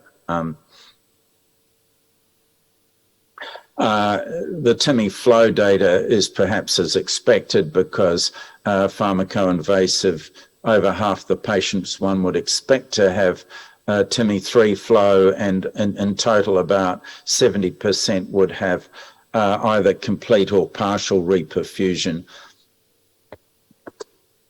These are the clinical outcomes, and the rate of primary endpoint of death, shock, re-MI are the same. Death from any cause is about 9%, which you would kind of expect from an age group of about 70 years. Interestingly, this trial kind of confirmed the so-called golden hour, so people presenting at less than 1 hour did better with pharmacoinvasive. That's been known for a couple of decades. I guess one of the key clinical outcomes is this issue of intracranial hemorrhage, and the numbers were disappointingly higher than in stream 1 here, 1.5%. And if we drill down on those, though, several people had protocol violations, that these people undergoing rescue PCI had full dose, both subcut and IV enoxaparin, and previous studies over the decades have shown that that's sufficient anticoagulation to perform PCI, and so getting an extra bolus of heparin likely contributed to what was 2 fatal intracranial hemorrhages. This patient here didn't have a fatal one, but their blood pressure was outside the guidelines for receiving fibrinolysis. Interesting, this third patient who died, the only issue potentially is this issue of low body weight identified a couple of decades ago by Chris Granger from Duke as being a risk factor, and even though they didn't get an IV bolus of enoxaparin, one would be very concerned about bleeding in such a low body weighted male. So comparing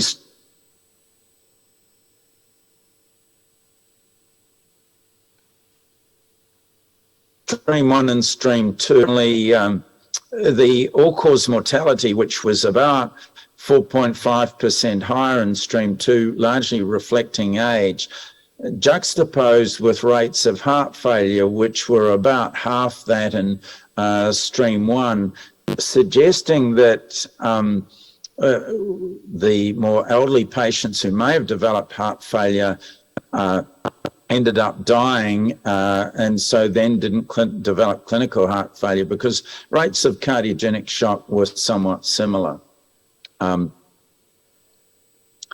So what do we conclude?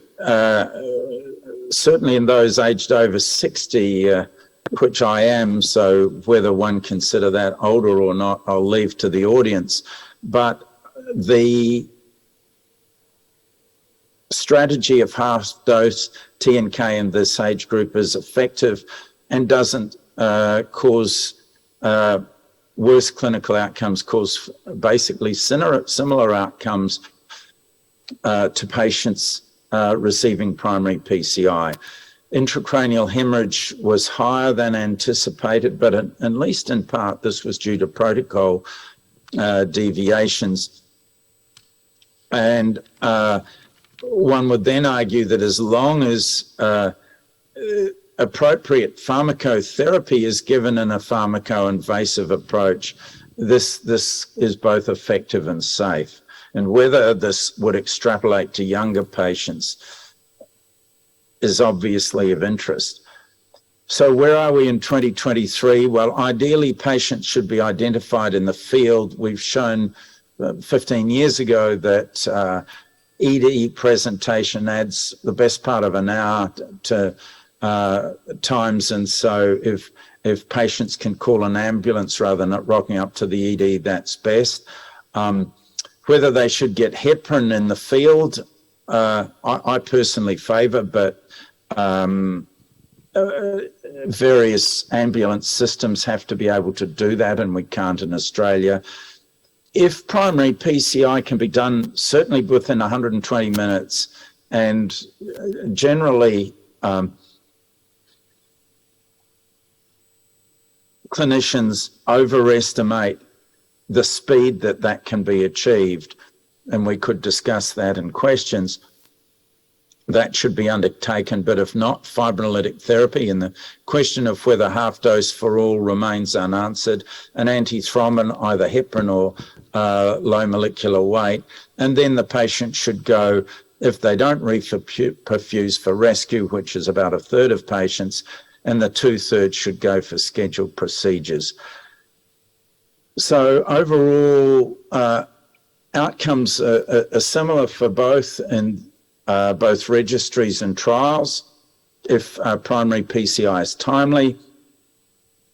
Interesting, the fibrinolytic dose, which historically was generated by TIMI flow rates in the 1990s in relatively small trials, may have been higher than needed based on stream 2.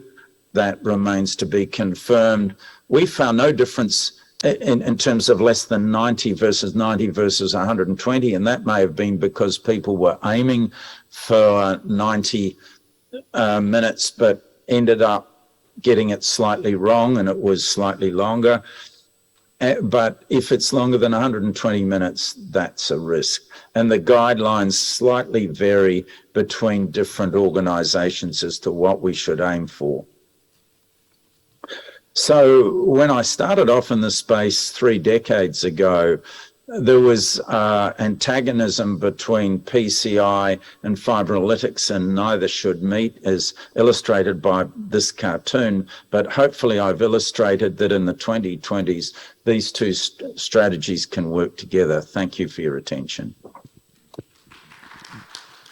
Good evening. Thank you so much, Professor French. This is Dr. Mittal. Thank you for joining us and accepting our invitation. I have my co-chairs, Dr. Mridulav, cardiologist in Dubai, and your ex-colleague, Dr. Amir Power, is also on the dais. So, thank you for this wonderful and informative talk, Professor French, and an update on pharmacoinvasive therapy. I had one question just relating to the Stream 2 data that you presented. I noted that the rate of the composite outcome of adverse cardiovascular events was probably significantly higher than what was seen in Stream 1. Do you have any thoughts as to why that was observed in Stream 2? Well, as I alluded to in my presentation, I think it's primarily a reflection of the patients being a decade older. I mean, I think that's probably the main reason. And as I alluded to, shock rates were similar, so they wouldn't have been that much lower risk patients. But I think that some of the older patients probably died and didn't have heart failure. But the overall event rates, as I said, were similar. It's just mortality was higher. Do you think it can ever be a standard of care that you give half dose thrombolysis and do the PCI for everybody? Is it a possibility?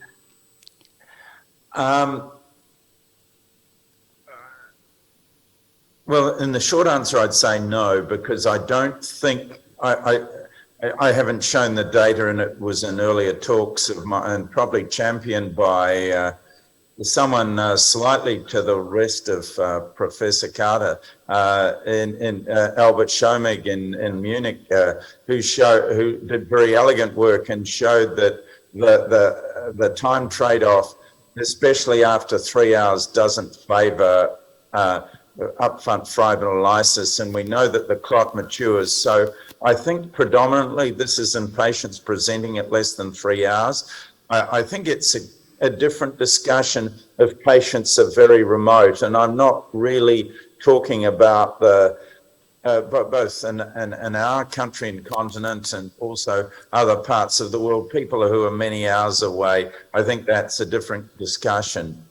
But I think it's a very tantalizing concept, and some interventionists would perhaps prefer not to get out of bed if you could give everyone who comes within 3 hours and doesn't have contraindications upfront fibrinolysis, and then only get up for those who don't reperfuse. But I'm not sure that the trial's going to be done. It's been a struggle to recruit for both Stream 1, which we weren't involved in, and Stream 2. I don't see the study being done, much as I think it probably should be done, as you allude to in your question. Thank you so much. If any quick one comment more we can take, we have a couple of minutes. Any comment, any other question from Professor French? So the last one from... Yeah, the extension of same question what Dr. Mittal asked, whether we can give half dose to extend it to all the groups. So that means even under 75 years of age. So your answer also included the younger patients? If I can interrupt, Stream 2 took the aged group down to 60, so it was 60 and above. The real question is, and it's not a clinical outcome trial. I'll be very interested to see what the regulators end up saying about it when it's put to them, whether they think this is sufficient evidence to endorse the lower dose. For instance, in Australia, they didn't approve half dose and over 75 based on Stream 1 data. So that will be an interesting question. But I think at least mechanistically, the ST recovery data in Stream 2 is similar to that in Stream 1 with fibrinolysis, full dose versus half dose. So I think that probably it's equally effective in terms of that, shall we say, surrogate outcome. However, obviously, none of the trials have been enough to really look at mortality. So is there any plans for extension of your STREAM trials to include younger patients who have a better, lower bleeding risk profile, can be given a higher dose of either tenecteplase or eltaplase, whatever, and because they have a different phenotype altogether in terms of bleeding risk and thrombosis, the quality of plaque and everything. So whether fibrinolysis can be included in most of the patients, because many patients even reaching the PCI center is not great in remote areas of many underdeveloped countries. So basically I'm asking whether because of the different phenotype in younger patients, we can restudy the fibrinolysis followed by PCI with a better, outcome. I mean, what I can say, I mean, I hope I'm not breaking confidences, but the DSMB kind of encouraged the trial to go on and basically take the approach you raised. I mean, there is not extra funding for it, and I think I think it's a critical question to address, as you raised, but I'm a bit cynical as to whether, for example, Boehringer Ingelheim, it wasn't a pharma-sponsored trial, it was an investigator-initiated trial with a grant from Boehringer Ingelheim to do it, but whether they would be interested in doing a bigger trial or not, I'm not sure, and I don't know. Can I flip the question as being on the steering committee of the trial? Are you aware of interest or trial-capable places close to where you are if such a trial got up? I think that's one of the key questions is of feasibility. Okay, thank you. Shall we finish? Yeah, I think we are done with the time for this session, and we have to break for prayers if anybody is going for and lunch. Thank you, Professor. Thank you, my co-chairs. Yes, and meet you another time. Thank you. Let's have the break until 2 p.m. 2 p.m. we'll reassemble once again. Thank you so much. Thank you, moderators.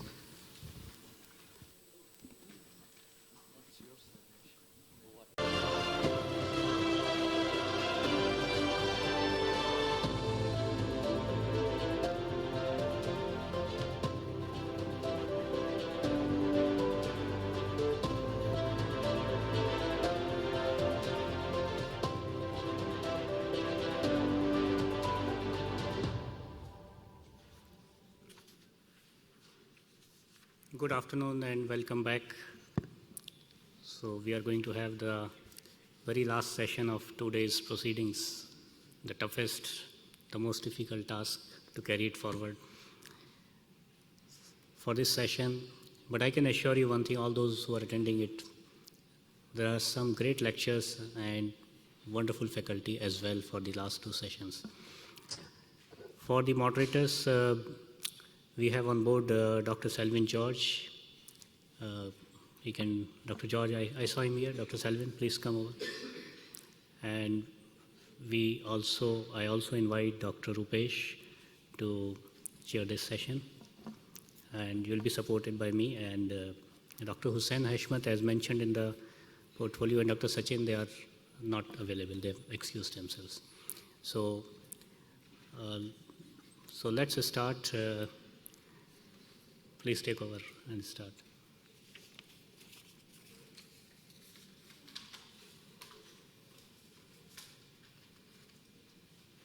Hello. So good afternoon, and after lunch session, we are back here. And in today's program, the first talk is by Dr. Murli, and Dr. Murli doesn't require introduction. He's for a long time here, and he's presently in the Prime Hospital. And he's one of the leading cardiologists in the Dubai region. And his talk is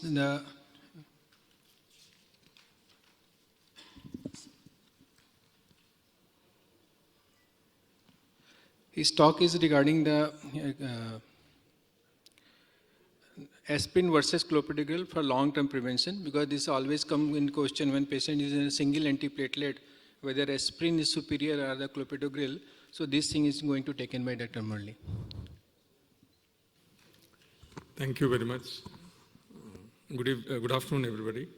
Today's topic is a little interesting because it's aspirin versus clopidogrel for long-term prevention.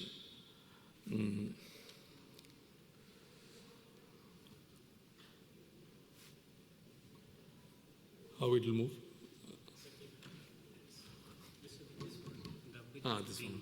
This is the clicker and this is the... Oh.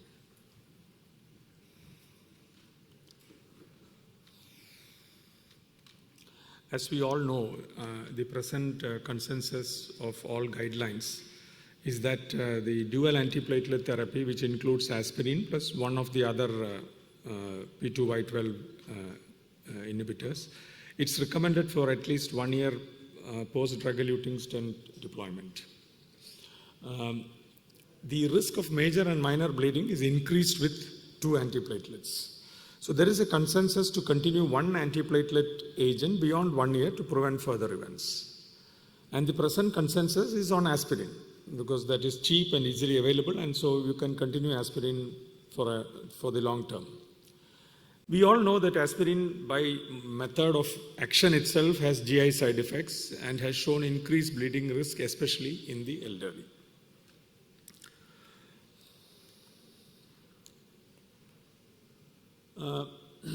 I will first start my talk with one of the newer studies which came up in 2021. There is an extended study of this which came in 2022, so I'll start with this and then I'll end with the other extended study. This study was basically done in South Korea. So one of the criticisms is that it's in a very small population, not a very wide population base. It's in only one country. And the background was that the optimal antiplatelet monotherapy during the chronic maintenance period in patients who undergo coronary stenting is unknown. We aim to compare head-to-head the efficacy and safety of aspirin and clopidogrel monotherapy in this population. The methods, the trial was, they included between 2014 and 18. And age was 20 years and above. And the dual antiplatelet therapy was given between 6 to 18 months. So there were people who got the dual antiplatelet only 6 months, and there were people who even got it up to 18 months. But the average was 1 year. And they excluded patients with any ischemic and major bleeding complications. And they were randomly assigned to either to receive a monotherapy. After the dual antiplatelet therapy, they received either aspirin 100 or clopidogrel 75. And the primary endpoint was, as usually, the composite of all-cause mortality, non-fatal MI, stroke. And they also looked into the BARC bleeding type 3 or greater. The findings were that almost 5,000 plus patients were included. And the findings, the interpretation was that clopidogrel monotherapy compared with aspirin monotherapy during the chronic maintenance period after percutaneous coronary intervention with a drug-eluting stent significantly reduced the risk of the composite of all-cause death, non-fatal MI, infarction, stroke, readmission due to SES, as well as the BARC bleeding type 3 or greater. So in patients requiring indefinite antiplatelet monotherapy after percutaneous coronary intervention, clopidogrel monotherapy was superior to aspirin monotherapy in preventing future adverse clinical events. So they concluded that instead of aspirin, you should go for clopidogrel. Now, I'll just briefly talk about clopidogrel and aspirin per se. There is a concept called clopidogrel resistance, which is supposed to be around 4 to 30% of patients treated with conventional doses of clopidogrel. What does it mean? It means that the adequate antiplatelet response is not happening with the standard dose of clopidogrel. It's a widely used term that remains to be clearly defined. So far, it has been used to reflect failure of clopidogrel to achieve its anti-aggregatory effect. The interpatient variability in clopidogrel response is multifactorial. It could be the extrinsic mechanisms which could possibly be related to clopidogrel underdosing, or because the loading dose of clopidogrel has always been a confusion. We use 600 mg, but there were studies with 300 mg as well. So, and if you use 300 mg, it takes 24 hours for clopidogrel to act optimally, whereas if you give 600 mg, it takes only 6 to 8 hours for it to act. So these are all inter-patient variability is also there. And the intrinsic mechanisms is basically what they talk about is the P2Y12 receptor, genetic polymorphism. Also, the drug is metabolized by the CYP3A, and the same CYP3A metabolizes atorvastatin, also the PPI, especially the omeprazole and all that. So even that could have an interaction and change the way clopidogrel acts in a particular person. So, presently, there is no definite demonstration of an association between low responsiveness to clopidogrel and thrombotic events. So even though there is an anti-platelet aggregatory action is not sufficient, it has not been translated into a thrombotic event. So the optimal level of clopidogrel-induced platelet inhibition, which will correlate quantitatively with clopidogrel's ability to prevent atherothrombotic event, is still lacking. Furthermore, because there is no single and validated platelet function assay to measure clopidogrel's antiplatelet effect, it is not justified to routinely look for clopidogrel resistance in the clinical setting. That's the conclusion. So we don't need to see whether there is a genetic polymorphism or in the action of one particular patient towards clopidogrel. This is the ADP mechanism by which the ADP inhibition by which clopidogrel acts. Coming to aspirin. Aspirin is an inexpensive, readily available medication, and it reduces the risk of subsequent vascular disease by about 25% in patients with non-occlusive vascular disease. We all know aspirin's beneficial effect is mediated by inhibition of the arachidonic acid and the activation of platelets, and is detected by demonstrating a decrease in the platelet function. Patients who are assumed to be taking their aspirin but who do not demonstrate an aspirin effect are labeled as aspirin resistant. So there is also a term called aspirin resistance. But this is an unfortunate designation because vast majority of patients are non-compliant rather than being resistant to aspirin. They don't take the aspirin properly. So non-compliance is demonstrated in multiple studies that use repeat testing for platelet inhibition in patients with an initial inadequate response to aspirin. When the test is repeated under conditions where ingestion of the test aspirin is assured, the patient's platelets are inhibited. Instead of using the term aspirin resistance, the study which I took, they had put the word as inadequate response to aspirin.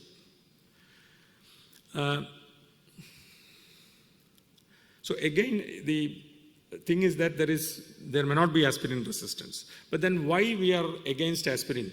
Why should we not continue aspirin as is the present status quo? We have recently so many aspirin primary prevention trials, and they all say that there is a definite increase in the bleeding risk with aspirin, especially in people who are elderly. The GI bleed, both the major and minor bleeds are increased with aspirin. So in primary prevention, taking an aspirin now is not recommended unless and until it's a very high risk group. So before starting, we are supposed to assess the cardiovascular disease risk, the comorbidities and modifiable risk factors, the total mortality, 10-year survival. We have to extrapolate that, see the bleeding risk. We have to talk to them about the potential cancer benefit. And if any of these are yes, then maybe yes, you should consider aspirin for primary prevention. Because of the increased risk in bleeding, now primary prevention, we are not giving aspirin to everybody. So why can't we extrapolate the same to the secondary prevention also? Should we be giving lifelong aspirin for secondary prevention? This is still the standard of care, and that is the reason why these studies have come up, that whether we should change aspirin to something else. Now, that is how this evidence from the aspirin-free strategies trials came up. We have so many of these.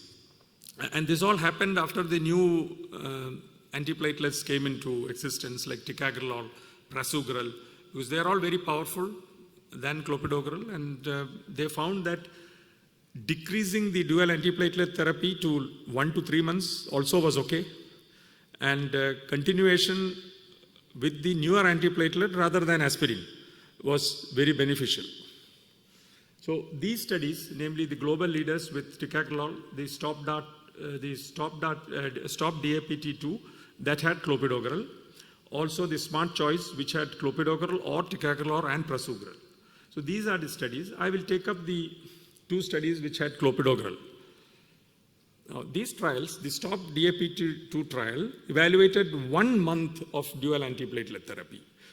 So after stenting, only 1 month aspirin plus clopidogrel was given, Then it was only clopidogrel which was continued. Okay, and the results showed significantly lower rates of the composite of cardiovascular death, MI, ischemic or hemorrhagic stroke, definite ST or major or minor bleeding with 1 month dual antiplatelet therapy. And the criteria met was both non-inferiority as well as a superiority. The second trial was the Smart Choice trial. Here also one of the newer antiplatelets, which included clopidogrel, was given as for 3 months. And then after 3 months, the aspirin was stopped and the other antiplatelet was continued. The bleeding rates were significantly lower in the short DAPT group. So increasing evidence demonstrates that 1 to 3 months of dual antiplatelet therapy followed by P2Y12 inhibitor monotherapy is associated with a lower risk of major bleeding and no increased risk of ischemic events compared with the standard 12-month dual antiplatelet therapy. Ceasing aspirin earlier after contemporary angioplasty should be considered in patients with high bleeding risk. Future studies should aim to establish the optimal time for the discontinuation of the dual antiplatelet therapy and also whether monotherapy post dual antiplatelet therapy should be with aspirin or a P2Y12 inhibitor. So what should be the consensus regarding the dual antiplatelet therapy duration in ACS post PCI? The present guidelines based on the 2016 AHA and the 2017 European Society Cardiology guidelines still say 12 months of dual antiplatelets should be given, and then one of them should be continued, and that's usually aspirin should be continued.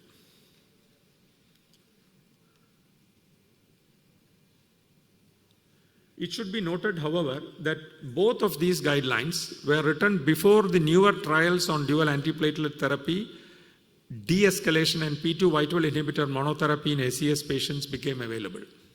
So the newer 2021 ACC-AHA Society for Cardiovascular Angiography and Intervention Guideline for Coronary Artery Revascularization updates the post-PCI DAPT in ACS recommendation in this way. In selected patients undergoing PCI, shorter duration of dual antiplatelet therapy, in bracket 1 to 3 months, is reasonable with subsequent transition to P2Y12 inhibitor monotherapy to reduce the risk of bleeding events. So the 2021 guidelines writers explain that pooled data from a number of trials, which some of them we have went through just now, since 2016 that tested shorter duration of dual antiplatelets followed by continuation of only the P2Y12, which is either clopidogrel, ticagrelor or prasugrel. They found that the bleeding risk was significantly reduced and there was no non-inferiority regarding the stent thrombosis and all that. So among the studies not referenced either in the 2016 ACC-AHA or 2017 ESC guidelines are several trials testing switching or de-escalation of DAPT potency. So what is de-escalation? De-escalation is usually defined as switching from a full dose potent to a reduced dose or less potent P2Y12 inhibitor, which may be from ticagrelor or prasugrel to clopidogrel, or by reducing the dose of ticagrelor or prasugrel.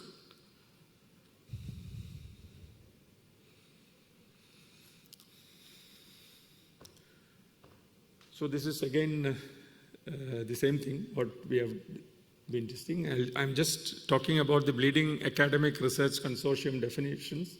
What is this bleeding? If it's type 3 and above, it's significant.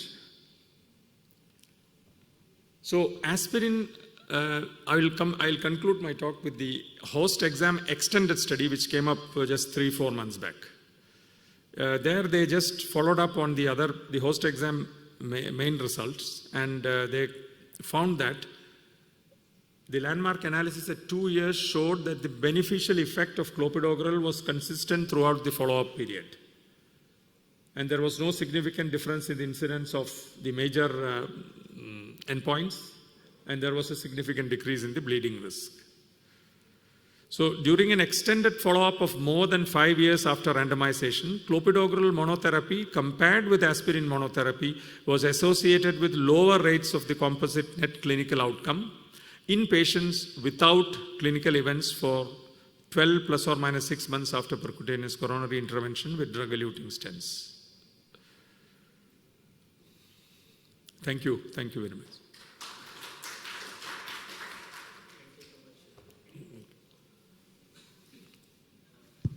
Can you include Dr.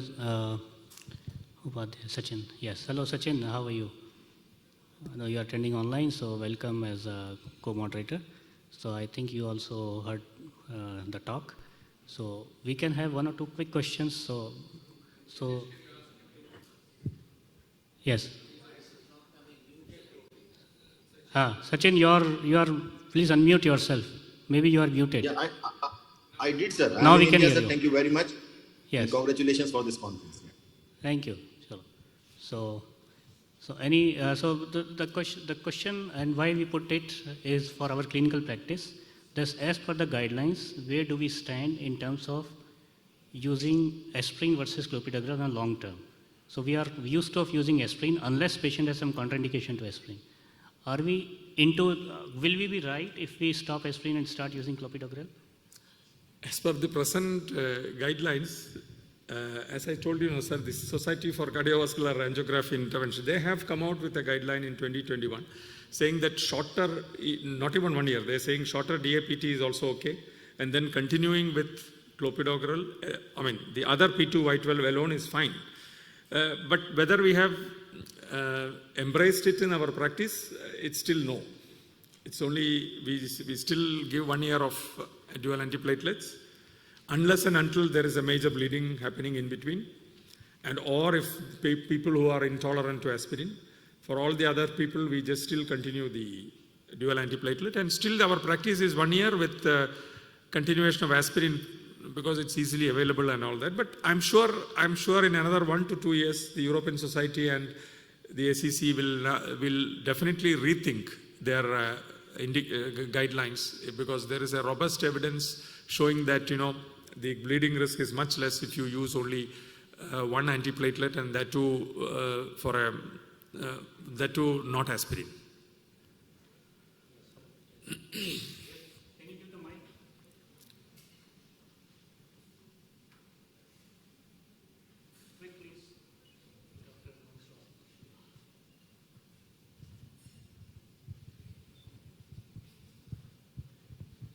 I think one thing we should recognize is the risk of bleeding is age-related.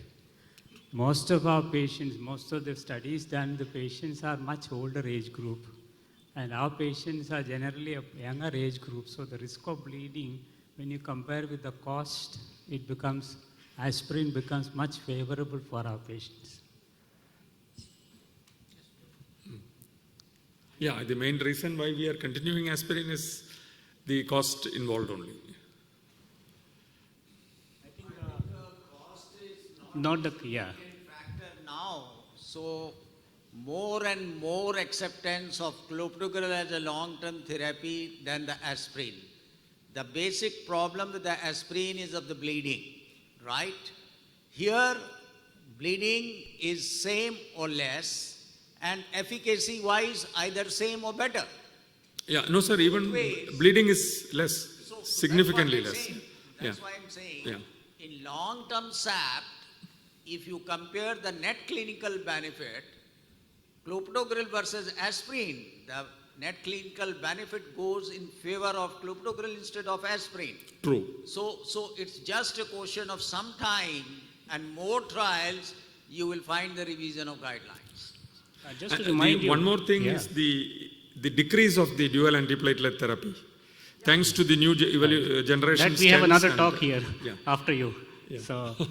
So just to remind you that stroke guidelines right from the beginning have put clopidogrel above aspirin as a long-term protection. It's for 20 years at least in this way. So we know, because conventionally we are using aspirin for almost 5 decades. So that is why it is continuing still, but maybe it will be replaced gradually. Yeah. Once there is more evidence is available. Right. Old habits die hard. Yeah, that's the thing. So, thank you so much for your... Thank you, sir. Anything you want to add, Dr. Salman, because you see a lot more patients with secondary prevention. Yeah, so from an internal medicine perspective, we are always worried about the bleeding risk. So even lately also we had some patients suddenly come with very low hemoglobin, and then patient is on antiplatelet therapy, and how to modify it in a way that it doesn't affect his cardiac health. So this is always a challenge for us internal medicine people. Thank you. Thank you, Dr. Murali. That was a wonderful presentation. Next we have Dr. Rajiv Lochan, and we're going to touch on almost the same topic, the dual antiplatelet therapy, and how long we can continue after a PCI. So he's going to enlighten us on this particular topic. And over to Dr. Rajiv. Thank you very much. Thank you, Dr. Brajesh, for keeping us on the track with this your SHAKE meeting and keeping updated regularly. And you have chosen topics very nicely. And Dr. Murali has simplified my job, because most of the slides which I have to use, but he has explained so well, so my job is simplified. So Dr. Mittal gave me a very good topic. Are we ready to reduce dual antiplatelet agents? So just now you heard about aspirin and clopidogrel, advantage, disadvantage, whether we can reduce the dual antiplatelet therapy. Now the question is that if we go through the use of blood thinners, it goes so back when we started our angioplasty. I don't know any of you, or only some of you would remember that first angioplasty used to be done with aspirin and warfarin. Aspirin and warfarin was the agent. This was before the ticlopidine. In that era, so we used to do it, and if we remember, the guidelines was we are supposed to do angioplasty of a short, less than 10 millimeter, concentric lesion, stable coronary artery disease. So these were the requirements where you can do angioplasty. Since the inception of newer antiplatelet agents, we become stronger, our indication become wider. So that's how we are talking about the antiplatelets. Let's go. So the slide goes here. So let's go through some of the guidelines which have given us some track of the situation, what was happening. In this slide, it shows from 96, but what I was telling you before, the ticlopidine, it was warfarin and aspirin. That was when we did angioplasties in 90s and 92. And I remember Dr. Brajesh Mittal joined our team at that time in Batra Hospital. It's a long back, very long history. We have got a long association together. So at that time, we started this journey, and we had tough time initially, because whenever we used to do angioplasty, same night we have to come back in the night because the artery used to get blocked, because there are no proper antiplatelet. Only ticlopidine opened the door that we realized that the problem was not of the clotting, it's the problem is that platelets. And that's how the ticlopidine changed the scenario. A lot of the studies changed, but it was a difficult drug. You have to use it twice. It has a granulocytosis. So that was replaced by clopidogrel, which was, again, interestingly, introduced by the same company, Sanofi. It replaced its own drug, but it is for good. And it made lot easier life for subsequent trials. And subsequent drugs, ticagrelor and prasugrel, come later, which has some little advantage over each other, but basically it is a group effect where we go further on the effects. Sorry. So whenever they have a patient who has got a more bleeding risk, we have been guided by now the various parameters which we should measure before we in high-risk patients we should continue, or which kind of antiplatelet, anticoagulations should be used. And precise DAPT score has been very useful. Anything which is more than 25 score, it needs to be carefully judged. So P2Y inhibitor in the guidelines, they recommended that in patient with ACS, ticagrelor 180 milligram loading dose and 90 milligram twice as a follow-up dose with aspirin is recommended regardless of the strategy. Even if the patient was taking clopidogrel, it's preferred that they should be changed to ticagrelor. In patients with stable coronary artery disease, slightly different scenario where clopidogrel 600 milligram once as a bolus dose followed by 75 milligram OD was class 1 indication, and it is continued. It has to be modified if there is a need for or oral anticoagulant agents. So this is a very important slide, although the right-hand side of the slide is more applicable to us because prasugrel is not available in our practice. So many patients who are taking clopidogrel in ACS, we prefer to shift them to ticagrelor, and it is important to know how to change over. And ticagrelor 180 milligram given irrespective of clopidogrel dose, and in vice versa if doing from ticagrelor to clopidogrel, so then you have to do it after 24 hours of the last dose of ticagrelor. So this is very important point, and it works slightly differently in the situation with the chronic setting or a stable angina patients. So this guideline was very clearly defined that we should divide the patients whether they are at high risk of bleeding or low risk of bleeding, or high ischemic group or low ischemic group. So if you look at the left side of the slide, which says the usual patient with a drug-eluting stent or bare metal stent or dust-coated balloons. So bleeding risk, if there is no high bleeding risk, then aspirin and clopidogrel both should be continued up to 6 months. It is a class 1 indication. And if you think of the right side, if the bleeding risk is high, it should be cut short to only 1 month. So this was the duration what Dr. Murli was describing, so that we have to go. And if you are taking a patient who is high bleeding risk, in this group, there is a lot of recommendation. It is, if it acute coronary syndrome, the whole duration is cut short, and the high bleeding group, we give aspirin and clopidogrel or aspirin or ticagrelor maximum for 6 months. So we have to cut short the duration if there is a high bleeding risk. And this is the summary of the last slide again.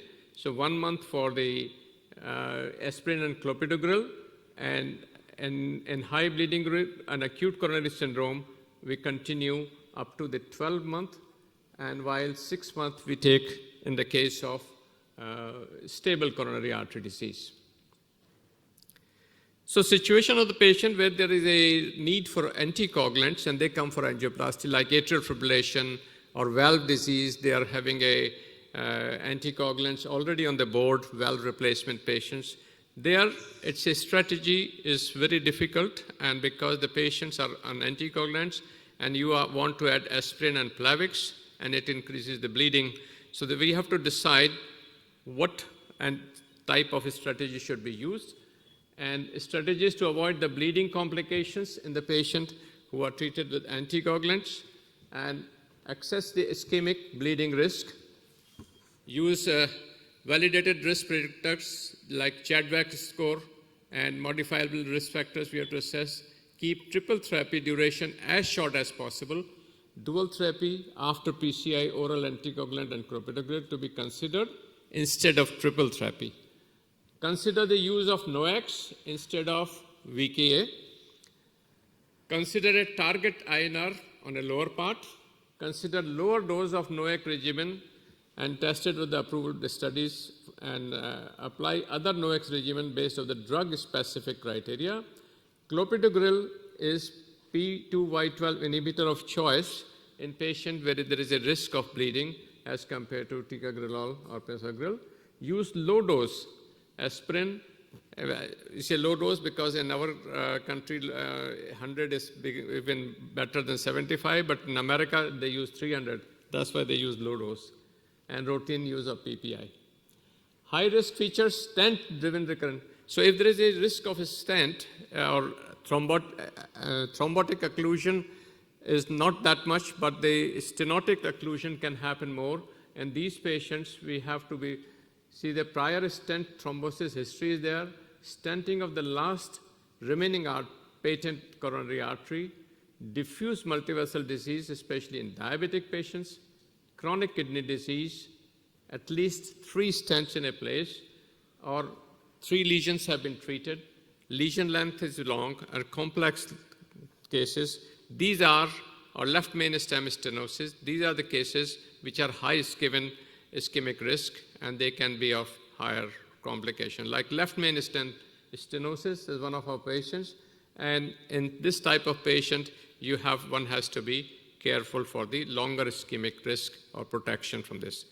So in patient, dual antiplatelet therapy in patient with an indication of oral anticoagulation, as I mentioned to you.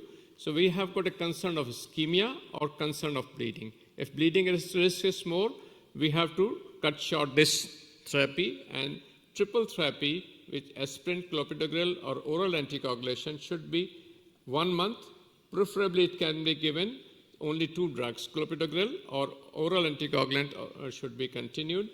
And the concern if ischemia is more, then triple drug is preferable, which can be extended up to 3 months if ischemia is a concern. And after 6 months, we should have to continue to 2 drugs therapy as we do it in dual drug therapy in the other arm. So EVOLVE was a short DAP study, evaluation of 3-month dual antiplatelet therapy in high bleeding risk patients treated via bioabsorbable polymer-coated everolimus eluting stent, 2,000 patients in 110 global sites, stable coronary artery disease, AMI was excluded, endpoints were stroke, myocardial infarction, revascularization, and stent thrombosis. And what they found, the adjusted rate of death, myocardial infarction, between 3 to 15 months was 5.6 versus 5.7, so no difference. The rate of stent thrombosis, 0.2%, and the reason they justified, they found it thin struts, platinum chromium, metal alloy platform with a thin bioabsorbable polymer was the reason possibly for the good results. Favorable outcome among the high bleeding risk of stable patients in this everolimus eluting stents were found. So acute coronary syndrome trial stopped DAPT-2 acute coronary syndrome trial, which showed that optimal duration of dual antiplatelet agent and 1 month DAPT followed by clopidogrel monotherapy for 11 months. And the STEMI patients were almost 57% of this in this group of ACS. And endpoint was composite of ischemic and bleeding endpoint. Nearly 2-fold increase in the risk of MI, although both major and minor bleeding events were lower with short-term DAPT. So 1 month dual antiplatelet regimen therapy followed by clopidogrel monotherapy versus standard 12-month therapy, stop DAPT study, which Dr. Murli has explained.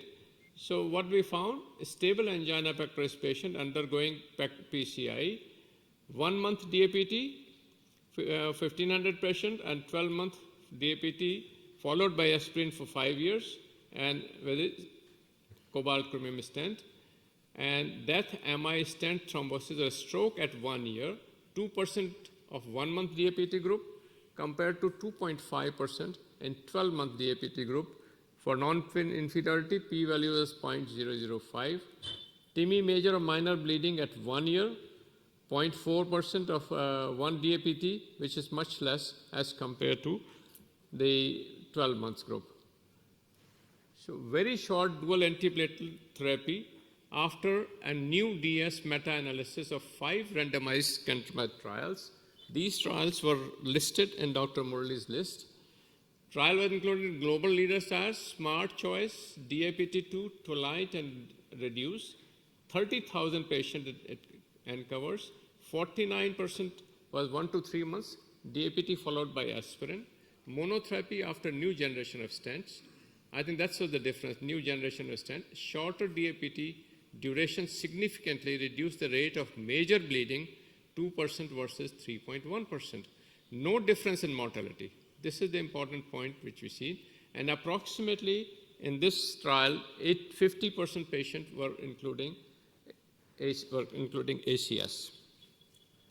So very short antiplatelet therapy, 3 months period was associated with significant reduction in major bleeding with no increase in major ischemic event, comparable survival, not yet included in guidelines, but it is likely that these things will show up very soon. Are we ready to reduce the dual antiplatelet duration after PCI? The question was asked with me first. So my response is it safe to apply high bleeding risk patients? Yes, it is possible. And verdict, yes, plus minus, because you have some doubts about it. Can we use it in a stable coronary patient? Definitely. So evidence is available, so we can use in stable patients. High ischemic risk patient, left main complex intervention, bifurcation stents, evidence, yes. So maybe, and can we apply in some ACS, STEMI, non-STEMI? Evidence is there, and it's accumulating more. But at the moment, we don't have a guidelines, so it has to be decision has to be made tailor-made by the clinical associated factors by the clinicians who is treating the patient. Thank you.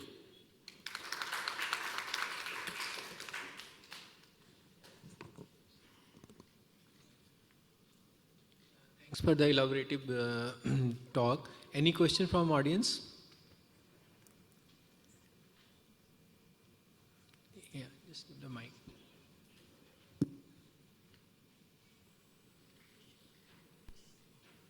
I think the patients who are presenting with a high bleeding risk, as Dr. Lochan has already suggested, one of the things by which we can deal with this population is shortening the duration. So the second is you can apply a de-escalation strategy. Now the de-escalation strategy could be in 2 forms. One, you can decrease the dose, so you can use, the trials are there, with a half dose of the current regime. Suppose you are giving 90 milligram of ticagrelor, you can use 45, or 10 milligram of prasugrel, you can use 5. That's the one strategy. Second strategy is that de-escalate the potency of the antiplatelets. If the patient is getting ticagrelor, you can switch over to the clopidogrel. So these are the ways which are evolving. But in what practical way the guidelines will come, we have to see in future. But the trial evidence is available for both these de-escalation strategies. I think the de-escalation part is an option, but most of the trial now for high bleeding risk patients actually targets a shortening of the duration of the APT. In fact, if you just read the meta-analysis by Dr. Marco Valgimoli and just published in European Heart Journal just last year, we now know that shortening the DAPT in high bleeding risk patients reduces bleeding complications by 20% and reduce cardiovascular death by 20%. And there is no price to pay as far as ischemic complications go. So shortening the DAPT in high bleeding risk patients is the key. And now we also know that when you shorten DAPT in high bleeding risk patients, it is independent of the duration of DAPT, whether you stop at 1 month, 3 months, 6 months, continues to see the benefit of shortening DAPT. Also, when you shorten DAPT, it is independent of the type of second generation drug-eluting stents that you use. So whether you want to use Synergy and all that so far, or Resolute, actually there's no difference. So there's no current evidence to suggest that one particular type of stent is better than the other. Also, when you shorten DAPT in high bleeding risk group of patients, it's independent of the original clinical presentation of the patient. So whether it's ACS or stable CAD continues to benefit. And finally, it is independent of the type of single antiplatelet therapy that you use, whether you continue with aspirin or clopidogrel. So I think that meta-analysis really teaches us a lot. Thanks. Thank you. I think very interestingly in our practice, we always find some patients who can't tolerate, they have some bleeding reaction, and we cut down their either aspirin to alternate day or half is difficult, so I make it alternate day or clopidogrel, and or as Dr. Gupta suggested, changing from ticagrelor to clopidogrel. So these are the therapies, we are already doing it, but we have to be cautious. My last interesting case was a patient was diabetic, high risk factor, hypertensive. We did a low ejection fraction. The EF was 30%. So he had 3 months plus angioplasty done. And then we said, okay, you are going for a cataract surgery. We can stop for 5 days clopidogrel and 2 days aspirin, only 2 days. And he had an operation. After the operation, he developed chest pain. And we had an angiogram, so there was thrombus formation. So I think all said and done, the reason why we are following guidelines, because they have a large number of data which guides us whether we are doing right, because in the individual case we can be wrong in taking decision. And I think we have to be tailor-made and we have to follow some kind of guidelines so that we do not harm the patients. I think you. Sir, can you Sorry. tell us? There's a Question, yeah, sure. Yes. Can you tell us, please, how much % of the high bleeder patient are at the same time high ischemic, have high ischemic rate? Because as we know, diabetic patients have high bleeding rate according to has bled score, and at the same time has high ischemic burden. So in this particular population where the two problems are present, what is the best strategy? At the same time, high bleeding and high ischemic. His question is that, like out of this pool, which patients are high bleeding risk, also having the high ischemic risk also. So how you manage them? That's a tough, most tough patient. I think that's why I said you have to be tailor-made decision. And obviously you have to see, I would definitely keep minimum 1 month triple anticoagulant, although the second option they gave, you can give oral anticoagulation and clopidogrel as one therapy, but this, as you're saying, high risk, we'll have to continue 3 triple therapy at least for a month. And if it is very high ischemic group, obviously it may have to be extended cautiously for more than 1 month. And what do you think about edoxaban in these patients, diabetic patients that, according to study, have less bleeding and also less interaction with food, with meals, etc.? Edoxaban in such patients. Diabetic patient with high ischemic burden, ischemic risk and bleeding risk. Is it better than other DOACs?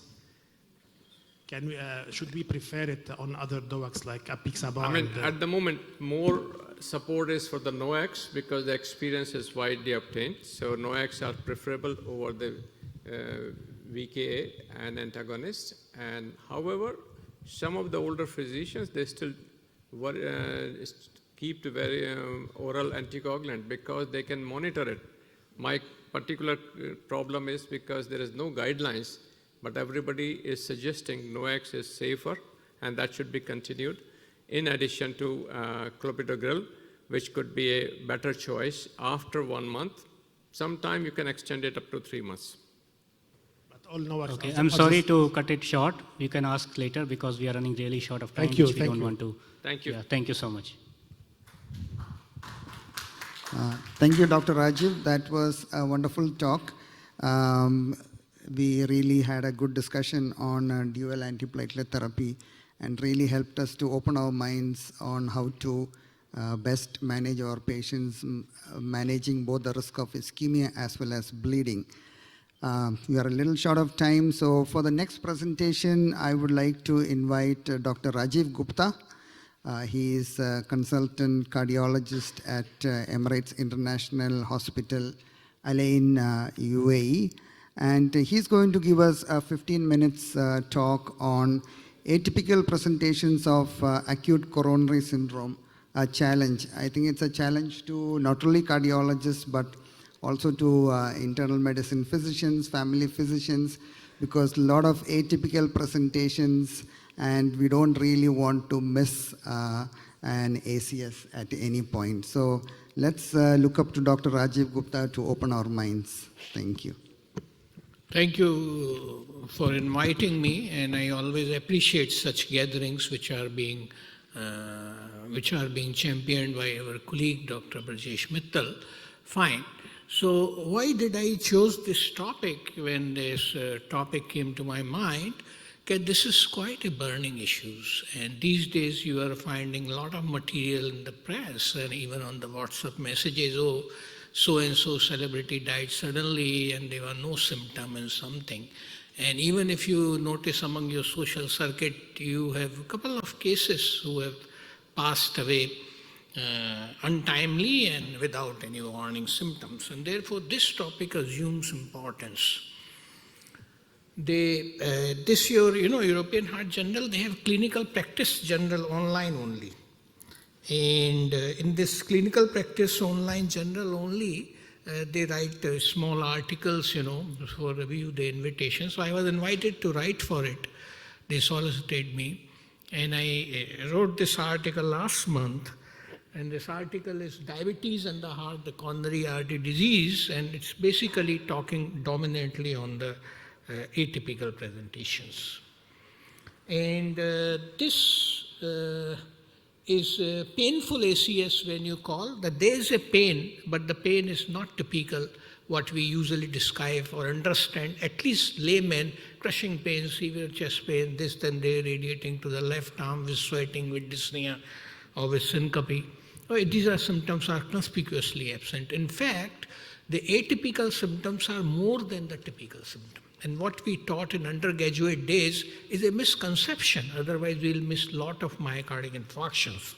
So this is how the chest pain is quite different in all the things, the severity, location, whatever you say, and therefore difficult to suspect even the patient is having acute coronary syndrome.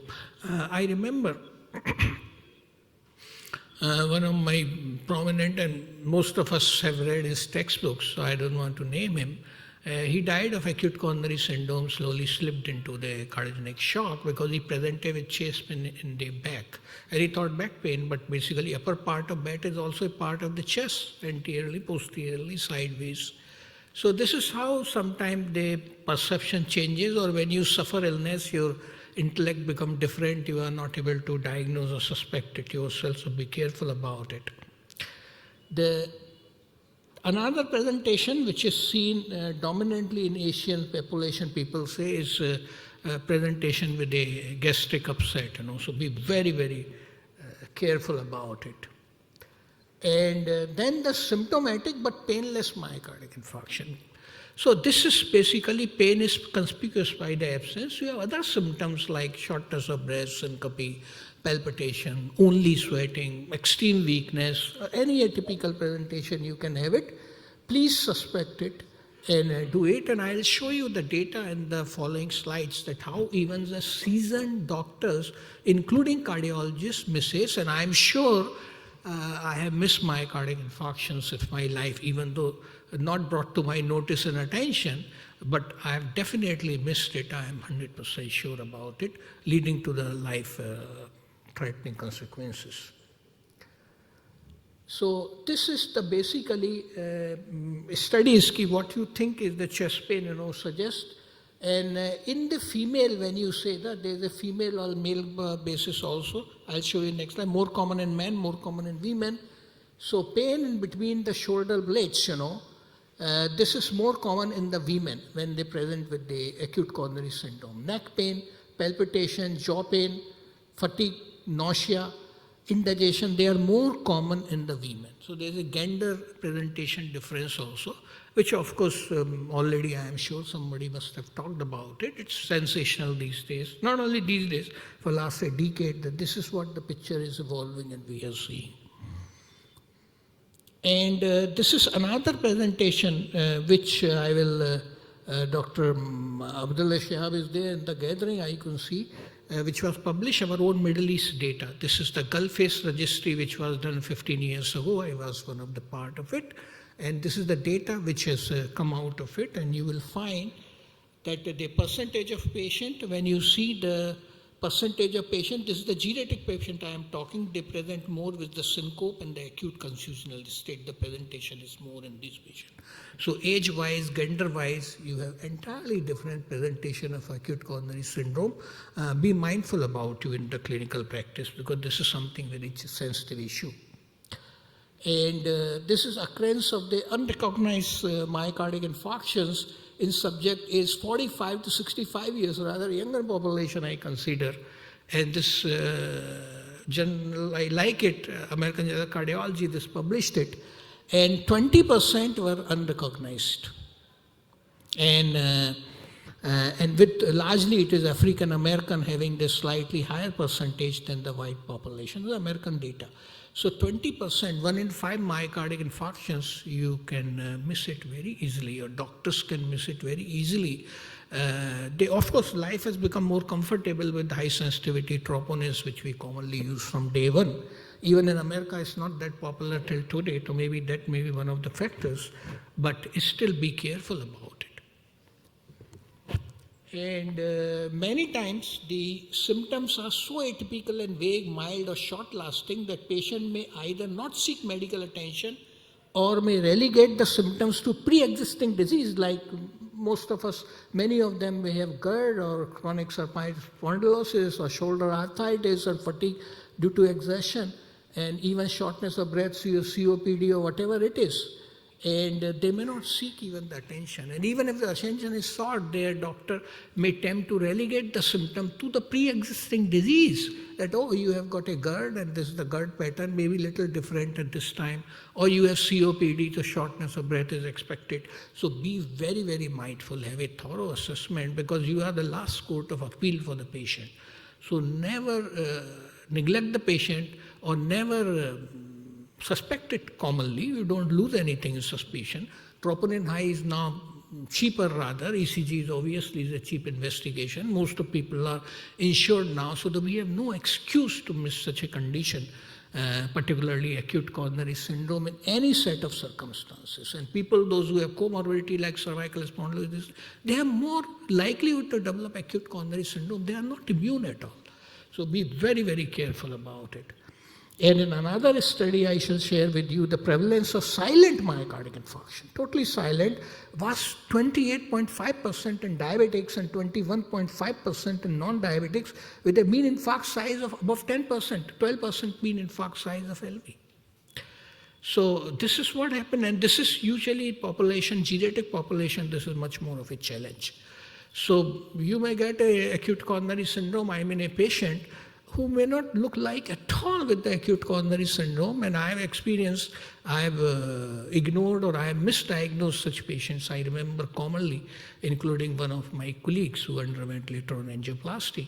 So this is the challenge in the index of suspicion. So common physician told when we were undergraduate, eye sees only what the mind knows. So this is our duty to make your mind aware. This is what is happening in the society. And atypical presentation acute coronary syndrome is an independent predictor of an hospital mortality. This is our work in some of the Gulf race. Thanks, Dr. Abdullah Shahab is sitting. He's our leader in scientific field. And this was published in the Journal of Cardiology 2011. And this is what they have shown it. The typical pain and the atypical pain. And this typical pain and atypical pain, and this is a non-STEMI and STEMI. In STEMI usually get typical pain, and non-STEMI the chances of atypical pains are much more, and this is how the outcomes also. So this is our data. That means not only the Western data, here also in our data, local data is supporting what that we have been taught from the Western data. And this is the mortality profile, that the predictors of symptom presentation, acute coronary syndrome. So those who have comorbidities like renal failure, diabetics, and they have got a heart rate of 90, etc. So these are all bad outcome predicting models in our this thing, apart from, of course, the atypical presentations and late presentations. And this is the outcome data, that people, those who present with chest pain, I call them, or typical chest pain, you are lucky, so that you could be diagnosed and brought under the medical umbrella very quickly. People who don't have chest pain or present very atypically, they are that way unlucky, and this has been proven in our data. Their outcome is much worse than the people, those who have typical pain. There are multiple factors. You will bring them to medical attention, emergency treatment, take them to cath lab, etc., etc. And with this, I thank you very much. And in fact, I would like to learn from you, because a lot of messages coming from the text and WhatsApp, so and so died and apparently physically healthy, this and that. Only Dr. Mishra touched higher prevalence in the endurance athlete, which is now getting proven. And one of my cousins died, who was an endurance athlete, and died, and we never expected it a couple of years ago. So this is what. And thank you, Dr. Rajiv Gupta. That was a wonderful insight into the atypical presentations of acute coronary syndrome. So we, working in internal medicine, we always face this issue, because most of these patients, if they have chest pain, they go directly to the cardiologist. When they have atypical presentation, they always end up either in the emergency department or in the internal medicine clinic. Even a week back, I had a patient with who insisted it was due to the food that he ate the previous night, and he was having severe gastric. And fortunately for me, I had Dr. Mittal right next door. And important thing also to understand is it's always observation, serial electrocardiograms, serial cardiac enzyme estimations. So these things are very, very important before we rule out acute coronary syndrome. And a short story from my childhood. I remember when I was posted in the cardiology department, my head of the department used to insist we write a description of the chest pain for at least one full page. So over time, writing the description of the chest pain for a full page makes us experts in analyzing chest pain. And if you remember, those days were before cardiac enzymes were available. And we were purely diagnosing it by the quality, the duration, the radiation. And where I come from in India, some of our patients are very descriptive. So they can really take you on a long trip about their pain and the presentation. So it's quite a bit of challenge. And thank you for opening our minds about this atypical presentations.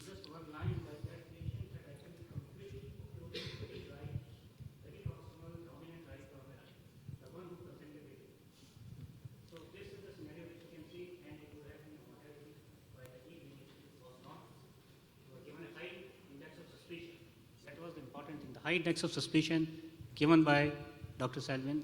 So this is the role of internal medicine. Acute chest pain will anyway come to the cardiologist, but atypical presentations go to the internists and GPs. So they should be very mindful of suspecting. Thank you. Just a word of caution: in the GERD, you get, and people get IV PPI or something, and patient gets relief. This doesn't rule out acute coronary syndrome. There are patients who got immediate relief, but later on proved to be acute coronary. Yeah, thank you. One or two more. Dr. Mittal, I have a question. Dr. Rajiv, yeah, just... Can I ask, or we are short in time? Yeah, you can go ahead. Okay. I would like to have comments from Dr. Gupta about one situation that we all face with the CKD patient. And during dialysis, they have some symptoms usually described as chest heaviness or atypical symptoms. You send a troponin comes to be positive because it can come in the patient with uremia. So how do you approach these patients? What is, should be the strategy for you to diagnose them to have a number? maybe some noise issue, I couldn't understand you. The issue is, if I can understand and answer a bit of it, whenever you suspect acute coronary syndrome, don't take it lightly. Let the patient, immobilize almost the patient. You teach the patient, do the ECG troponin and repeat it. It all depends on your index of suspicion. If you think at least you need to have now for 3 hours waiting or 2 hours waiting for the second troponin, you are perfectly fine. But 2 troponins is a mandatory along with 2 ECGs in order to rule out practically the acute coronary syndrome, and the difference may be 2 hours or 3 hours, which are the guideline you follow. Yeah, just a comment from my side. As Dr. Gupta has rightly pointed, when the patient is presenting with the typical ischemic pain, there is no problem. When they present atypically, what happens, the people take lighter, and usually lot of ischemic patients are missed. And to avoid this confusion, the recent 2022 guidelines of ACC/AHA abolish this terminology, typical and atypical chest pain. They say that you should not mention typical or atypical chest pain, you should only write cardiac or non-cardiac chest pain. So this atypical business leads to a lot of missing ischemic events, so that's why the guidelines have revised. Pain have evolutionary role. That's why the pain has evolutionary. You see, I will move beyond pain as my talk, as I alluded. It's not the pain. Pain may be conspicuous by its absence. You see the picture overall and then make a decision. Thank you so much. That was great. And thank you all the speakers for doing a wonderful job and also doing everything within the time limits. We are still 5-10 minutes behind the schedule. The next speaker has all the way flown from Singapore to attend and to deliver his talk and to give her wonderful insights. He is internationally renowned interventional cardiologist, Professor Tan Wachin. He is senior consultant in Department of Cardiology, National University Heart Center, and Professor, Department of Medicine, and Yong Lu Lin School of Medicine, National University, Singapore. So we greatly appreciate your presence and being able to participate in person. Most welcome, Dr. Tan. Thank you very much, Dr. Brajesh Mittal, for this kind invitation. This is my first in-person attendance of the SHAKEHEART conference, and I've enjoyed my meeting and thoroughly enjoyed Dubai as well. So I've decided to talk on this topic as an interventional cardiologist on complete revascularizations, which is something that we oftentimes do in the patients with acute coronary syndromes or stable coronary artery disease. Exploring the question here, is physiology needed or is angiography enough? So when we talk about complete revascularization, I think we need to get the definitions correct first. Firstly, are we talking about anatomical complete revascularizations, or are we talking about physiological or ischemic functional complete revascularization? So when we talk about anatomical revascularizations, we are referring to successful revascularizations of all coronary artery lesions of segments of more than 1.5 millimeter in diameter with more than 50% diameter stenosis. When you talk about functional complete revascularizations, you are referring to lesions or segments with evidence of ischemia or hemodynamic significance on either localizing, non-invasive, or invasive tests, regardless of the anatomical severity. So we know that from the SYNTAX trial, which was done in 2009, and in this study, it shows that people who underwent incomplete revascularizations based on angiography alone were associated with poor outcomes, whether it's a coronary artery bypass surgery or a percutaneous coronary intervention. So angiographically determined incomplete revascularization has a detrimental impact on the long-term clinical outcomes of patients, including mortality. So when you look at SYNTAX extended, which is the SYNTAX trial extended from 5 years now to 10 years follow-up, and you see the same sort of finding, that the degree of incomplete revascularization was associated with an increased 10-year mortality. And this mortality is more common in PCI than in CABG. So I'd like to explore this whole concept of physiologic assessment of lesions, and we all now know that fractional flow reserve is a very useful index for measuring the physiologic significance of a stenosis. We know that when you use FFR, if it's less than 0.75, it's almost going to be always ischemic. Specificity is 100%. When you have FFR more than 0.75, ischemia is less likely, sensitivity is 90%. And we know that when your FFR is low, the natural history is such that it actually corresponds to a poor outcome. So when you follow up patients with low FFR, you find that actually their MACE rates at 2 years of follow-up starts to goes up compared to people with an FFR of more than 0.8. Indeed, from this curve, you can see that anything more than 0.8, the likelihood of major adverse cardiac events is low compared to people who has got less than that. So in patients with stable coronary artery disease, stenosis assessed by FFR is a major and independent predictor of lesion-related outcomes. So how do we then approach this concept of complete revascularization, physiology or angiography? I think we need to look at 4 different groups of patients: STEMI, NSTEMI, cardiogenic shock, and patients with stable coronary artery disease. I think the easiest in this particular regard is really the STEMI group of patients. When you look at this randomized controlled trial of a single vessel culprit lesions of PCI versus a multi-vessel PCI in patients with STEMI, it is quite obvious that from this primary trial and the culprit trial and the pre-multi trial, that the complete revascularization of patients with STEMI and multi-vessel coronary artery disease brings about a significant benefit in terms of reduction of ischemic endpoint. What is more important here is that when you look at culprit trials specifically, 5-year long-term follow-up here, we are looking at a reduction of heart clinical endpoints, which means all-cause death and myocardial infarction. We're not talking about angina or repeat revascularization. This is heart clinical endpoints of death and myocardial infarction from a multi-vessel CAD revascularization. And majority of the benefit will observe in the early phase and will sustain during the long-term follow-up. But when you look at the multi-trial, which is the other trial, comparing a culprit lesion strategy versus a multi-vessel disease, this time around based on the assessment of the lesion using FFR. When you use FFR as a guide, the patients need to be intervened, you find that the superiority of the complete revascularizations was driven by mainly a reduction in repeat revascularization. So we are not looking at high clinical endpoints. When you use FFR, it is just a reduction in the repeat revascularization. There was no significant difference in the occurrence of cardiac-related deaths in this particular study. So then this is another trial that uses FFR as a guide for intervention, compare acute trial. Compare acute trial gives you the same finding as a dynamic pre-multi trial, that the reduction in MACI was only driven by a reduction in the need for revascularization and not heart clinical endpoint. So then now you look at complete trial, which uses both angiography as well as FFR, and then decide if the patients need to be intervened or not. So there are 2 primary endpoints, as we all come to know about in the complete trial. One is the heart clinical endpoints of death and myocardial infarction.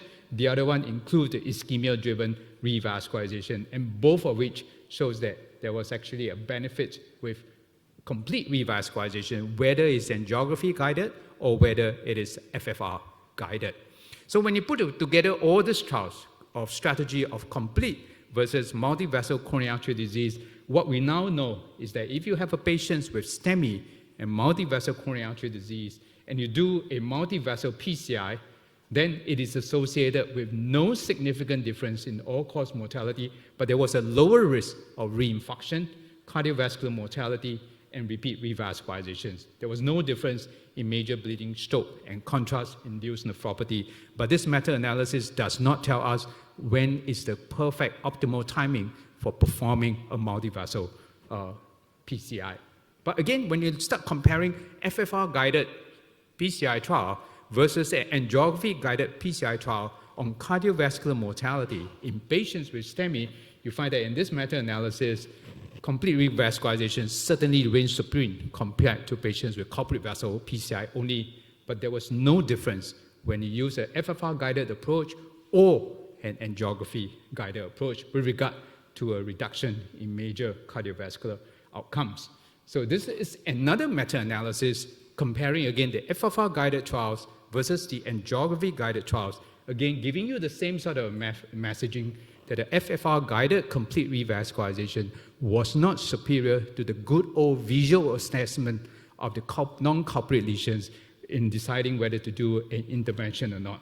So perhaps FFR and angiography actually give us two different sets of information. When you do a FFR, you are trying to predict a severity of the lesions based on the ischemia.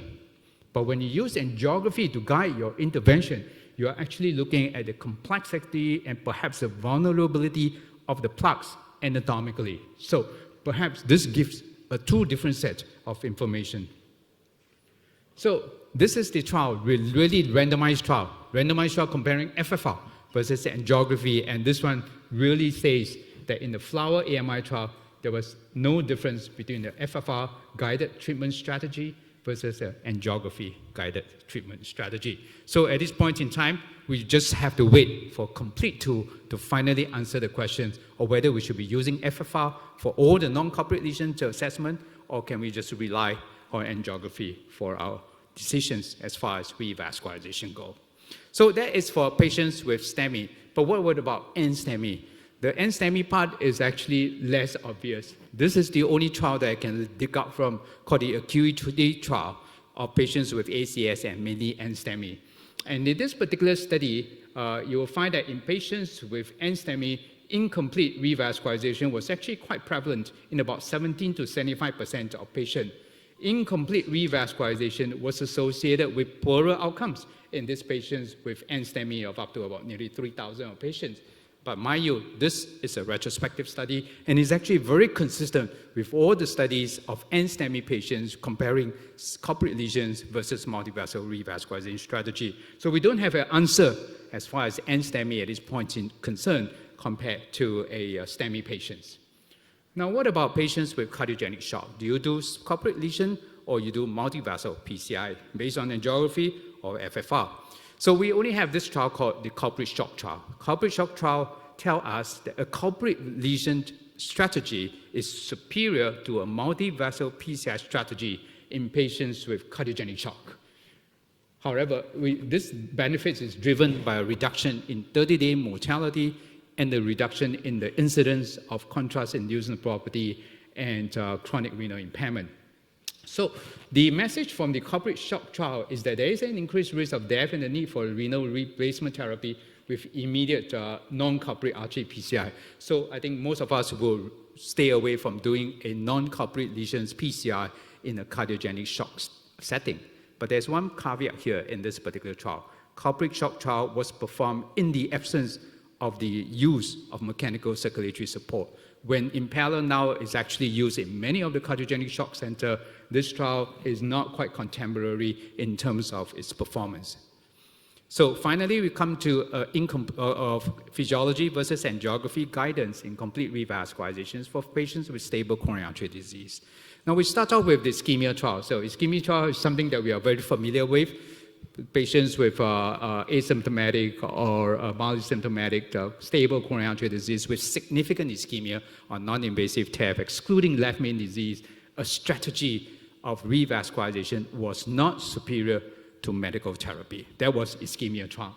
And also COURAGE trial tells us the same message as well, that a complete revascularization in patients with stable coronary artery disease was not superior to just taking medicine.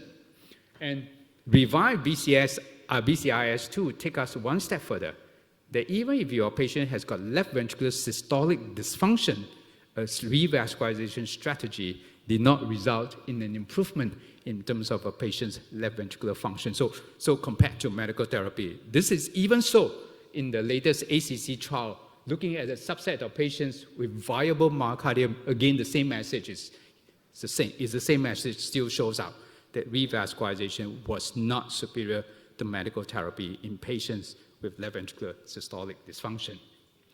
So, but in COURAGE trial, we noted that in the subgroup of patients, we are able to demonstrate a significant residual functional ischemia in which the LV myocardial ischemic segment is more than 10%, there was actually an advantage of PCI compared to on top of medical therapy. So if you look at this meta regressions of cardiac mortality in patients with stable CAD treated with revascularization versus medical therapy, at least we can be encouraged a little bit as an interventional cardiologist. While the trials of courage and ischemia did not show a benefit, perhaps the trial was not long enough in terms of medical follow-up. When you start following up these patients for a longer period of time, in this case up to even 5 years of follow-up and beyond, you find that the benefit of a revascularization starts to show up, that there was an improvement in cardiac survival after revascularizations with longer follow-up time and fewer spontaneous myocardial infarction. So much still needs to be learned. But physiology-guided PCI for patients with stable coronary artery disease was really driven by FAME-1 trial. And everybody knows about this FAME-1 trial of about 1,000 patients randomized to angiography versus FFR-guided PCI. And what did FAME trials tell us? That there was a significant benefit of an FFR-guided strategy in terms of a reduction of MACE-free event in the follow-up of patients up to 1 year. At 1 year, if you look at the reduction, it was actually mainly in the significant reduction in hard clinical endpoints of death or myocardial infarction. What FFR does in the FAME-1 trial tells us how inaccurate it is to visually estimate the severity of a patient's lesions based on angiography alone. So in the patients who are supposed to be 3-vessel disease, after you use FFR in all the lesions, you find that 3-vessel disease only occurs in about 14% of patients, suggesting to us that majority of the lesions were actually, these patients were actually not triple vessel disease. When you look at the 2-vessel disease, only 43% were actually seriously ischemic in 2-vessel territories. So angiography is certainly not good enough in assessing the significance of a lesion.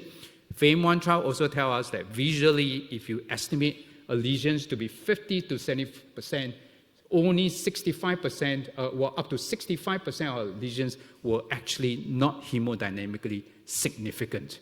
Only about 35% of these lesions are hemodynamically significant on FFR. But when your lesion starts to go beyond 90%, then it's pretty good correlations with the FFR. FAME-2 is a strategy also based on FFR, telling us whether we should continue with medical therapy or go PCI, and FAME-2 up to 5 years follow-up suggests that FFR-guided PCI approach is superior to medical therapy. So when you look at this anatomical data versus a physiological data, we now go back to a syntax study and look at syntax score. Is it good predictor of outcomes?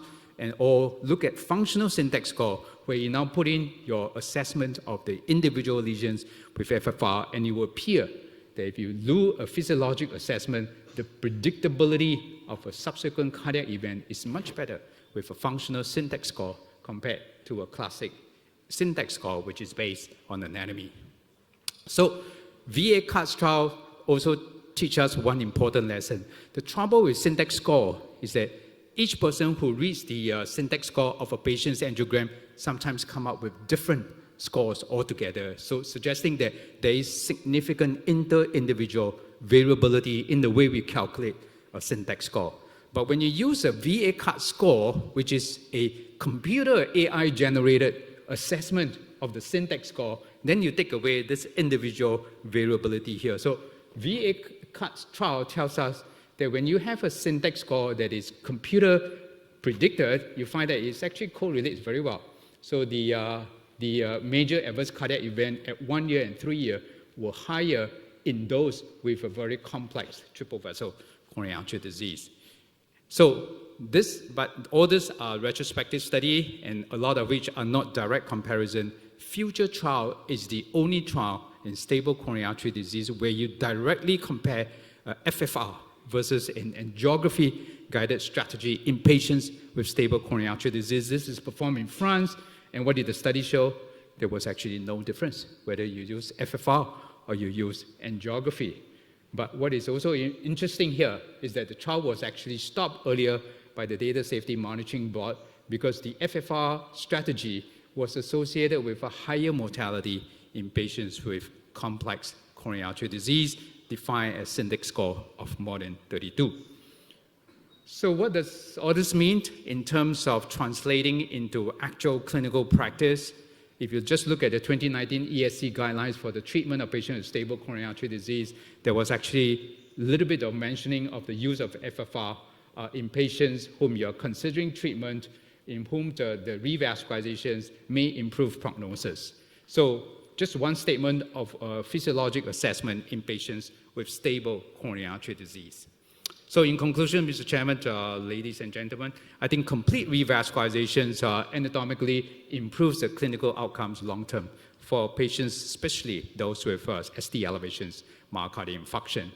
The thing about FFR-based strategy is that it decreases the risk of revascularizations, but this is largely dominated by a reduction in the need for a repeat percutaneous coronary intervention.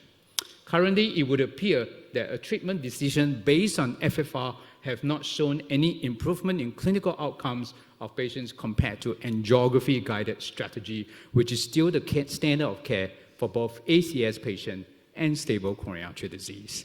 So I think we probably will need more randomized trials to really understand the role of a physiologic assessment in our decision-making process. With that, thank you very much, and I would like to invite all of you to attend the AICT Asia PCR to be held in Singapore from the 21st to the 23rd of September. Thank you very much. So thank Professor for the very elaborative talk. Any question from the audience? Just kindly give the mic.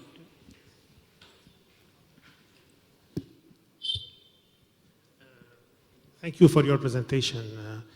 I want to know, when you say angiography guided strategy, you mean by this QCA or just eyeballing of the geography? And also, what do you think about what we say is that when we do FFR to a patient is to justify not doing a lesion? Yani we have the idea that to find an excuse not to do a lesion, okay, which create maybe a bias or. First of all, to answer the first questions, the trials here were really based on visual estimate by the investigator, so there was no specific QCA requirement. And secondly, when we start pulling out a FFR to assess the physiologic significance of a lesion, we should really believe in it. Because if you don't believe in the FFR, then why do it? And certainly we have trials to tell us that if you have an FFR more than 0.8, the likelihood of events happening, at least based on deferred trial and so forth, or even FAME 1 and 2, that the likelihood of anything happening is actually very low. The risk of myocardial infarction is very low. So deferral of the procedure is actually justified in patients who has a negative FFR, as you will call it. So we better believe in it when we just take it out. Okay, thank you. I think coming to FFR, despite it not showing the long-term clinical benefit in comparison to angiographic assessment of the coronary arteries, but still it lot of saving in the terms of intervention. Particularly in our lab, we see in the RC and the LCX, lot of lesion which visually looks like 70%, 80%, but when we do FFR, they turn out to be negative. So at least the outcome is maybe not different, but we save them not doing angioplasty, not having the burden of dual antiplatelet for long term, and then complications related to that. While the trials do not show a superiority of a FFR-guided approach to an angiographically strategy, let's not throw this thing out of the window completely, because every information and data points that we collect for a patient is really in his context. So in his context, it may be relevant as far as we are concerned in terms of decision making, whether we should be revascularizing or not. So it may not necessarily apply to the individual patients that you manage every day in your practice. Dr. Rupesh, I have a question if I can ask. Yes. It was a very wonderful talk, Professor Tan Hoek Chin. And thank you. Have your comment. When you see a lesion and then you decide based on an FFR or other physiological assessment.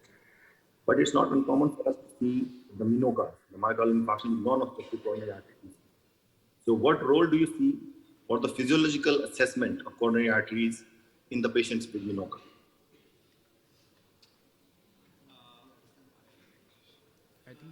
Can you repeat the question in the yeah. chart because it is difficult to quite understand interrupted. here?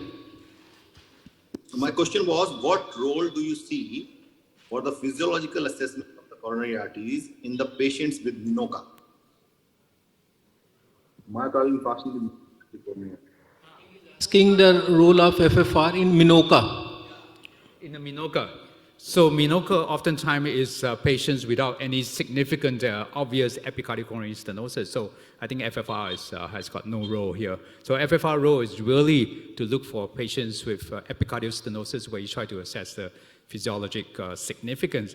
In patients with MINOCA, I will be doing some imaging for sure, and I'll also be doing some kind of a microvascular dysfunction study as well. So your CFR, your IMR, and all that will come in. Thanks for your great talk and presentation. I have two questions, if you don't mind. First of all, what is your current practice about the timing of non-culprit PCI lesion in this kind of scenarios?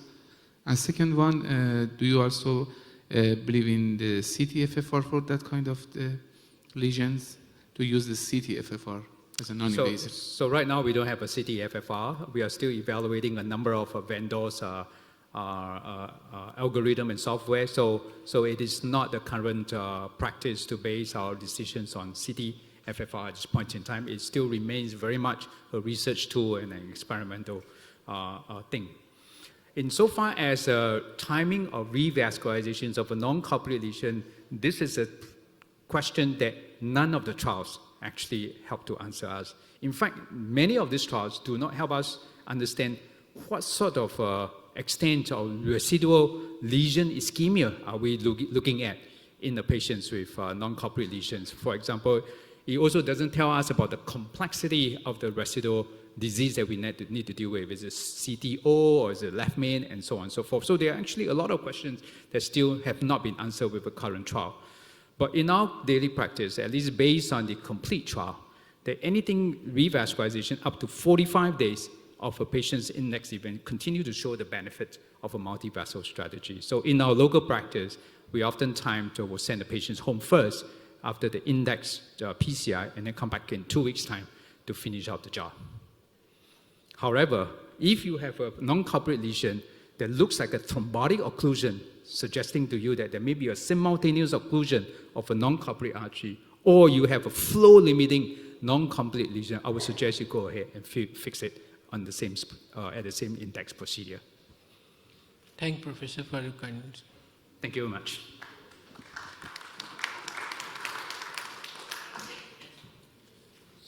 So here we are. Thank you, chairpersons, moderators. Thank you, speakers. It was a great, wonderful 4 presentations in the last session. And we continue for the very last session of this whole conference. And I'm sure this is going to be as great as any other session in the last 2 days. So for this, I invite Dr. Abdullah Shihab to chair as well as to speak subsequently in this session. Dr. Rajiv Gupta to chair the session, please. And we have Dr. Fayaz Shaul joining online as, again, the chairperson, plus he will be a speaker in the session. So please take the dais. We are very mindful of timings, so we are running a bit behind the schedule, so please help me out in maintaining the timings very well, and we have, and I will help you in this process. So welcome, moderators. So out of these 4 talks, first and fourth speakers will be available online, and their talk is already been recorded. So let's go forward.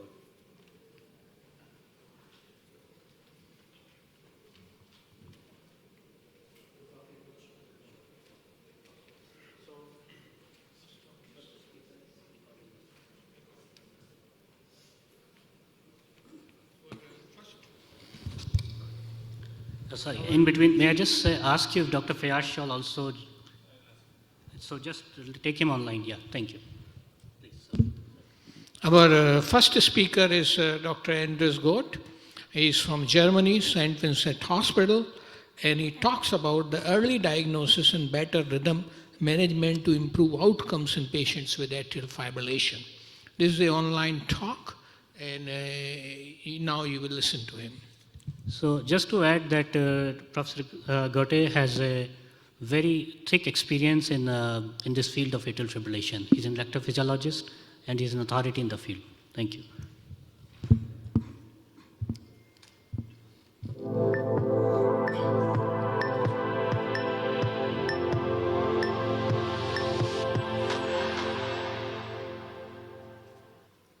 Good afternoon. I'd like to give my presentation, unfortunately, back from Germany. And the topic I am entitled to deal with it today is early diagnosis and better rhythm control to improve outcome in patients with atrial fibrillation. And I think this is a very interesting and very new topic, and I'd like to address this in the next 20 minutes or so. These are my disclosures. So the mortality in patients with atrial fibrillation is higher compared to those with a sinus rhythm. So for this reason, of course, we need to understand what the mechanism is, why patients with atrial fibrillation do suffer higher risk of death, and that can be related to the arrhythmia itself or to comorbidities. On the other hand, we have clearly established a couple of years ago the term of atrial cardiomyopathy. So there are underlying diseases present in the majority of patients before atrial fibrillation develops. So in the majority of patients, actually, atrial fibrillation is somehow related to the underlying pathology already established in the atrial tissue. And this also explains why thrombogenesis, for example, appears to be clearly related to the presence of atrial cardiomyopathy, and atrial fibrillation in this context is a marker suggesting that the endothelium in these atria are tremendously damaged, leading to thrombus formation. However, we do know that not the presence of atrial fibrillation per se is a prerequisite to start thrombogenesis, because many patients do suffer stroke in phases when they are in sinus rhythm. So this explains why better rhythm control and probably therapy of atrial cardiomyopathy, therapy of atrial fibrillation per se, and restoration of sinus rhythm might be beneficial to avoid progression of atrial cardiomyopathy, to avoid progression of endocardial damage and thrombus formation, besides, of course, adequate oral anticoagulation. So the problem of my talk today is really to establish the pathophysiological background, why rhythm control is related to a better outcome. However, there are instances where atrial fibrillation really has a worse prognosis, and this is quite obvious. This is a case we did in a patient with a WPW syndrome and atrial fibrillation and rapid conduction through a posterolateral bypass tract leading to a rapid ventricular rate. And of course, ablation of this pathway not only caused restoration of a normal QRS complex, but also that the likelihood to die from atrial fibrillation, of course, in this specific scenario was abolished. So on the other hand, as I already said, we do know that underlying conditions like cardiac ventricular abnormalities may relate to atrial abnormalities. However, we do know that atrial fibrillation itself does damage not only to the atria, but also to the ventricles.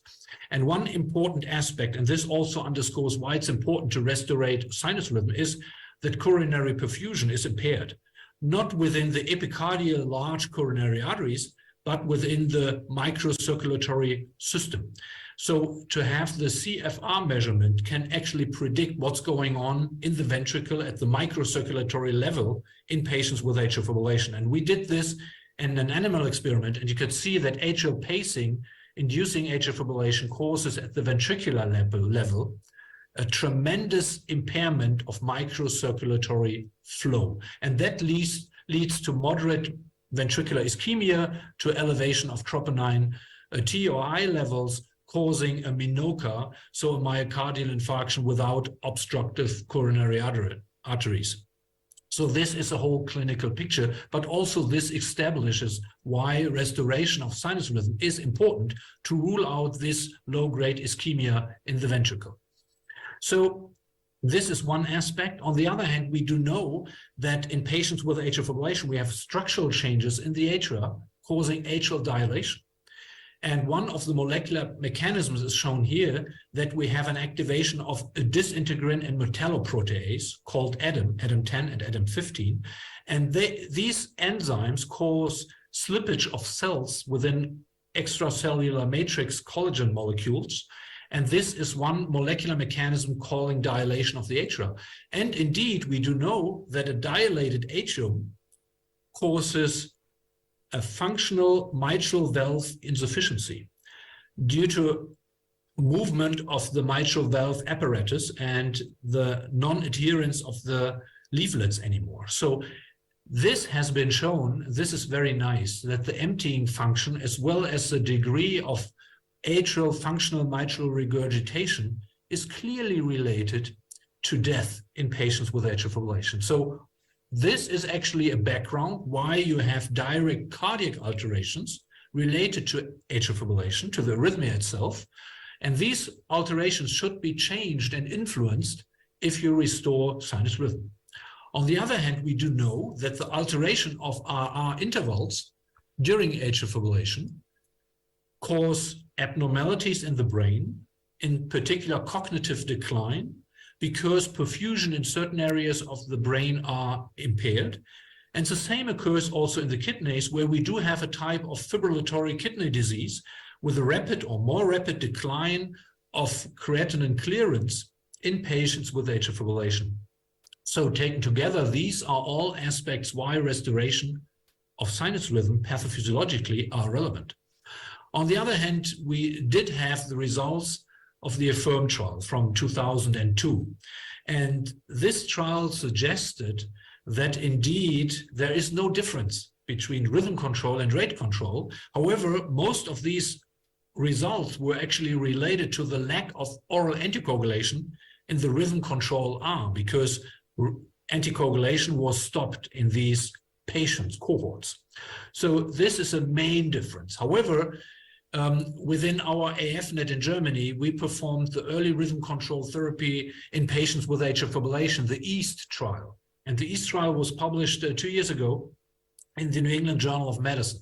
And what we did was we compared two different strategies. So we compared early rhythm control in 1,395 patients compared to usual care in 1,394 patients. And we used all antiarrhythmic properties available, so antiarrhythmic drugs, if appropriate, as well as catheter ablation at the beginning and during follow-up, and compared to rate control, more or less, as an initial step of therapy in the usual care arm. However, importantly, and this is also shown here, that 90% of all patients were adequately oral anticoagulated. So that is important. And of course, we included patients with atrial fibrillation without any symptoms. So symptomatic atrial fibrillation was not a prerequisite to be included, as well as all different kinds of patterns of atrial fibrillation, so paroxysmal, persistent, or even the first episode. So, and the outcome is shown here. So throughout a follow-up of overall 8 years, the early rhythm control arm was much better in comparison to the primary outcome. There was a combination of parameters in comparison to usual care. So please remember, 1/3 were asymptomatic, and the majority of patients were orally anticoagulated, 90%.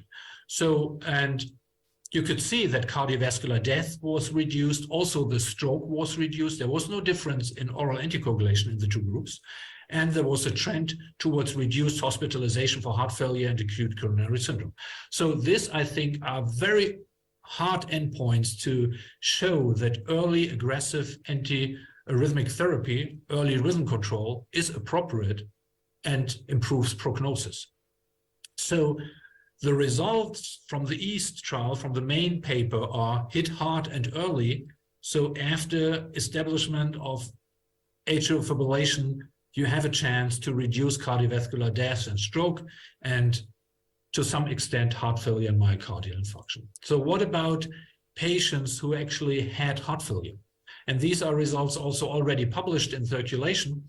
And we did have, similar to the Castle AF trial, patients with obvious heart failure with a mean follow-up of 5 years. And indeed, the overall primary outcome was again established during rhythm control therapy. So we had less primary outcome parameters in these patients with heart failure if sinus rhythm was restored. So I think this is very important.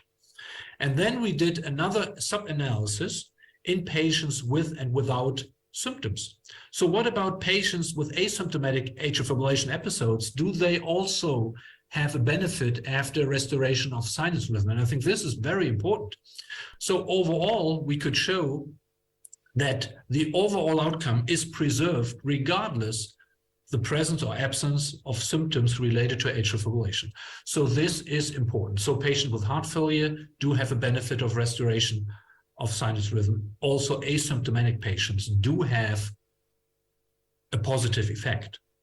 So what about actually the mode of restoration of sinus rhythm? So what about the use of catheter ablation versus antiarrhythmic drugs? I think this is very important, and this was a sub-analysis we published during the during American Heart Meeting, actually, and the outcome is interesting. So the primary endpoint and the benefit is related to the presence of sinus rhythm. It's not related to the type, how you, or the technology or the strategy, how you induce sinus rhythm during follow-up. So sinus rhythm at 12 months was related to a better outcome, and that was related, of course, that the antiarrhythmic strategy actually works.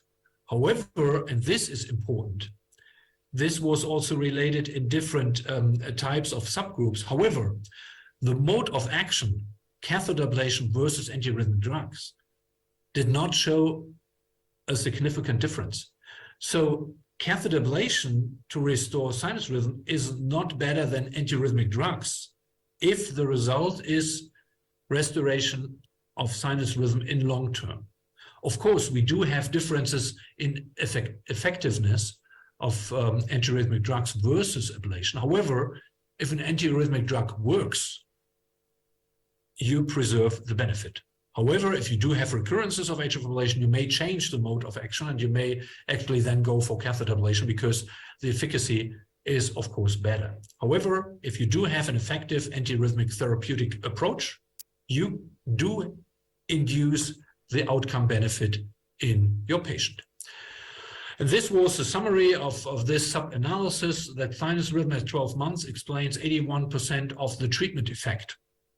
And atrial fibrillation ablation was not related with better outcome than antiarrhythmic drug therapy, and that is important. And that makes sense, that the restoration of sinus rhythm is beneficial regardless of the strategy used.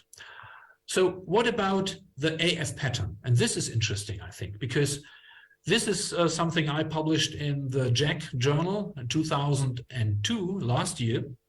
So what about different patterns of atrial fibrillation? So just to remind you, we had patients with paroxysmal atrial fibrillation and we had patients with persistent atrial fibrillation. However, we also included patients with a very first diagnosed episode of atrial fibrillation. And it's easy to see that patients with first diagnosed atrial fibrillation showed differences, significant differences in the rate of acute coronary syndromes and nights spent in hospital, as well as improvement of subjective feelings, so quality of life measures. And actually, patients with first episodes of atrial fibrillation behaved differently. They did worse with early rhythm control. So this is important, that we have identified a subgroup of patients after first episode of atrial fibrillation where early rhythm control induces a worse outcome in comparison to the other patterns. This, I think, is important, and this is a summary of this, that patients with acute arrhythmia, first diagnosed AF, and these were about 1,000 patients, that early rhythm control has not the same effect as in patients with chronic paroxysmal or chronic persistent atrial fibrillation. So first diagnosed atrial fibrillation, this is a different subcohort, And these patients need adequate therapy of their comorbidities instead of just focusing on restoration of sinus rhythm. I think this is important and to be highlighted here.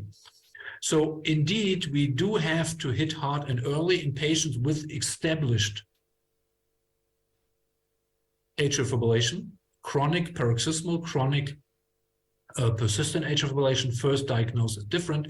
And then, of course, in these patients, hit hard and early, like in sepsis, where this wording comes from, actually is important and is very necessary. However, we do not know everything. So for this reason, of course, we have knowledge gaps, and I may refer to our white paper from ERA because it's important. And the question now also remains, what about asymptomatic patients with high rate atrial episodes in comparison to established atrial fibrillation? And we have conducted a trial, the NOAA AFNet6 trial, where we included patients with pacemaker, and all these patients did not have established atrial fibrillation. They were included even earlier because through the device we determined atrial high rate episodes only and induced oral anticoagulation. And we will hopefully present these results of this very important trial during the ESC meeting this year in Amsterdam. So I hope that I could make the point to see that early rhythm control is important to restore sinus rhythm in most patients with atrial fibrillation, in heart failure patients, and patients with asymptomatic episodes of chronic paroxysmal or chronic persistent atrial fibrillation. However, first diagnosed AF patients behave differently, and we need to figure out if oral anticoagulation indeed could be a useful therapy even in patients with atrial high rate episodes. And we are looking forward to see the results of the NOAA AFNet6 trial during the ESC meeting. So I'm at the end of my presentation. I hope you will find this useful. And if you have a chance to come to Germany, to come to Paderborn, please visit me. So thank you a lot. And thanks for having me at the SHAKEHEART Symposium in 2023. Thank you. So he's not online, so I think we'll proceed with the next lecture. So our next lecture is from none other than Professor Abdullah Shihab. Professor Abdullah Shihab doesn't need any introduction much. He's very active in all academic fronts in the country, and he's now Vice President of Emirate Cardiac Society. He's involved with so many societies, and he has a high academic flavor, and he will educate us today with the early NVAF patients, anticoagulation, the patient in the mind. Thank you very much, Dr. Mittal. Congratulations for this very nice name, Shake. So make sure your body shake before we start this talk as well, because I think you've been sitting for a long time. Right, this is a symposium focusing. I mean, look at title. I like that title because they say, you know, if you give a presentation and the audience is not in your mind, it's like writing a love letter and addressing it to whom may concern. So we need to really focus on who are we addressing. I know there are experts here, cardiologists. I'm not interested in you. I'm interested more in the family medicine and the internist. You know, so I think this topic is all nicely discussed by our experts and really focusing on atrial fibrillation. You heard beautifully about rhythm control, how it's now becoming a trend is, you know, to treat that. And remember, you know, that what we try to do is prevent a stroke, and the stroke is disabling when it's happened with atrial fibrillation. And we have the tool to reduce that. And you know, just remind you what anticoagulation means. So we have antiplatelets, and we have, you know, antithrombotic means antiplatelets, anticoagulation. Just remember that. And we are focusing on those warfarin and non-vitamin K today, and so that's going to be our things. And one important thing about we learned in medical school about the pharmacokinetic, pharmacodynamics of the medication, I think is important. And all these NOACs or DOACs, or whatever they call it, they have this nice half-life, but their distribution and availability is different. That's why, you know, we give twice a day, some of them once a day, and you cannot just do yourself. You know, we need to adhere to the guidelines. What a guideline says to us to use twice or once a day, we do it according to that. And this is, I think, very nice. I think everyone talk about this. So vitamin K is nice. You know, warfarin did a great job. But problem with warfarin, we know that as a physician, we are worried about bleeding. I think patient interested not in more bleeding, interested in not to get the stroke. So this between us and the patient, we need to come to something new, because NOACs. And NOACs actually on top of the what you get with warfarin, it's just more safety. I think that's where the beautiful of the NOACs. I think nobody can argue about that. And this efficacy, maybe we can, if you look at the sub-analysis, we might see the difference, but that should not be our.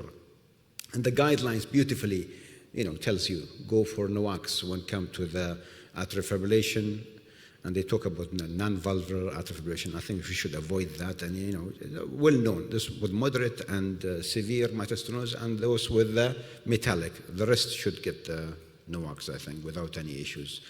And this tells you how to titrate your medication, like NOACs, when you come to renal impairment. There are two medications here, apixaban and edoxaban. Okay, these are where you think about how to modify their doses for edoxaban 60 to 30. When you have any of these, somebody weight is low and exactly is there, it tells you how much.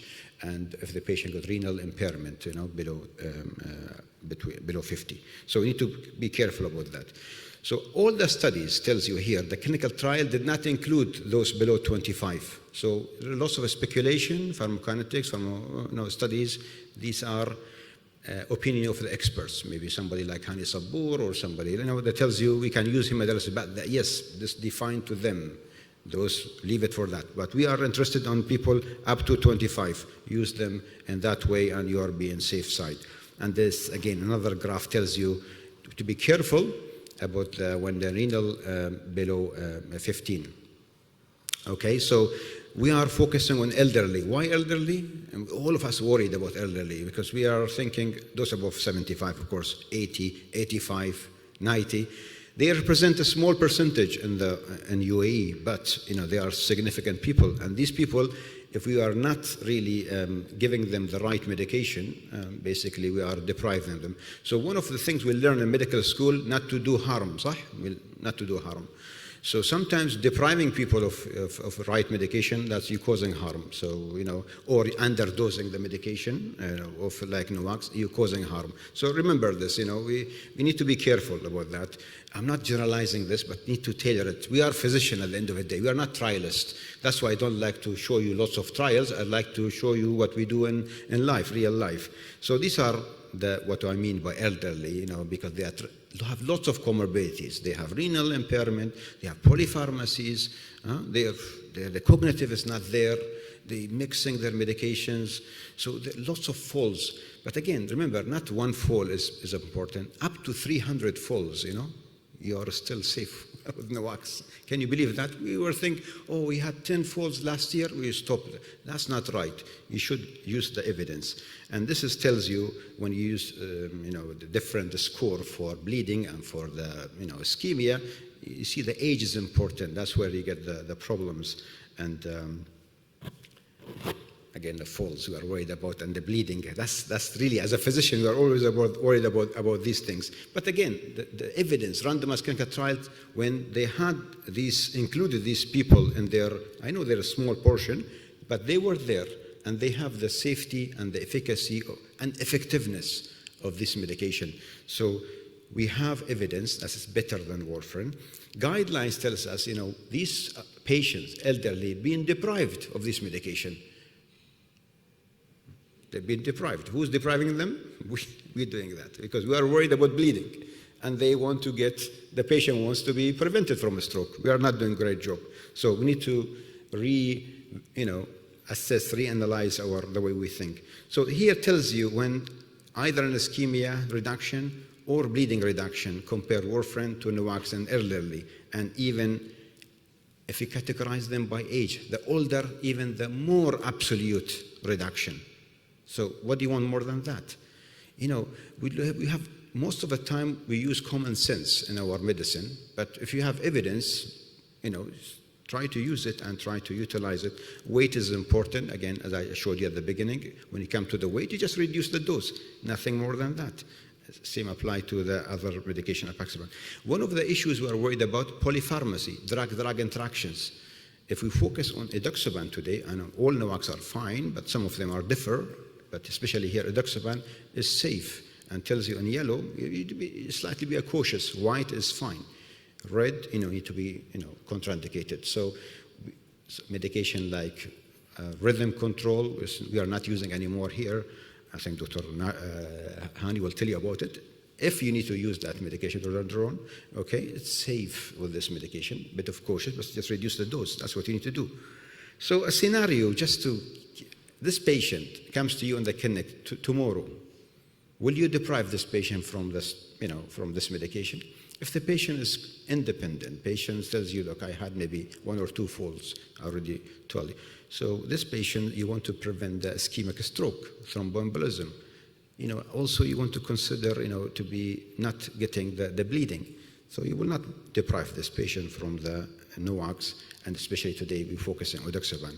Again, this tells you when comparing different age, warfarin and edoxaban here shows much better. Meta-analysis, you can see, I already showed you this. Always nice to show you on different table, different views. So repetition sometimes make the information more stick. So this is what I showed you now. Edoxaban works for an elderly patient with AF. I already showed you this different age, and the benefit continues regardless. And really, I'm just repeating myself. It's just consistent what I've said. So consistent efficacy and safety, either 60 or 30. You only have criteria when to reduce from 60 to 30. It should be in your mind. You get the benefit for both bleeding and the stroke. And real life, sometimes you say, okay, randomized clinical trial is very ideal patient. What about real life? Real life even better. You get, less bleeding, better, safety. So, you need to use it. And at the end of the day, I say, you don't need more studies. You need to do 1 or 2 studies, then you need to use it to get that experience. Unless you do that, then you remain just in that, hesitant, as you call it, shake area.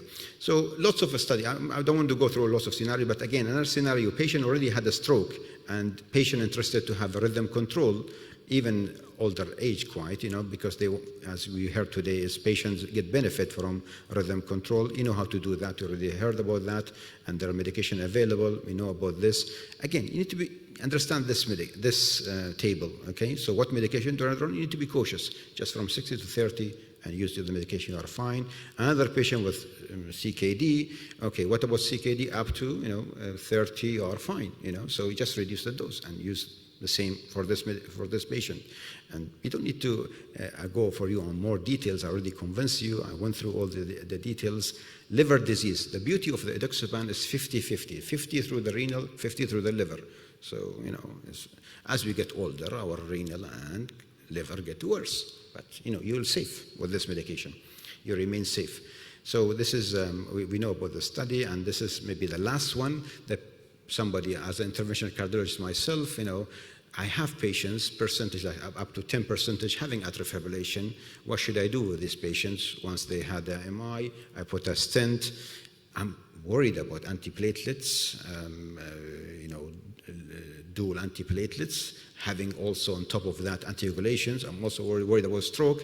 So what I do normally, I use NOAC and antiplatelets. My practice, looking at all what beautifully described by doctors today, how to use that. You have the table, but at the end of the day, you have the patient in front of you. You deduce from these all studies the right regimen and use it. And what is better than having a medication once a day, like edoxaban, and with your antiplatelets of favorite. If it's acute coronary syndrome, you want to do it after 1 month. You want to, after that, switch, or after 1 week, you want to switch. All these been nicely studied in a study which is in front of you. So what about reducing the dose? I already showed you how to reduce the dose. But what really matters at the end of the day, regardless, any medication, we talk about lipids, atrial fibrillation, hypertension, anything. This is the major problem, the adherence. It doesn't matter which medication we talk about. And you look, this is I found this from, it's called Core Chat or something. These are the reasons for not adherence to any medications. Many of them. I think some of them we are responsible for it, but most of them are mentioned here. These are the main reasons for the non-adherence to the medication. And of course, this is an example for a statin. Lots of, Dr. Hani will tell you how much jokes and things you hear in the media about the, this is statin. You hear tomorrow about Noax and the rest. So what is really matter is interdisciplinary. It's not a one-man show. It needs everyone involved in management of patients with atrial fibrillation, especially the elderly. So I think I leave you with this one. You know what it's like treating atrial fibrillation in 2023? Imagine you are, drowning and someone hands you this one. So, well, what time now? It's 4 o'clock today on Friday. I mean, in the government, tomorrow's break. So imagine somebody like this. So this is how difficult it is treating somebody with atrial fibrillation with lots of comorbidities. I think my Dr. Hani will tell you more about this. So don't forget, patient with elderly, you always, don't deprive them of the right medication, and medication is already proved to be safe and efficacious. Thank you very much.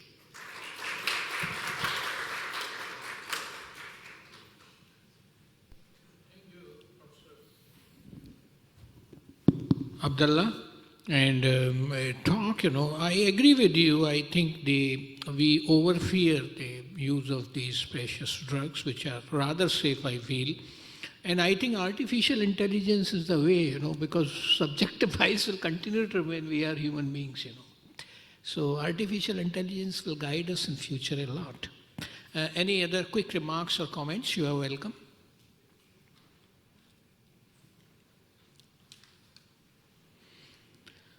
Now we have a keynote. One question there. One question? Yeah. Yes, comments or question, or do you have anything? A question, please. Thanks, Professor Shah, for your great presentation. I have a question. If we calculated the CHA2DS2-VASc score and HAS-PLS score, both of them are high risk, what shall we do? What can we explain to the patient? And second one, with the CHA2DS2-VASc score for the men, score 1, what is your recommendation? Aspirin anticoagulation. New research data shows anticoagulation is better. What is your opinion? Yeah, CHA2DS2-VASc high. The problem you see, if you look at these scores are, as the expert says, these scores are done. They are, they are good. I don't think they give you the, it's helpful. It's helpful because it's maybe from medical legal helps you as well. But again, at the end of the day, you are a physician. You need to see if this patient is going to take the medication, patient can afford the medication. Then you describe to the patient how much advantage and disadvantage you will. But at the end of the day, these medications much, much better than warfarin. And of course, antiplatelets has no rule here. So if you want to do something benefit for them, don't deprive them. Somebody with CHA2DS2-VASc 1 for men, again, this is called shared decision. Huh? So we need to, we're the gray area. We don't know where to. If you look at the annual having the event is very small, but you don't know if that patient is going to benefit from that or not. Again, you need to share, sit and discuss with the patient. So could we use, for example, the data from left atrial appendage velocity by the echo or some other criteria for that gray area? Yes, it's nice, but again, it's 2B, as that appendage. Again, you have to use antiplatelets with it, so it's not that easy. Life, I think, is difficult when it comes to individual. Yeah, just to clarify that, if in a male, the CHA2DS2-VASc is 0 and in a female it is 1, no antithrombotic therapy, no aspirin. So, don't give aspirin if the CHA2DS2-VASc score in a male is 0 and female is 1, no aspirin. Then if in a male the CHA2DS2-VASc is 1 and in a female it is 2, it's a class 2A recommendation for NOAC. And of course if it is 2 and beyond, it's a class 1A recommendation. That's true, but aspirin anyway has no role at all in prevention of atrial fibrillation. Yeah. So thank you, Dr. Abdullah. Can we have Dr. Shaw also online? I think he is available. Yes. Hi. Good morning. Good morning. Can you? Yes. Fine. Great to see you. So we have had already one lecture from Dr. Abdullah Shahab on atrial fibrillation therapies, and before that we have one from Dr. Andreas Gotte from Germany. Now we are going to have the third lecture just before the last one, which is from you, from Dr. Hani Sabur. He is staff physician, Heart and Vascular Institute, Cleveland Clinic, Abu Dhabi, and he will be talking about navigating the realm of NOACs in AF patients with comorbidities. So this is on NOACs in AF patients. So Dr. Hani Sabur, yeah. So do you want to say something? Yeah, please. Dr. Mittal? Please, can you say something? Yes, Dr. Shal, yeah. I will join you. I have something in the hospital to do a case. I will join you after my lecture. Okay, fine. Okay, I'll join sure. immediately after my lecture. Okay, fine. Thank you. That's fine.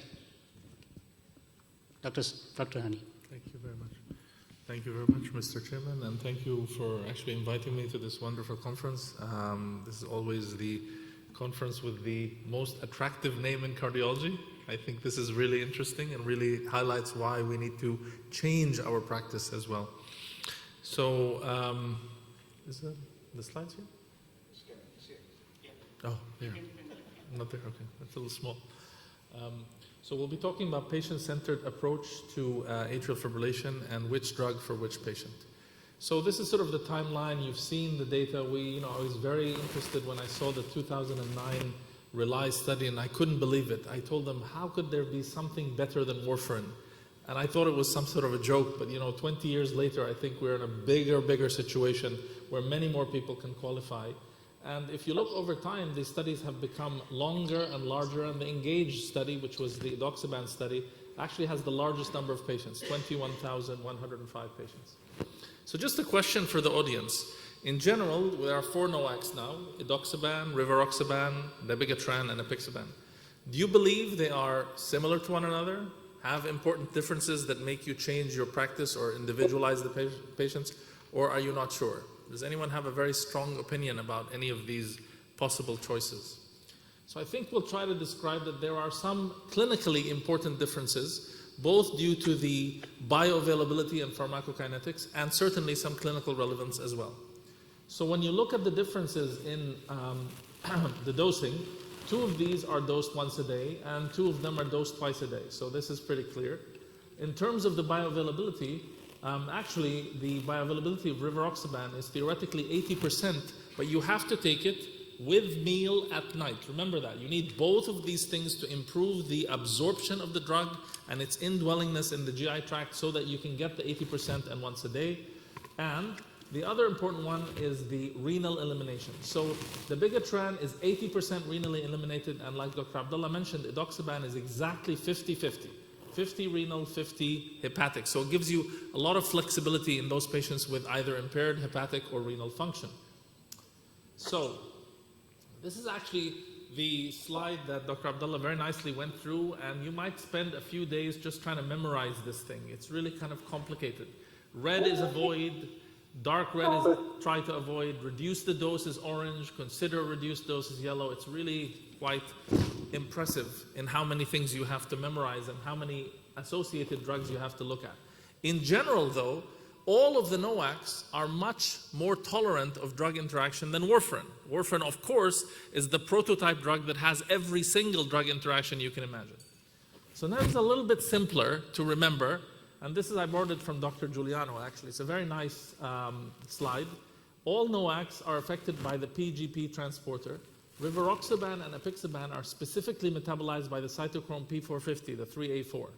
So, if you look at the number of drugs that you have to avoid with apixaban, rivaroxaban, or dabigatran, here you have 5.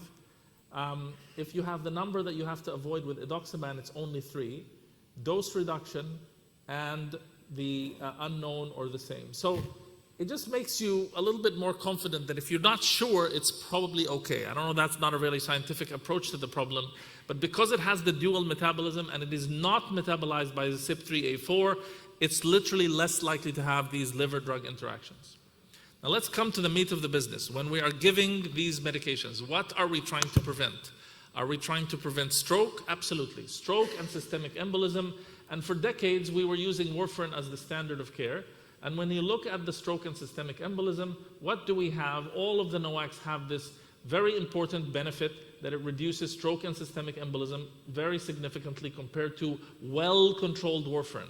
And in the control arms of each study, there was a difference, right? So the control arms of each study basically varied between 59% to 61% depending on the study used, and the edoxaban study had a very good control arm as well. So next, we look at ischemic stroke. So if you look at ischemic stroke, the 150 milligrams in the RELY study really had the most potent effect in specifically looking at ischemic stroke. All of them were better than warfarin as well. And if you take the combined effect, it is relevant, again, not statistical, but numerically different than warfarin. But the most important benefit we've gained over the last 2 decades is what? Is this, hemorrhagic stroke. This is the most feared complication of stroke. You tell any neurosurgeon, look, I have a patient with an intracranial bleed who's on warfarin, and the answer is, I'm not going to touch them. It's too late, right? Because the brain is basically, it becomes like jello. And if you have a patient who had a stroke who has a secondary conversion with hemorrhagic conversion, it's also another disaster. So clearly, the massive advantage we have achieved is almost anywhere between 75 to 50% reduction of hemorrhagic stroke, the most feared and probably irreversible complication of stroke as well. We've also achieved significant advantages in major bleeding. Now, I will tell you that this is what differentiates in general. So all of them have the class effect of reduction of hemorrhagic stroke. All of them have an impact on ischemic events. But then we have 2 specific agents that are lower in terms of major bleeding if you take it all together, and have significant differences as well. If you take the combined effects, all of them, like meta-analysis, it doesn't meet statistical significance, but for the individual studies, there is. So, too many animations. So when you look at the secondary efficacy outcomes, ischemic stroke, as I mentioned, is quite specific to the 150 milligrams in the dabigatran. Hemorrhagic stroke is all of them. Myocardial infarction is not significant, but all-cause mortality is, and this is really important. When you think about what all-cause mortality is, unfortunately, if the patient dies, they don't really worry why they died. They're basically not here. So if it's either due to bleeding or due to the stroke or something else, all-cause mortality is an extremely powerful endpoint, and it's very difficult to achieve in randomized clinical studies. If you looked at the driver of the secondary analyses, look at this. Intracranial hemorrhage seems to be very important, and overall, in general, we have GI bleeding. It's actually here, more with warfarin. So when you look at the safety outcomes, again, when you look, intracranial hemorrhage is a lot lower, and that's the thing that we can worry about. Now, Dr. Abdullah mentioned this, is very important. If you have an intracranial bleeding, it's very little you can do. GI bleeding can range from a small hemoptysis or hematemesis to a massive GI bleed, and most of these things can be controlled with interventional gastrointestinal procedures, or better even, because these medications have short half-life, simply withholding the medication for 1 or 2 days. Reversal agents are very rarely used. We have reversal agents in most hospitals. We haven't actually used the vials for almost 3 years. That's really the key point, because of the short half-life and unlike warfarin. So, bleeding related to death. I'm going to show you some data from the ENGAGE study. So these are patients who had fatal events, and look at what you get with the warfarin. Warfarin, there were actually 65 patients, 65 actual patients who bled and had a fatal event with warfarin, and 35, half of those actually with the edoxaban 30 and 60 with the doses. And this is kind of a very, very critical point. It's literally halving the likelihood of a fatal intracranial bleed. If you look at the bleeding that contributed to death, so that increases the number to about 100 patients here. Here again, you have 24, and it's not statistically significant. So it is telling you that the utilization of this particular DOAC in this situation with the correct dosing reduces death, reduces actual mortality that's related to bleeding. Now, GI bleeding is important. I'm not saying it's not important. Of course, our gastrointestinal colleagues are very helpful when we have these problems, and this is something that can be resolved very relatively straightforward way. So when you look at the different studies, these are the median CHADS-VASc scores. So the CHA2DS2-VASc scores in Rocket AFib was the highest at 3.5, followed by Engage, which is 2.8. Rely and Aristotle were both 2.1. All right? Now, those with a very high CHA2DS2-VASc score above 3 were highly represented in Rocket AFib, 87%. The older patients, multiple risk factors, previous TIA, 53%, and a third in the other two studies. So clearly, these two are looking at very high-risk populations, much more than the others. When you look at the warfarin rate here and the NOAC rate here in terms of the events, you'll see that there is a significant difference.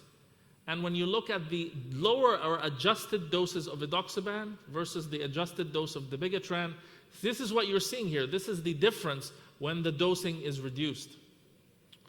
So ultimately, the hazard ratio compared to well-controlled warfarin in the Rocket AF study or in the Engage study, these were all statistically significant in favor of the GI bleeding. So there is definitely a reduction in terms of that effect when you use properly controlled dosing. Actually, if you look at the lower dose, so they had to have this randomization, 60 and 30 and 30 and 15. This is not a dose that you use in clinical practice because of the initial FDA regulation. As the dose drops, you actually go below the line of identity. So how do we look at the NOACs? How do we choose among the NOACs? So if a patient has a prior stroke, the prior stroke increases your CHA2DS2-VASc score automatically by 2, right? That adds 2 to your CHA2DS2-VASc score. So what about those patients? So in patients who've had a prior stroke or ischemic stroke or TIA, you look across the board here with all of the clinical studies. In fact, there's a relative risk reduction of about 14% in these patients. Now, a patient with a prior stroke or TIA is also generally older and has more risk of bleeding, particularly intracranial bleeding. What do you get here? Again, an 11% risk of major bleeding. So again, when you look at the NOACs in general, they are balancing the bleeding and the ischemic risk almost simultaneously. Clearly better than warfarin. So how about this? Secondary prevention. A 62-year-old patient with AFib, hypertension, and a prior ischemic stroke and diabetes. So you have multiple choices here. Warfarin, edoxaban, dabigatran, apixaban, or rivaroxaban. How do you make that choice? It's a real choice. It's a real patient that you see. So why don't we look at a patient maybe with CKD? So when you look at CKD, NOACs versus vitamin K antagonists in patients with moderate CKD. So these were well studied in the clinical populations, in the clinical studies. So the utilization of these medications depends on their bioavailability and their renal clearance. So as I mentioned, dabigatran is 80%, apixaban, rivaroxaban about a third, and edoxaban is purely 50-50. Warfarin has nothing to do with the renal distribution. When you look at the confidence interval related of stroke, related to warfarin, if warfarin is 1, with all of these 3 agents, there is a significant difference in terms of the utilization of a stroke, in terms of the utilization of all of the NOACs. The problem, of course, is dabigatran is renally excreted. Even though it has a greater effect, it has renal excretion, it has this reversal agent. And if you look at the risk of major bleeding, it appears to be higher or on the line of identity here. So you're really having to look at this very carefully because these patients are already at a higher risk of bleeding because of their kidney function. So coming back to this point about renal insufficiency, 79-year-old patient with AFib, CKD3, creatinine of 1.3, creatinine clearance of 35, weight of 64. Okay, now it's making it more complicated. We have the reduced doses of apixaban plus apixaban. You have the dabigatran 110, edoxaban 30, edoxaban 60, and the 2 doses of rivaroxaban or warfarin. So which agent requires 2 things to adjust when you are making a choice on creatinine clearance? Apixaban.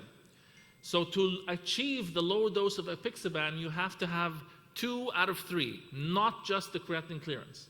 So you also have to have age more than 80, weight less than 60, and another one with the kidney.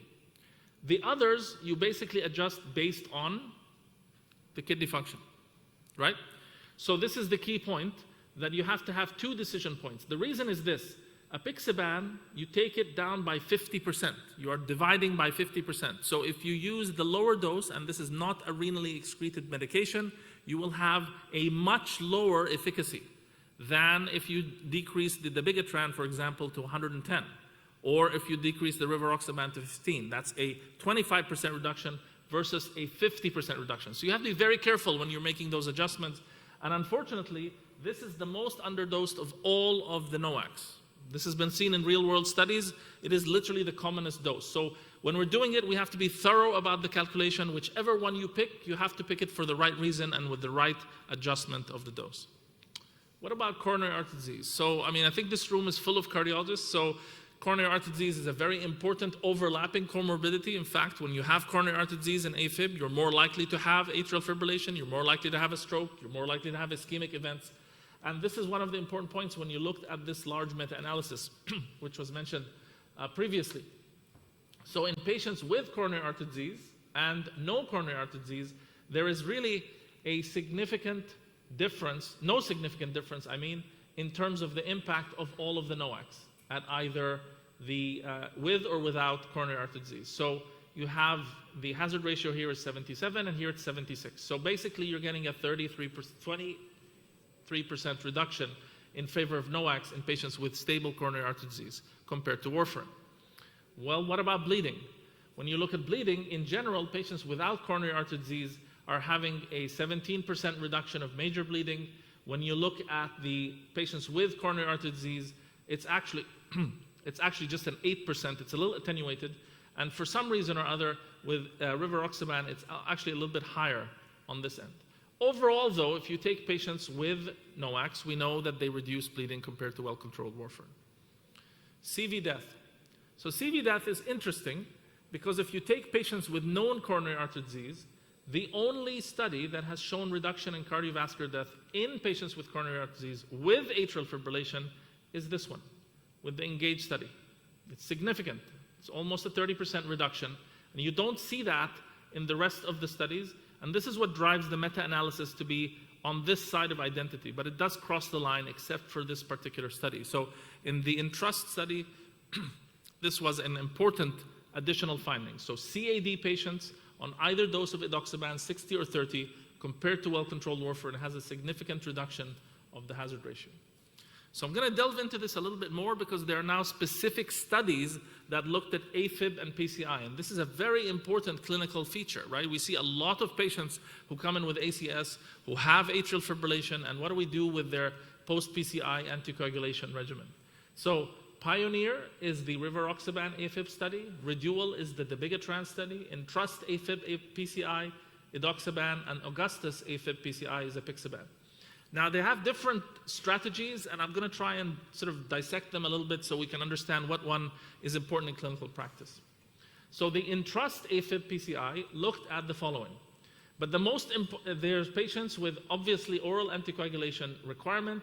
They had to have AFib for at least a year, and they had to have a PCI with at least 25% of this patient's ACS. But here's a key point here.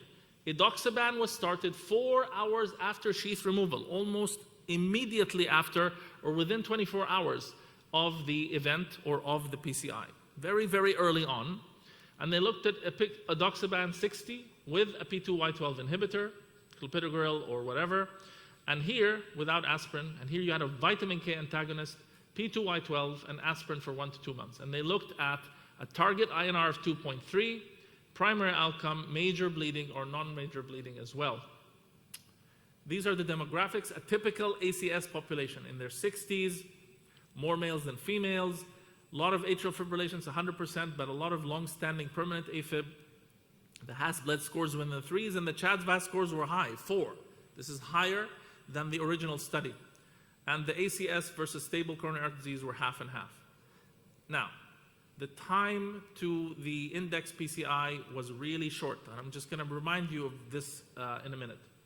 So, when you look at the events, basically after 30 days, the curves flip over and they continue to diverge. And what is the primary endpoint? The primary endpoint is related to essentially bleeding events. Now, one of the points that you see, and I'm basically sort of magnified over here. In the original portion, these patients were getting what? They were getting warfarin, right? In the first 3 weeks, what was happening with the warfarin? It was being built up. There was a gradual increase in the INR. So for the first 3 weeks, the INR was subtherapeutic.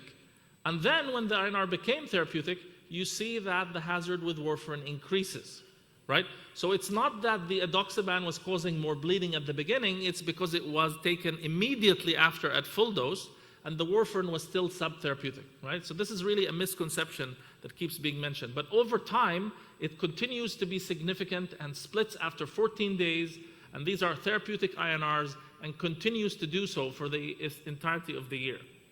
This is the INR distribution in the first 5 weeks, just to highlight that same clinical point. Very early randomization, the shortest time was 0.2 hours, the median time was 45 hours. Most of the patients were actually getting the randomization within 4 hours as well. So of course, in day 1, 94% of the patients had an INR of less than 2. On day 2 to 7, 69 had a low INR. By day 8 to 14, 42% had a low INR. So subtherapeutic INR means you're not likely to have bleeding from the warfarin group, but as soon as it became therapeutic, the curves flipped over, right?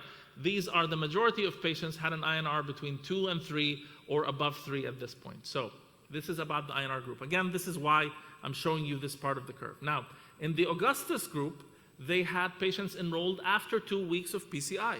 This was a late post-PCI study, and this is why the curves are stuck here, and then after the warfarin starts to increase, you see more bleeding with the warfarin group compared to the apixaban. So let's bring that on back to a meta-analysis of all of the 4 studies that looked at AFib and PCI, and I think just to go through this very quickly, you take them all together, dual therapy is clearly less likely to cause bleeding than triple therapy. We sort of know that, okay? And if you looked at all bleeding or non-major bleeding or major bleeding, again, it's a significant difference when you use triple therapy. And of course, if you look at the TIMI type of major bleeding, I know, it's significant. But what about mortality? No difference in mortality. So you lose nothing in mortality and you lose nothing in death when you delete the aspirin. And that was the big question that everybody wanted to know. Was there an increase in myocardial infarction? No significant difference. So the triple only increases bleeding. And stent thrombosis, again, if you look at all the studies, there was no significant difference in bleeding. There's a wide confidence interval in here. So with that, I think we've come to the end of the talk, and I think we can say that NOACs have changed our practice. They are much, much safer than standard with warfarin. They are a lot better than nothing at all, and certainly there's no role for aspirin in these patients, whether they are post-ACS or without. And thank you very much. Thank you very much, Dr. Hani. So just to remind you again, this is a symposium. We focused on edoxaban. We showed you all the studies which support that in either in elderly or comorbidities. But remember, there is no head-to-head trials to tell us, which one is better. But again, that's make us as an expert or trialist to come with something called systematic meta-analysis to give a weight to where the difference between these. And again, you need to be careful about these studies because unless they are explicit, rigorous, and reproducible, then you should not take that systematic review. So depends who does that systematic review. Some systematic review done by a certain person, he wants to favor that medication. But there are the nice one published already and tells us where the benefit. Again, don't forget what he said at the end. NOACs is there to provide you the safety and effectiveness. And then here comes the choice and experience of yours to choose the one which is suitable to the patient life. Of course, patient likes to take once a day medication rather than twice a day. And medication which have more studies and certain population. So I want to ask you, Dr. Hani, since you mentioned all these comorbidities, and we know this edoxaban is the fourth generation, or maybe the fourth NOACs to come to the market.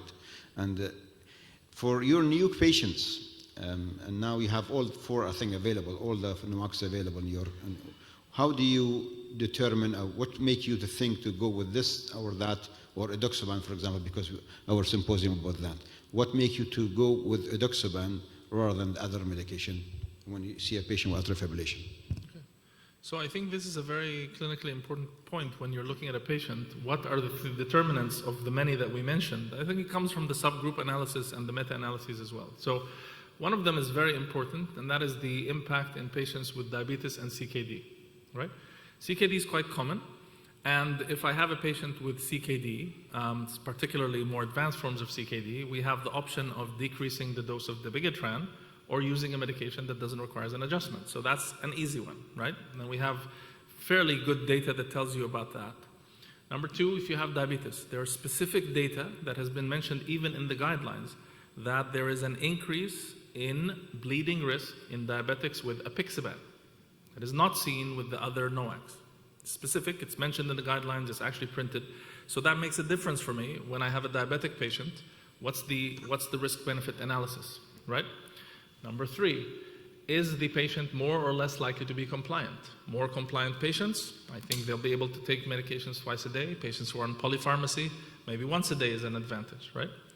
If you come back to the specific point that we talked about in terms of other hazards, for example, like bleeding, a patient with a high bleeding risk, we will try to find the agent that has the lower risk of bleeding in that specific subgroup. So within these meta-analysis, you see these patterns that help you for individual patients. Now, as Dr. Abdullah mentioned, there are no head-to-head studies, and there will never be head-to-head studies, right?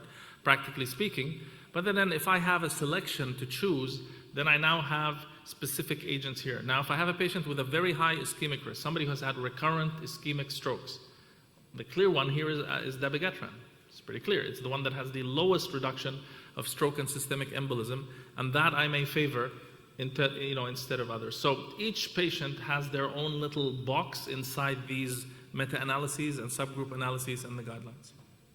Thank you so much. Thank you. It was a great presentation. With this, we move on to the next one. Thank you so much, Dr. Hani. Dr. Abdullah Shihab, you might ask or introduce the last speaker. It is away from atrial fibrillation. It's a case-based. Right, okay. I mean, Dr. Fayaz Shaul is one of the well-known figure in the world, actually, in the field of interventional cardiology. So he will take us through challenging case-based scenarios in primary PCI. Dr. Shaul, we're looking forward to your talk.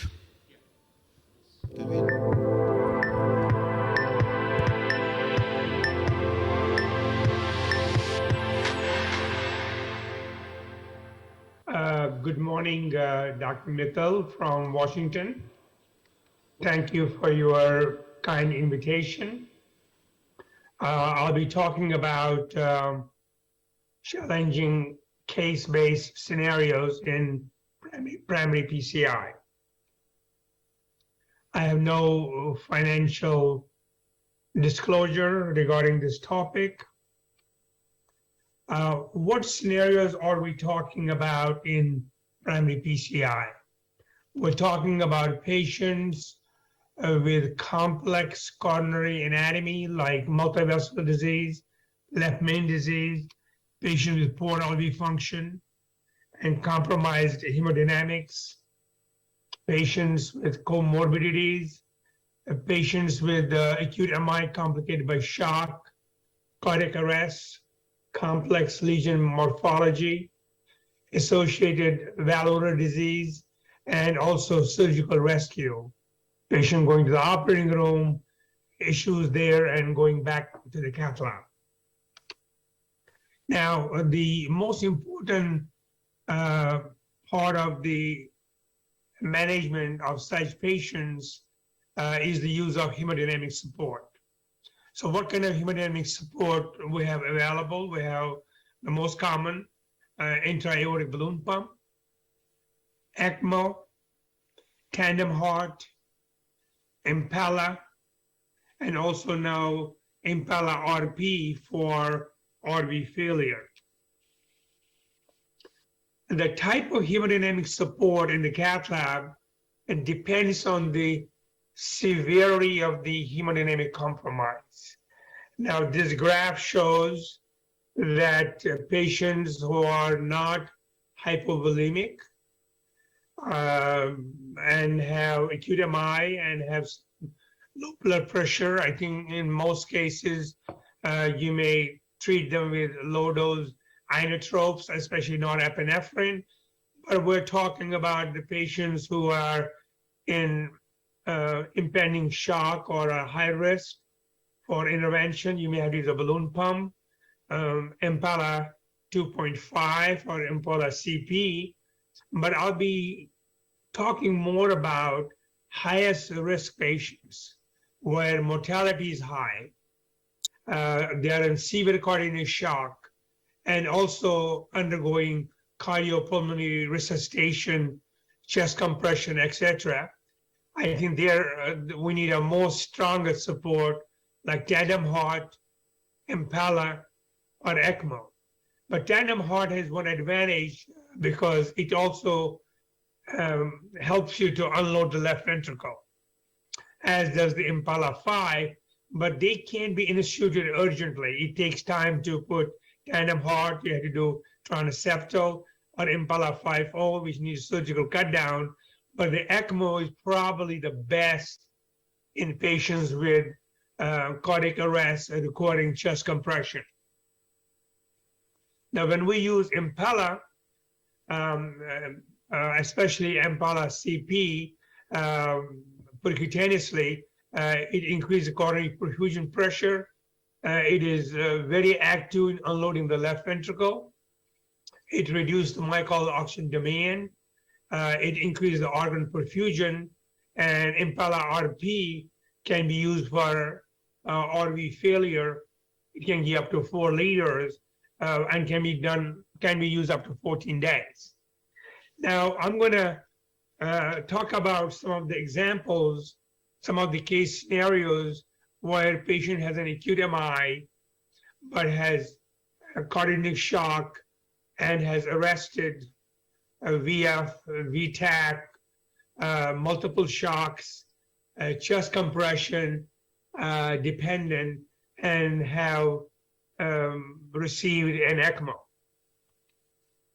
I think ECMO can be very supportive in supporting the circulation up to several weeks now. It can increase the cardiac output by 4 to 4.5 liters, depending on the cannula size, and it does not require a stable rhythm. But it has got many disadvantages. It's not available in every hospital. There's non-pulsatile flow. It can cause relative lung ischemia, a risk of overventilating the lung, leading to tissue alkalosis. But I think most importantly, if you use ECMO for an extended time, it will increase the preload, it increases the afterload, it can cause LV dilatation, depressed function, pulmonary hypertension, and even intravascular thrombus formation. This is relative to balloon pump or Impala or tandem heart. So case example of a patient here, one of the first scenarios I'm going to present is a 60-year-old woman who presented in the emergency room with chest pain. And an electrocardiogram shows, as you see here, extensive ST segment elevation both in the anterior leads as well as in the inferior leads.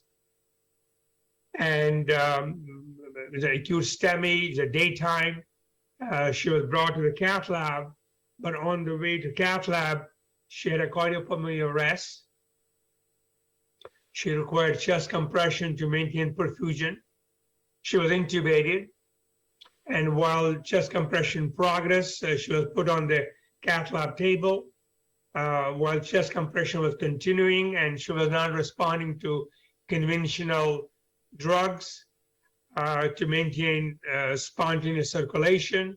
So the chest compression was continued while I was able to put a ECMO percutaneously through the right common femoral vein, and there's a venous cannula in the right atrium and right common femoral artery. Post ECMO, she is stable, maintaining pressure. And then we did a contralateral groin approach and did the coronary angiogram, which surprisingly shows normal left coronary system, but has an occluded right coronary artery. What you see here is the cannula in the right atrium. So the rest was simple. Had a PCI to the this large right coronary artery, and well-preserved LV function, except for some mild to moderate inferior hyperkinesis, normal ejection fraction. Again, here the ECMO was placed within 20 minutes. It was short-term. Underlying problem was treated, what was here, a right coronary artery occlusion, and therefore a patient was taken ECMO off the ECMO in the cath lab and was discharged 3 days later. So that is really a role of ECMO here, lifesaver for this patient who had cardiac arrest and was dependent on chest compressions. And ECMO made the patient stable enough to undergo coronary angiogram and then the intervention. Anyway, this patient was discharged, as I said, 3 days later. Now I'm going to show you a simple, a different setting, which is, again, we learned a lot from this case. As the patient who's only 53, male, he presents with the inferior STEMI, but stable hemodynamics to the hospital emergency room. CAT showed, as I will show in a minute, occluded RCA, but a critical left main and multiple lesion in the RCA, a multiple lesion in the LAD and left circumflex. So the operator here did the angioplasty of the right coronary artery and was referred to surgery as this patient was stable after RCA, which was the culprit vessel PCI, and has stable hemodynamics, and patient was sent for bypass graft surgery because of the left main and complex LAD disease, as well as circumflex disease. But as I will share you in a minute, patient was referred back from surgery for intervention because when patient went to surgery, after patient had a cardiac arrest, they had to do quick sternotomy, open cardiac massage. Patient was placed on central ECMO, and the TE showed an ejection fraction of 10 to 15%. With this low EF, the surgeon felt that we should abort the surgery and send this patient back to the cath lab. This is the same patient. It's an initial electrocardiogram. I'm talking before the patient arrived at the emergency room. This is from the field, inferior ST elevation.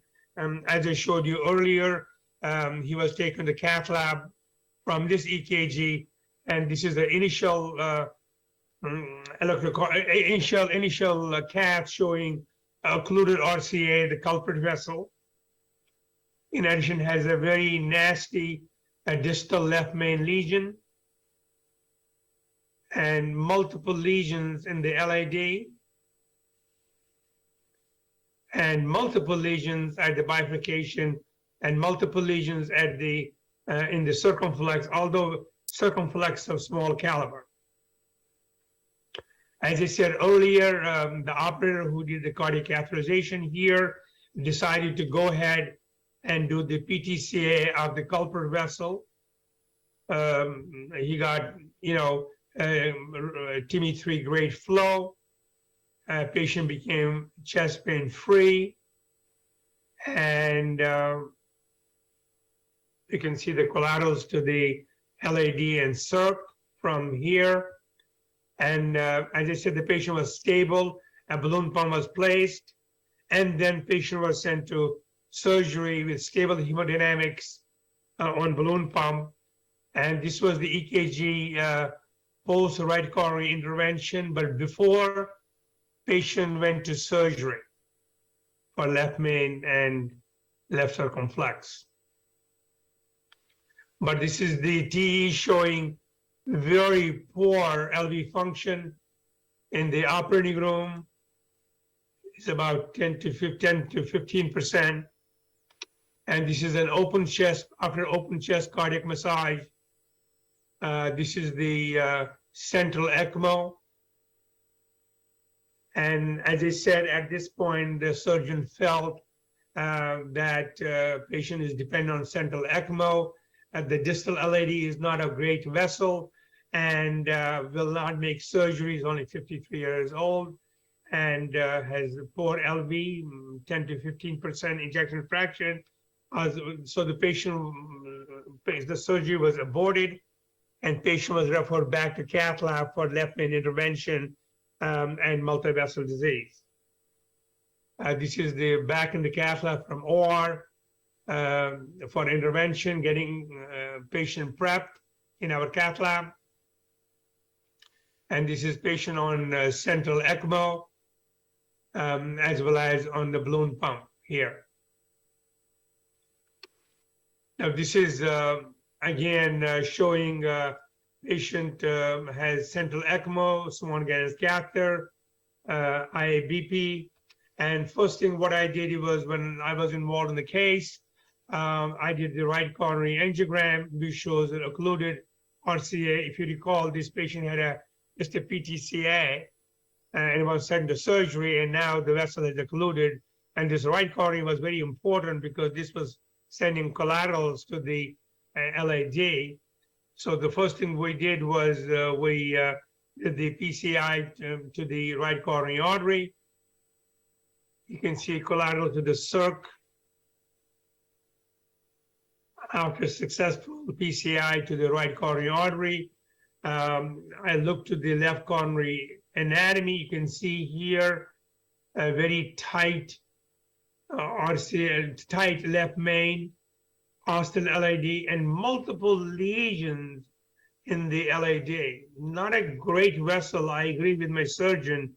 It was not a great vessel to bypass because of the diffuse disease of the distal LAD. So really, at this point, with patent RCA, I decided to go ahead and do the left main and LAD. In fact, we had to put a metal jacket here.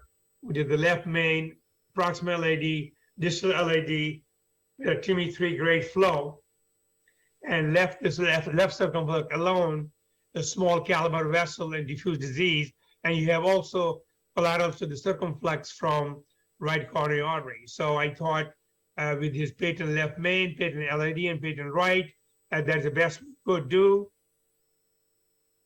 And then after that, if you remember, he has a Swan-Ganz in.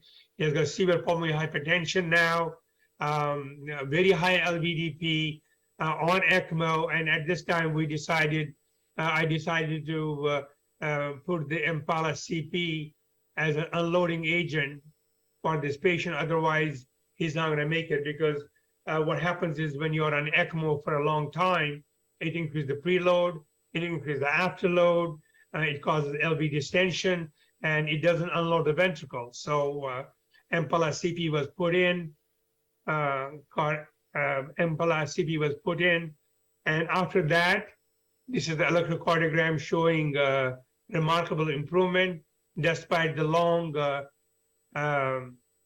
door to balloon time, because patient went to surgery in between. And this is the, after that patient went to surgery back from the cath lab, and they closed the chest. The central ECMO was converted to peripheral ECMO, and chest was closed. And this is the echo showing a good, no LV dilatation, very poor LV on ECMO and Impella. Unfortunately, this patient, despite being on a couple of days on ECMO and Impella, could not be weaned off, and unfortunately died due to multi-organ failure, although he was put on transplant list because of his age. He was only 53. I think there's a lot to learn from this case. But anyway, we'll discuss more during our discussion. But the next case is another case example of a patient who has acute MI and complicated by cardiac arrest, which he had prior to coronary artery bypass graft surgery. Another case sent to me from the operating room to the cath lab. As you know, for decades, our surgical colleagues are always on our backup, and this is the other way around. This is a story of a patient who is 63, who was scheduled for an elective surgery for left main and CTO of the RCA. But 3 days prior to elective CABG, he presents in the emergency room with prolonged chest pain and new EKG changes, suggesting acute MI, but patient was stable at this juncture. So since he was already seen by the surgeon, he was already scheduled by surgeon, so I was not involved. So what they did from the emergency room, patient was taken to the operating room since he was already scheduled for surgery, except he presented earlier. And this was his electrocardiogram in the emergency room showing marked ST elevation in the AVR and V1, and a marked ST depression in the inferior and the lateral leads. And this electrocardiogram is consistent with left main occlusion or severe three vessel disease because of AVR ST elevation. So patient rapidly deteriorates prior to surgery. He goes in heart failure, low blood pressure. He was intubated and transferred to OR, as I said earlier, for urgent CABG. But patient sustained in the operating room cardiac arrest due to recurrent VT, recurrent VF, recording multiple shocks after the induction of anesthesia. He was placed on urgently on ECMO through right femoral access because he was undergoing chest compression and did not respond. While in the operating room, he had a TE. We showed very poor LV function, 15 to 20%, and surgical colleagues felt that he is very high risk for undergoing CABG. So surgery was aborted and was referred to for PCI to his known left main disease. Although he has CTO, but he was stable with CTO of the RCA. The main problem is the left main. So he was really brought back to the cath lab. This is the cannulas on the right side, an arterial cannula and venous cannula. Left femoral access was obtained. Actually, a cath lab to PTCA to left main was 21 minutes. But this patient, if you remember, went to ER, then to OR. That was again hour and a half, hour and 42 minutes. So this is a prolonged occlusion. So while on ECMO and left femoral access, now left coronary angiogram was done. You can see here he has occluded his left main with poor flow and no LV ejection. You can see here contrast in the coronary sinuses, typical patient in cardiac arrest on ECMO dependent with no LV ejection.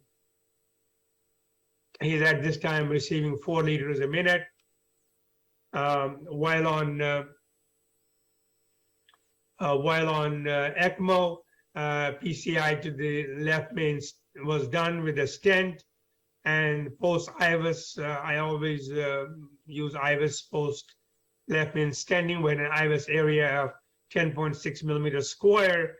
But note, door to balloon time in this case was 4 hours and 7 minutes because patient went to the emergency room, to the OR where he arrested, had an ECMO, aborted the surgery, and back to cath lab. So the door to the balloon time was 4 hours and 7 minutes. So you can see here stable hemodynamics after opening the left main on ECMO, blood pressure 110/60 on ECMO, the flow down to 3 liters. But note, we put a balloon pump, as I said earlier, as an unloading agent because he was doing well otherwise. This is electrocardiogram, post left main PCI, as well as you can see here electrocardiogram marked improvement, and no major ST elevation now in AVR. And the next day, patient is awake, moving all extremities, no neurological deficit, but we could not wean him off the ECMO while he was also on balloon pump. We could not wean him off. Each time you reduce the pressure on ECMO, his blood pressure will drop. And the echo shows now a dilated left ventricle, very poor LV. Now this is the time to use a more stronger unloading agent. Like what we did here, we removed the balloon pump and Impala CP was inserted. With that thing, we were able to wean him off the ECMO and Impala in 5 days. 5 days ECMO and Impala, he was weaned off. He was discharged 2 weeks later, home with the ejection fraction up to 35 to 40%. You can see here, despite 4-hour door to balloon time, but with the ECMO support and with the Impala, here is the improvement of ejection fraction about 35 to 40%. And this is the data showing left ventricular unloading is associated with lower mortality in patients with cardiac shock when they are treated with veno-arterial ECMO. You can see here better outcome when you use ECMO and Impala called ECMELA. The new term is ECMELA. ECMELA means ECMO and Impala. There's another study done, Kaplan-Meier analysis for 30-day all-cause mortality, showing when you use ECMELA, that means ECMO and Impala, versus ECMO and balloon pump and versus ECMO alone, you can see here marked improvement of marked survival benefit when you use ECMO and Impala in these highly sick people. So I would like to conclude that when you have a patient like this, very sick ventricle, dilated ventricle on ECMO, when you use a dual mechanical support, in this case Impala, is for biventricular unloading in the refractory shock, is feasible and more efficient in stabilizing and rescuing such patient at the highest risk of death. So I like to summary my talk to conclude that temporary mechanical circulatory support now forms the cornerstone of treatment of cardiac arrest and cardiac shock in the setting of acute MI and high-risk PCI. New devices are rapidly emerging, I think faster than the evidence. I don't think we have a large randomized trial to tell you what is the best.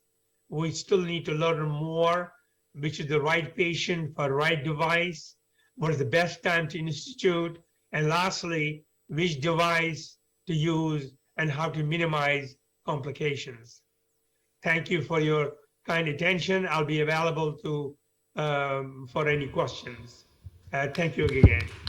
Excellent, outstanding. We are, it's nothing new for Prof. Scholl to show us, very complex cases. This is kind of a reminder for us, about the classification of a SCAI. So he took us through 3 cases. One was already, deteriorating and extreme. Then the other one was at risk and going through. The third one, of course, these people are unpredictable. Sometimes the stress caused the MI during the hospital. So great cases, use of MCS in the right way, make your life, easy to finish the things in the right way. Any questions from the audience, from the panelists?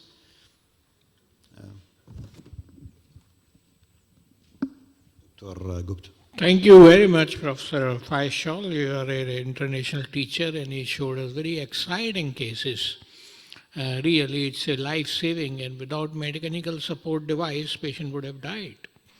So it's really challenging subset, and what it needs a lot of expertise to put in. You should have all the MCS on board with you, and you should be able to put it and use it judiciously in a given setting, and which easily is a life-saving.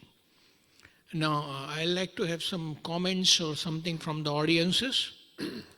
I think the first case, the fact that he was reverted back to PCI as a patient from surgery, I think this wasn't a good idea because it made the patient lose time, and he had his already opened RCA closed. It made the patient lose the precious time and had consequence on the later mortality that happened. So this attitude, why they were frightened by the 10 to 15% ejection fraction, they waited to have 40, 50%. Of course, it's a cardiogenic shock, and he's already on ECMO. So they should have done the necessary. I'm confident that the patient would have done better if he had been bypassed at that time and not lose this precious time. For the later cases, it was because of the excellent work of the PCI team that made him the patient that saved the patient. But the first case, I think this attitude of reverting back the patient to PCI is not a good idea. What do you think? Did you get the question, Dr. Shaw? Well, I don't disagree with the approach. I think the reason I presented these scenarios, the question is when to call for urgent bypass in the setting of stent. If you look at data, surgery in the setting of stent has a very high mortality. So I think if you look at the literature, it's anywhere from 5 to 50%. Now, this particular case, I think we learned the operator, when he presented initially with inferior STEMI, I think he did the PTCA. And in the setting of a subtotal left main, I would have probably let him have a stent of the RCA, let patient be stable, and go later on to surgery. Because the patient was stable after he had PCI to the RCA. I'm talking of the second case. I think the reason surgeon did not want to operate, they were not a good target in the LAD. You saw the film. It was diffusely diseased LAD and left main. And that was the surgical decision, reported, and then referred back to me, which is the first time I saw the patient for PCI. But I think my comment is surgery really does not have major role in acute STEMI. Every effort should be done in the cath lab using mechanical circulatory support and reserved for any mechanical complication of acute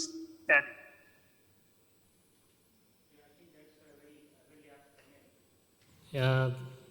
Anybody wants to have any other comment? So we are almost done, but if anything else, we can go forward. This is the end of the session, as well as we'll be concluding the conference. So Dr. Shahab, you can end the session. And Dr. Shal, please stay on the screen. Really, just to congratulate yourself and we see Dr. Gupta here. Really, I was really glad to see him back in UAE here with us, and all the friends to be here. We in Emirate Cardiac Society always in support of our members, of their activities, and Dr. Mittal been doing great job from beginning. Remember when he was leading the system, he's now changed it to a different, better name, I think now, everything. So really, I'm really glad to be here and representing the Emirate Cardiac Society, and really glad to see you all, and thank you very much for having me. Thank you. Thank you, Dr. Shihab, and we are all together, and we are all working for the same goal in this lovely city, in this lovely country, and we are indebted to this country, so that is why we need to do our best. Dr. Shaul, you always participate every year with the good zeal, and hopefully next year you will be in person. Yeah, I'm looking forward to next year. Yeah. And as of my commitment, mostly we finish and we complete and conclude our most of the sessions on time. So we are almost on time. I invite all our speakers or faculty members, almost everybody actually, to come on the stage, and let's have a group photograph at the end of the day. And Dr. Shaul will be behind, so he will be also photographed. So be there. I gave my sincere thanks to the team which worked. You cannot imagine how hard. They did not sleep for 3 nights.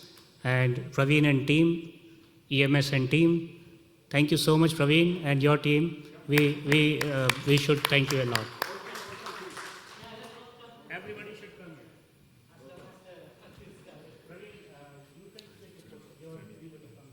So we invite everybody, whosoever is available until the end.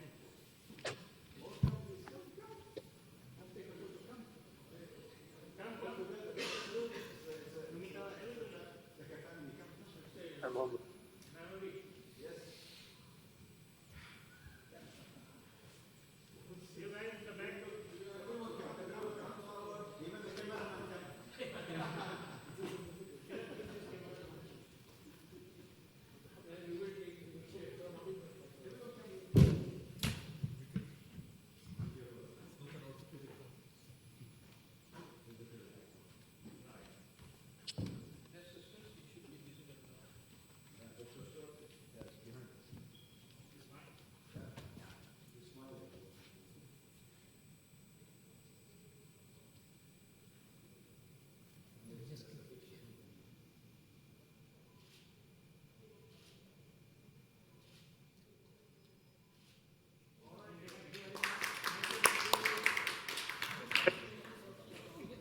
Thank you, Dr.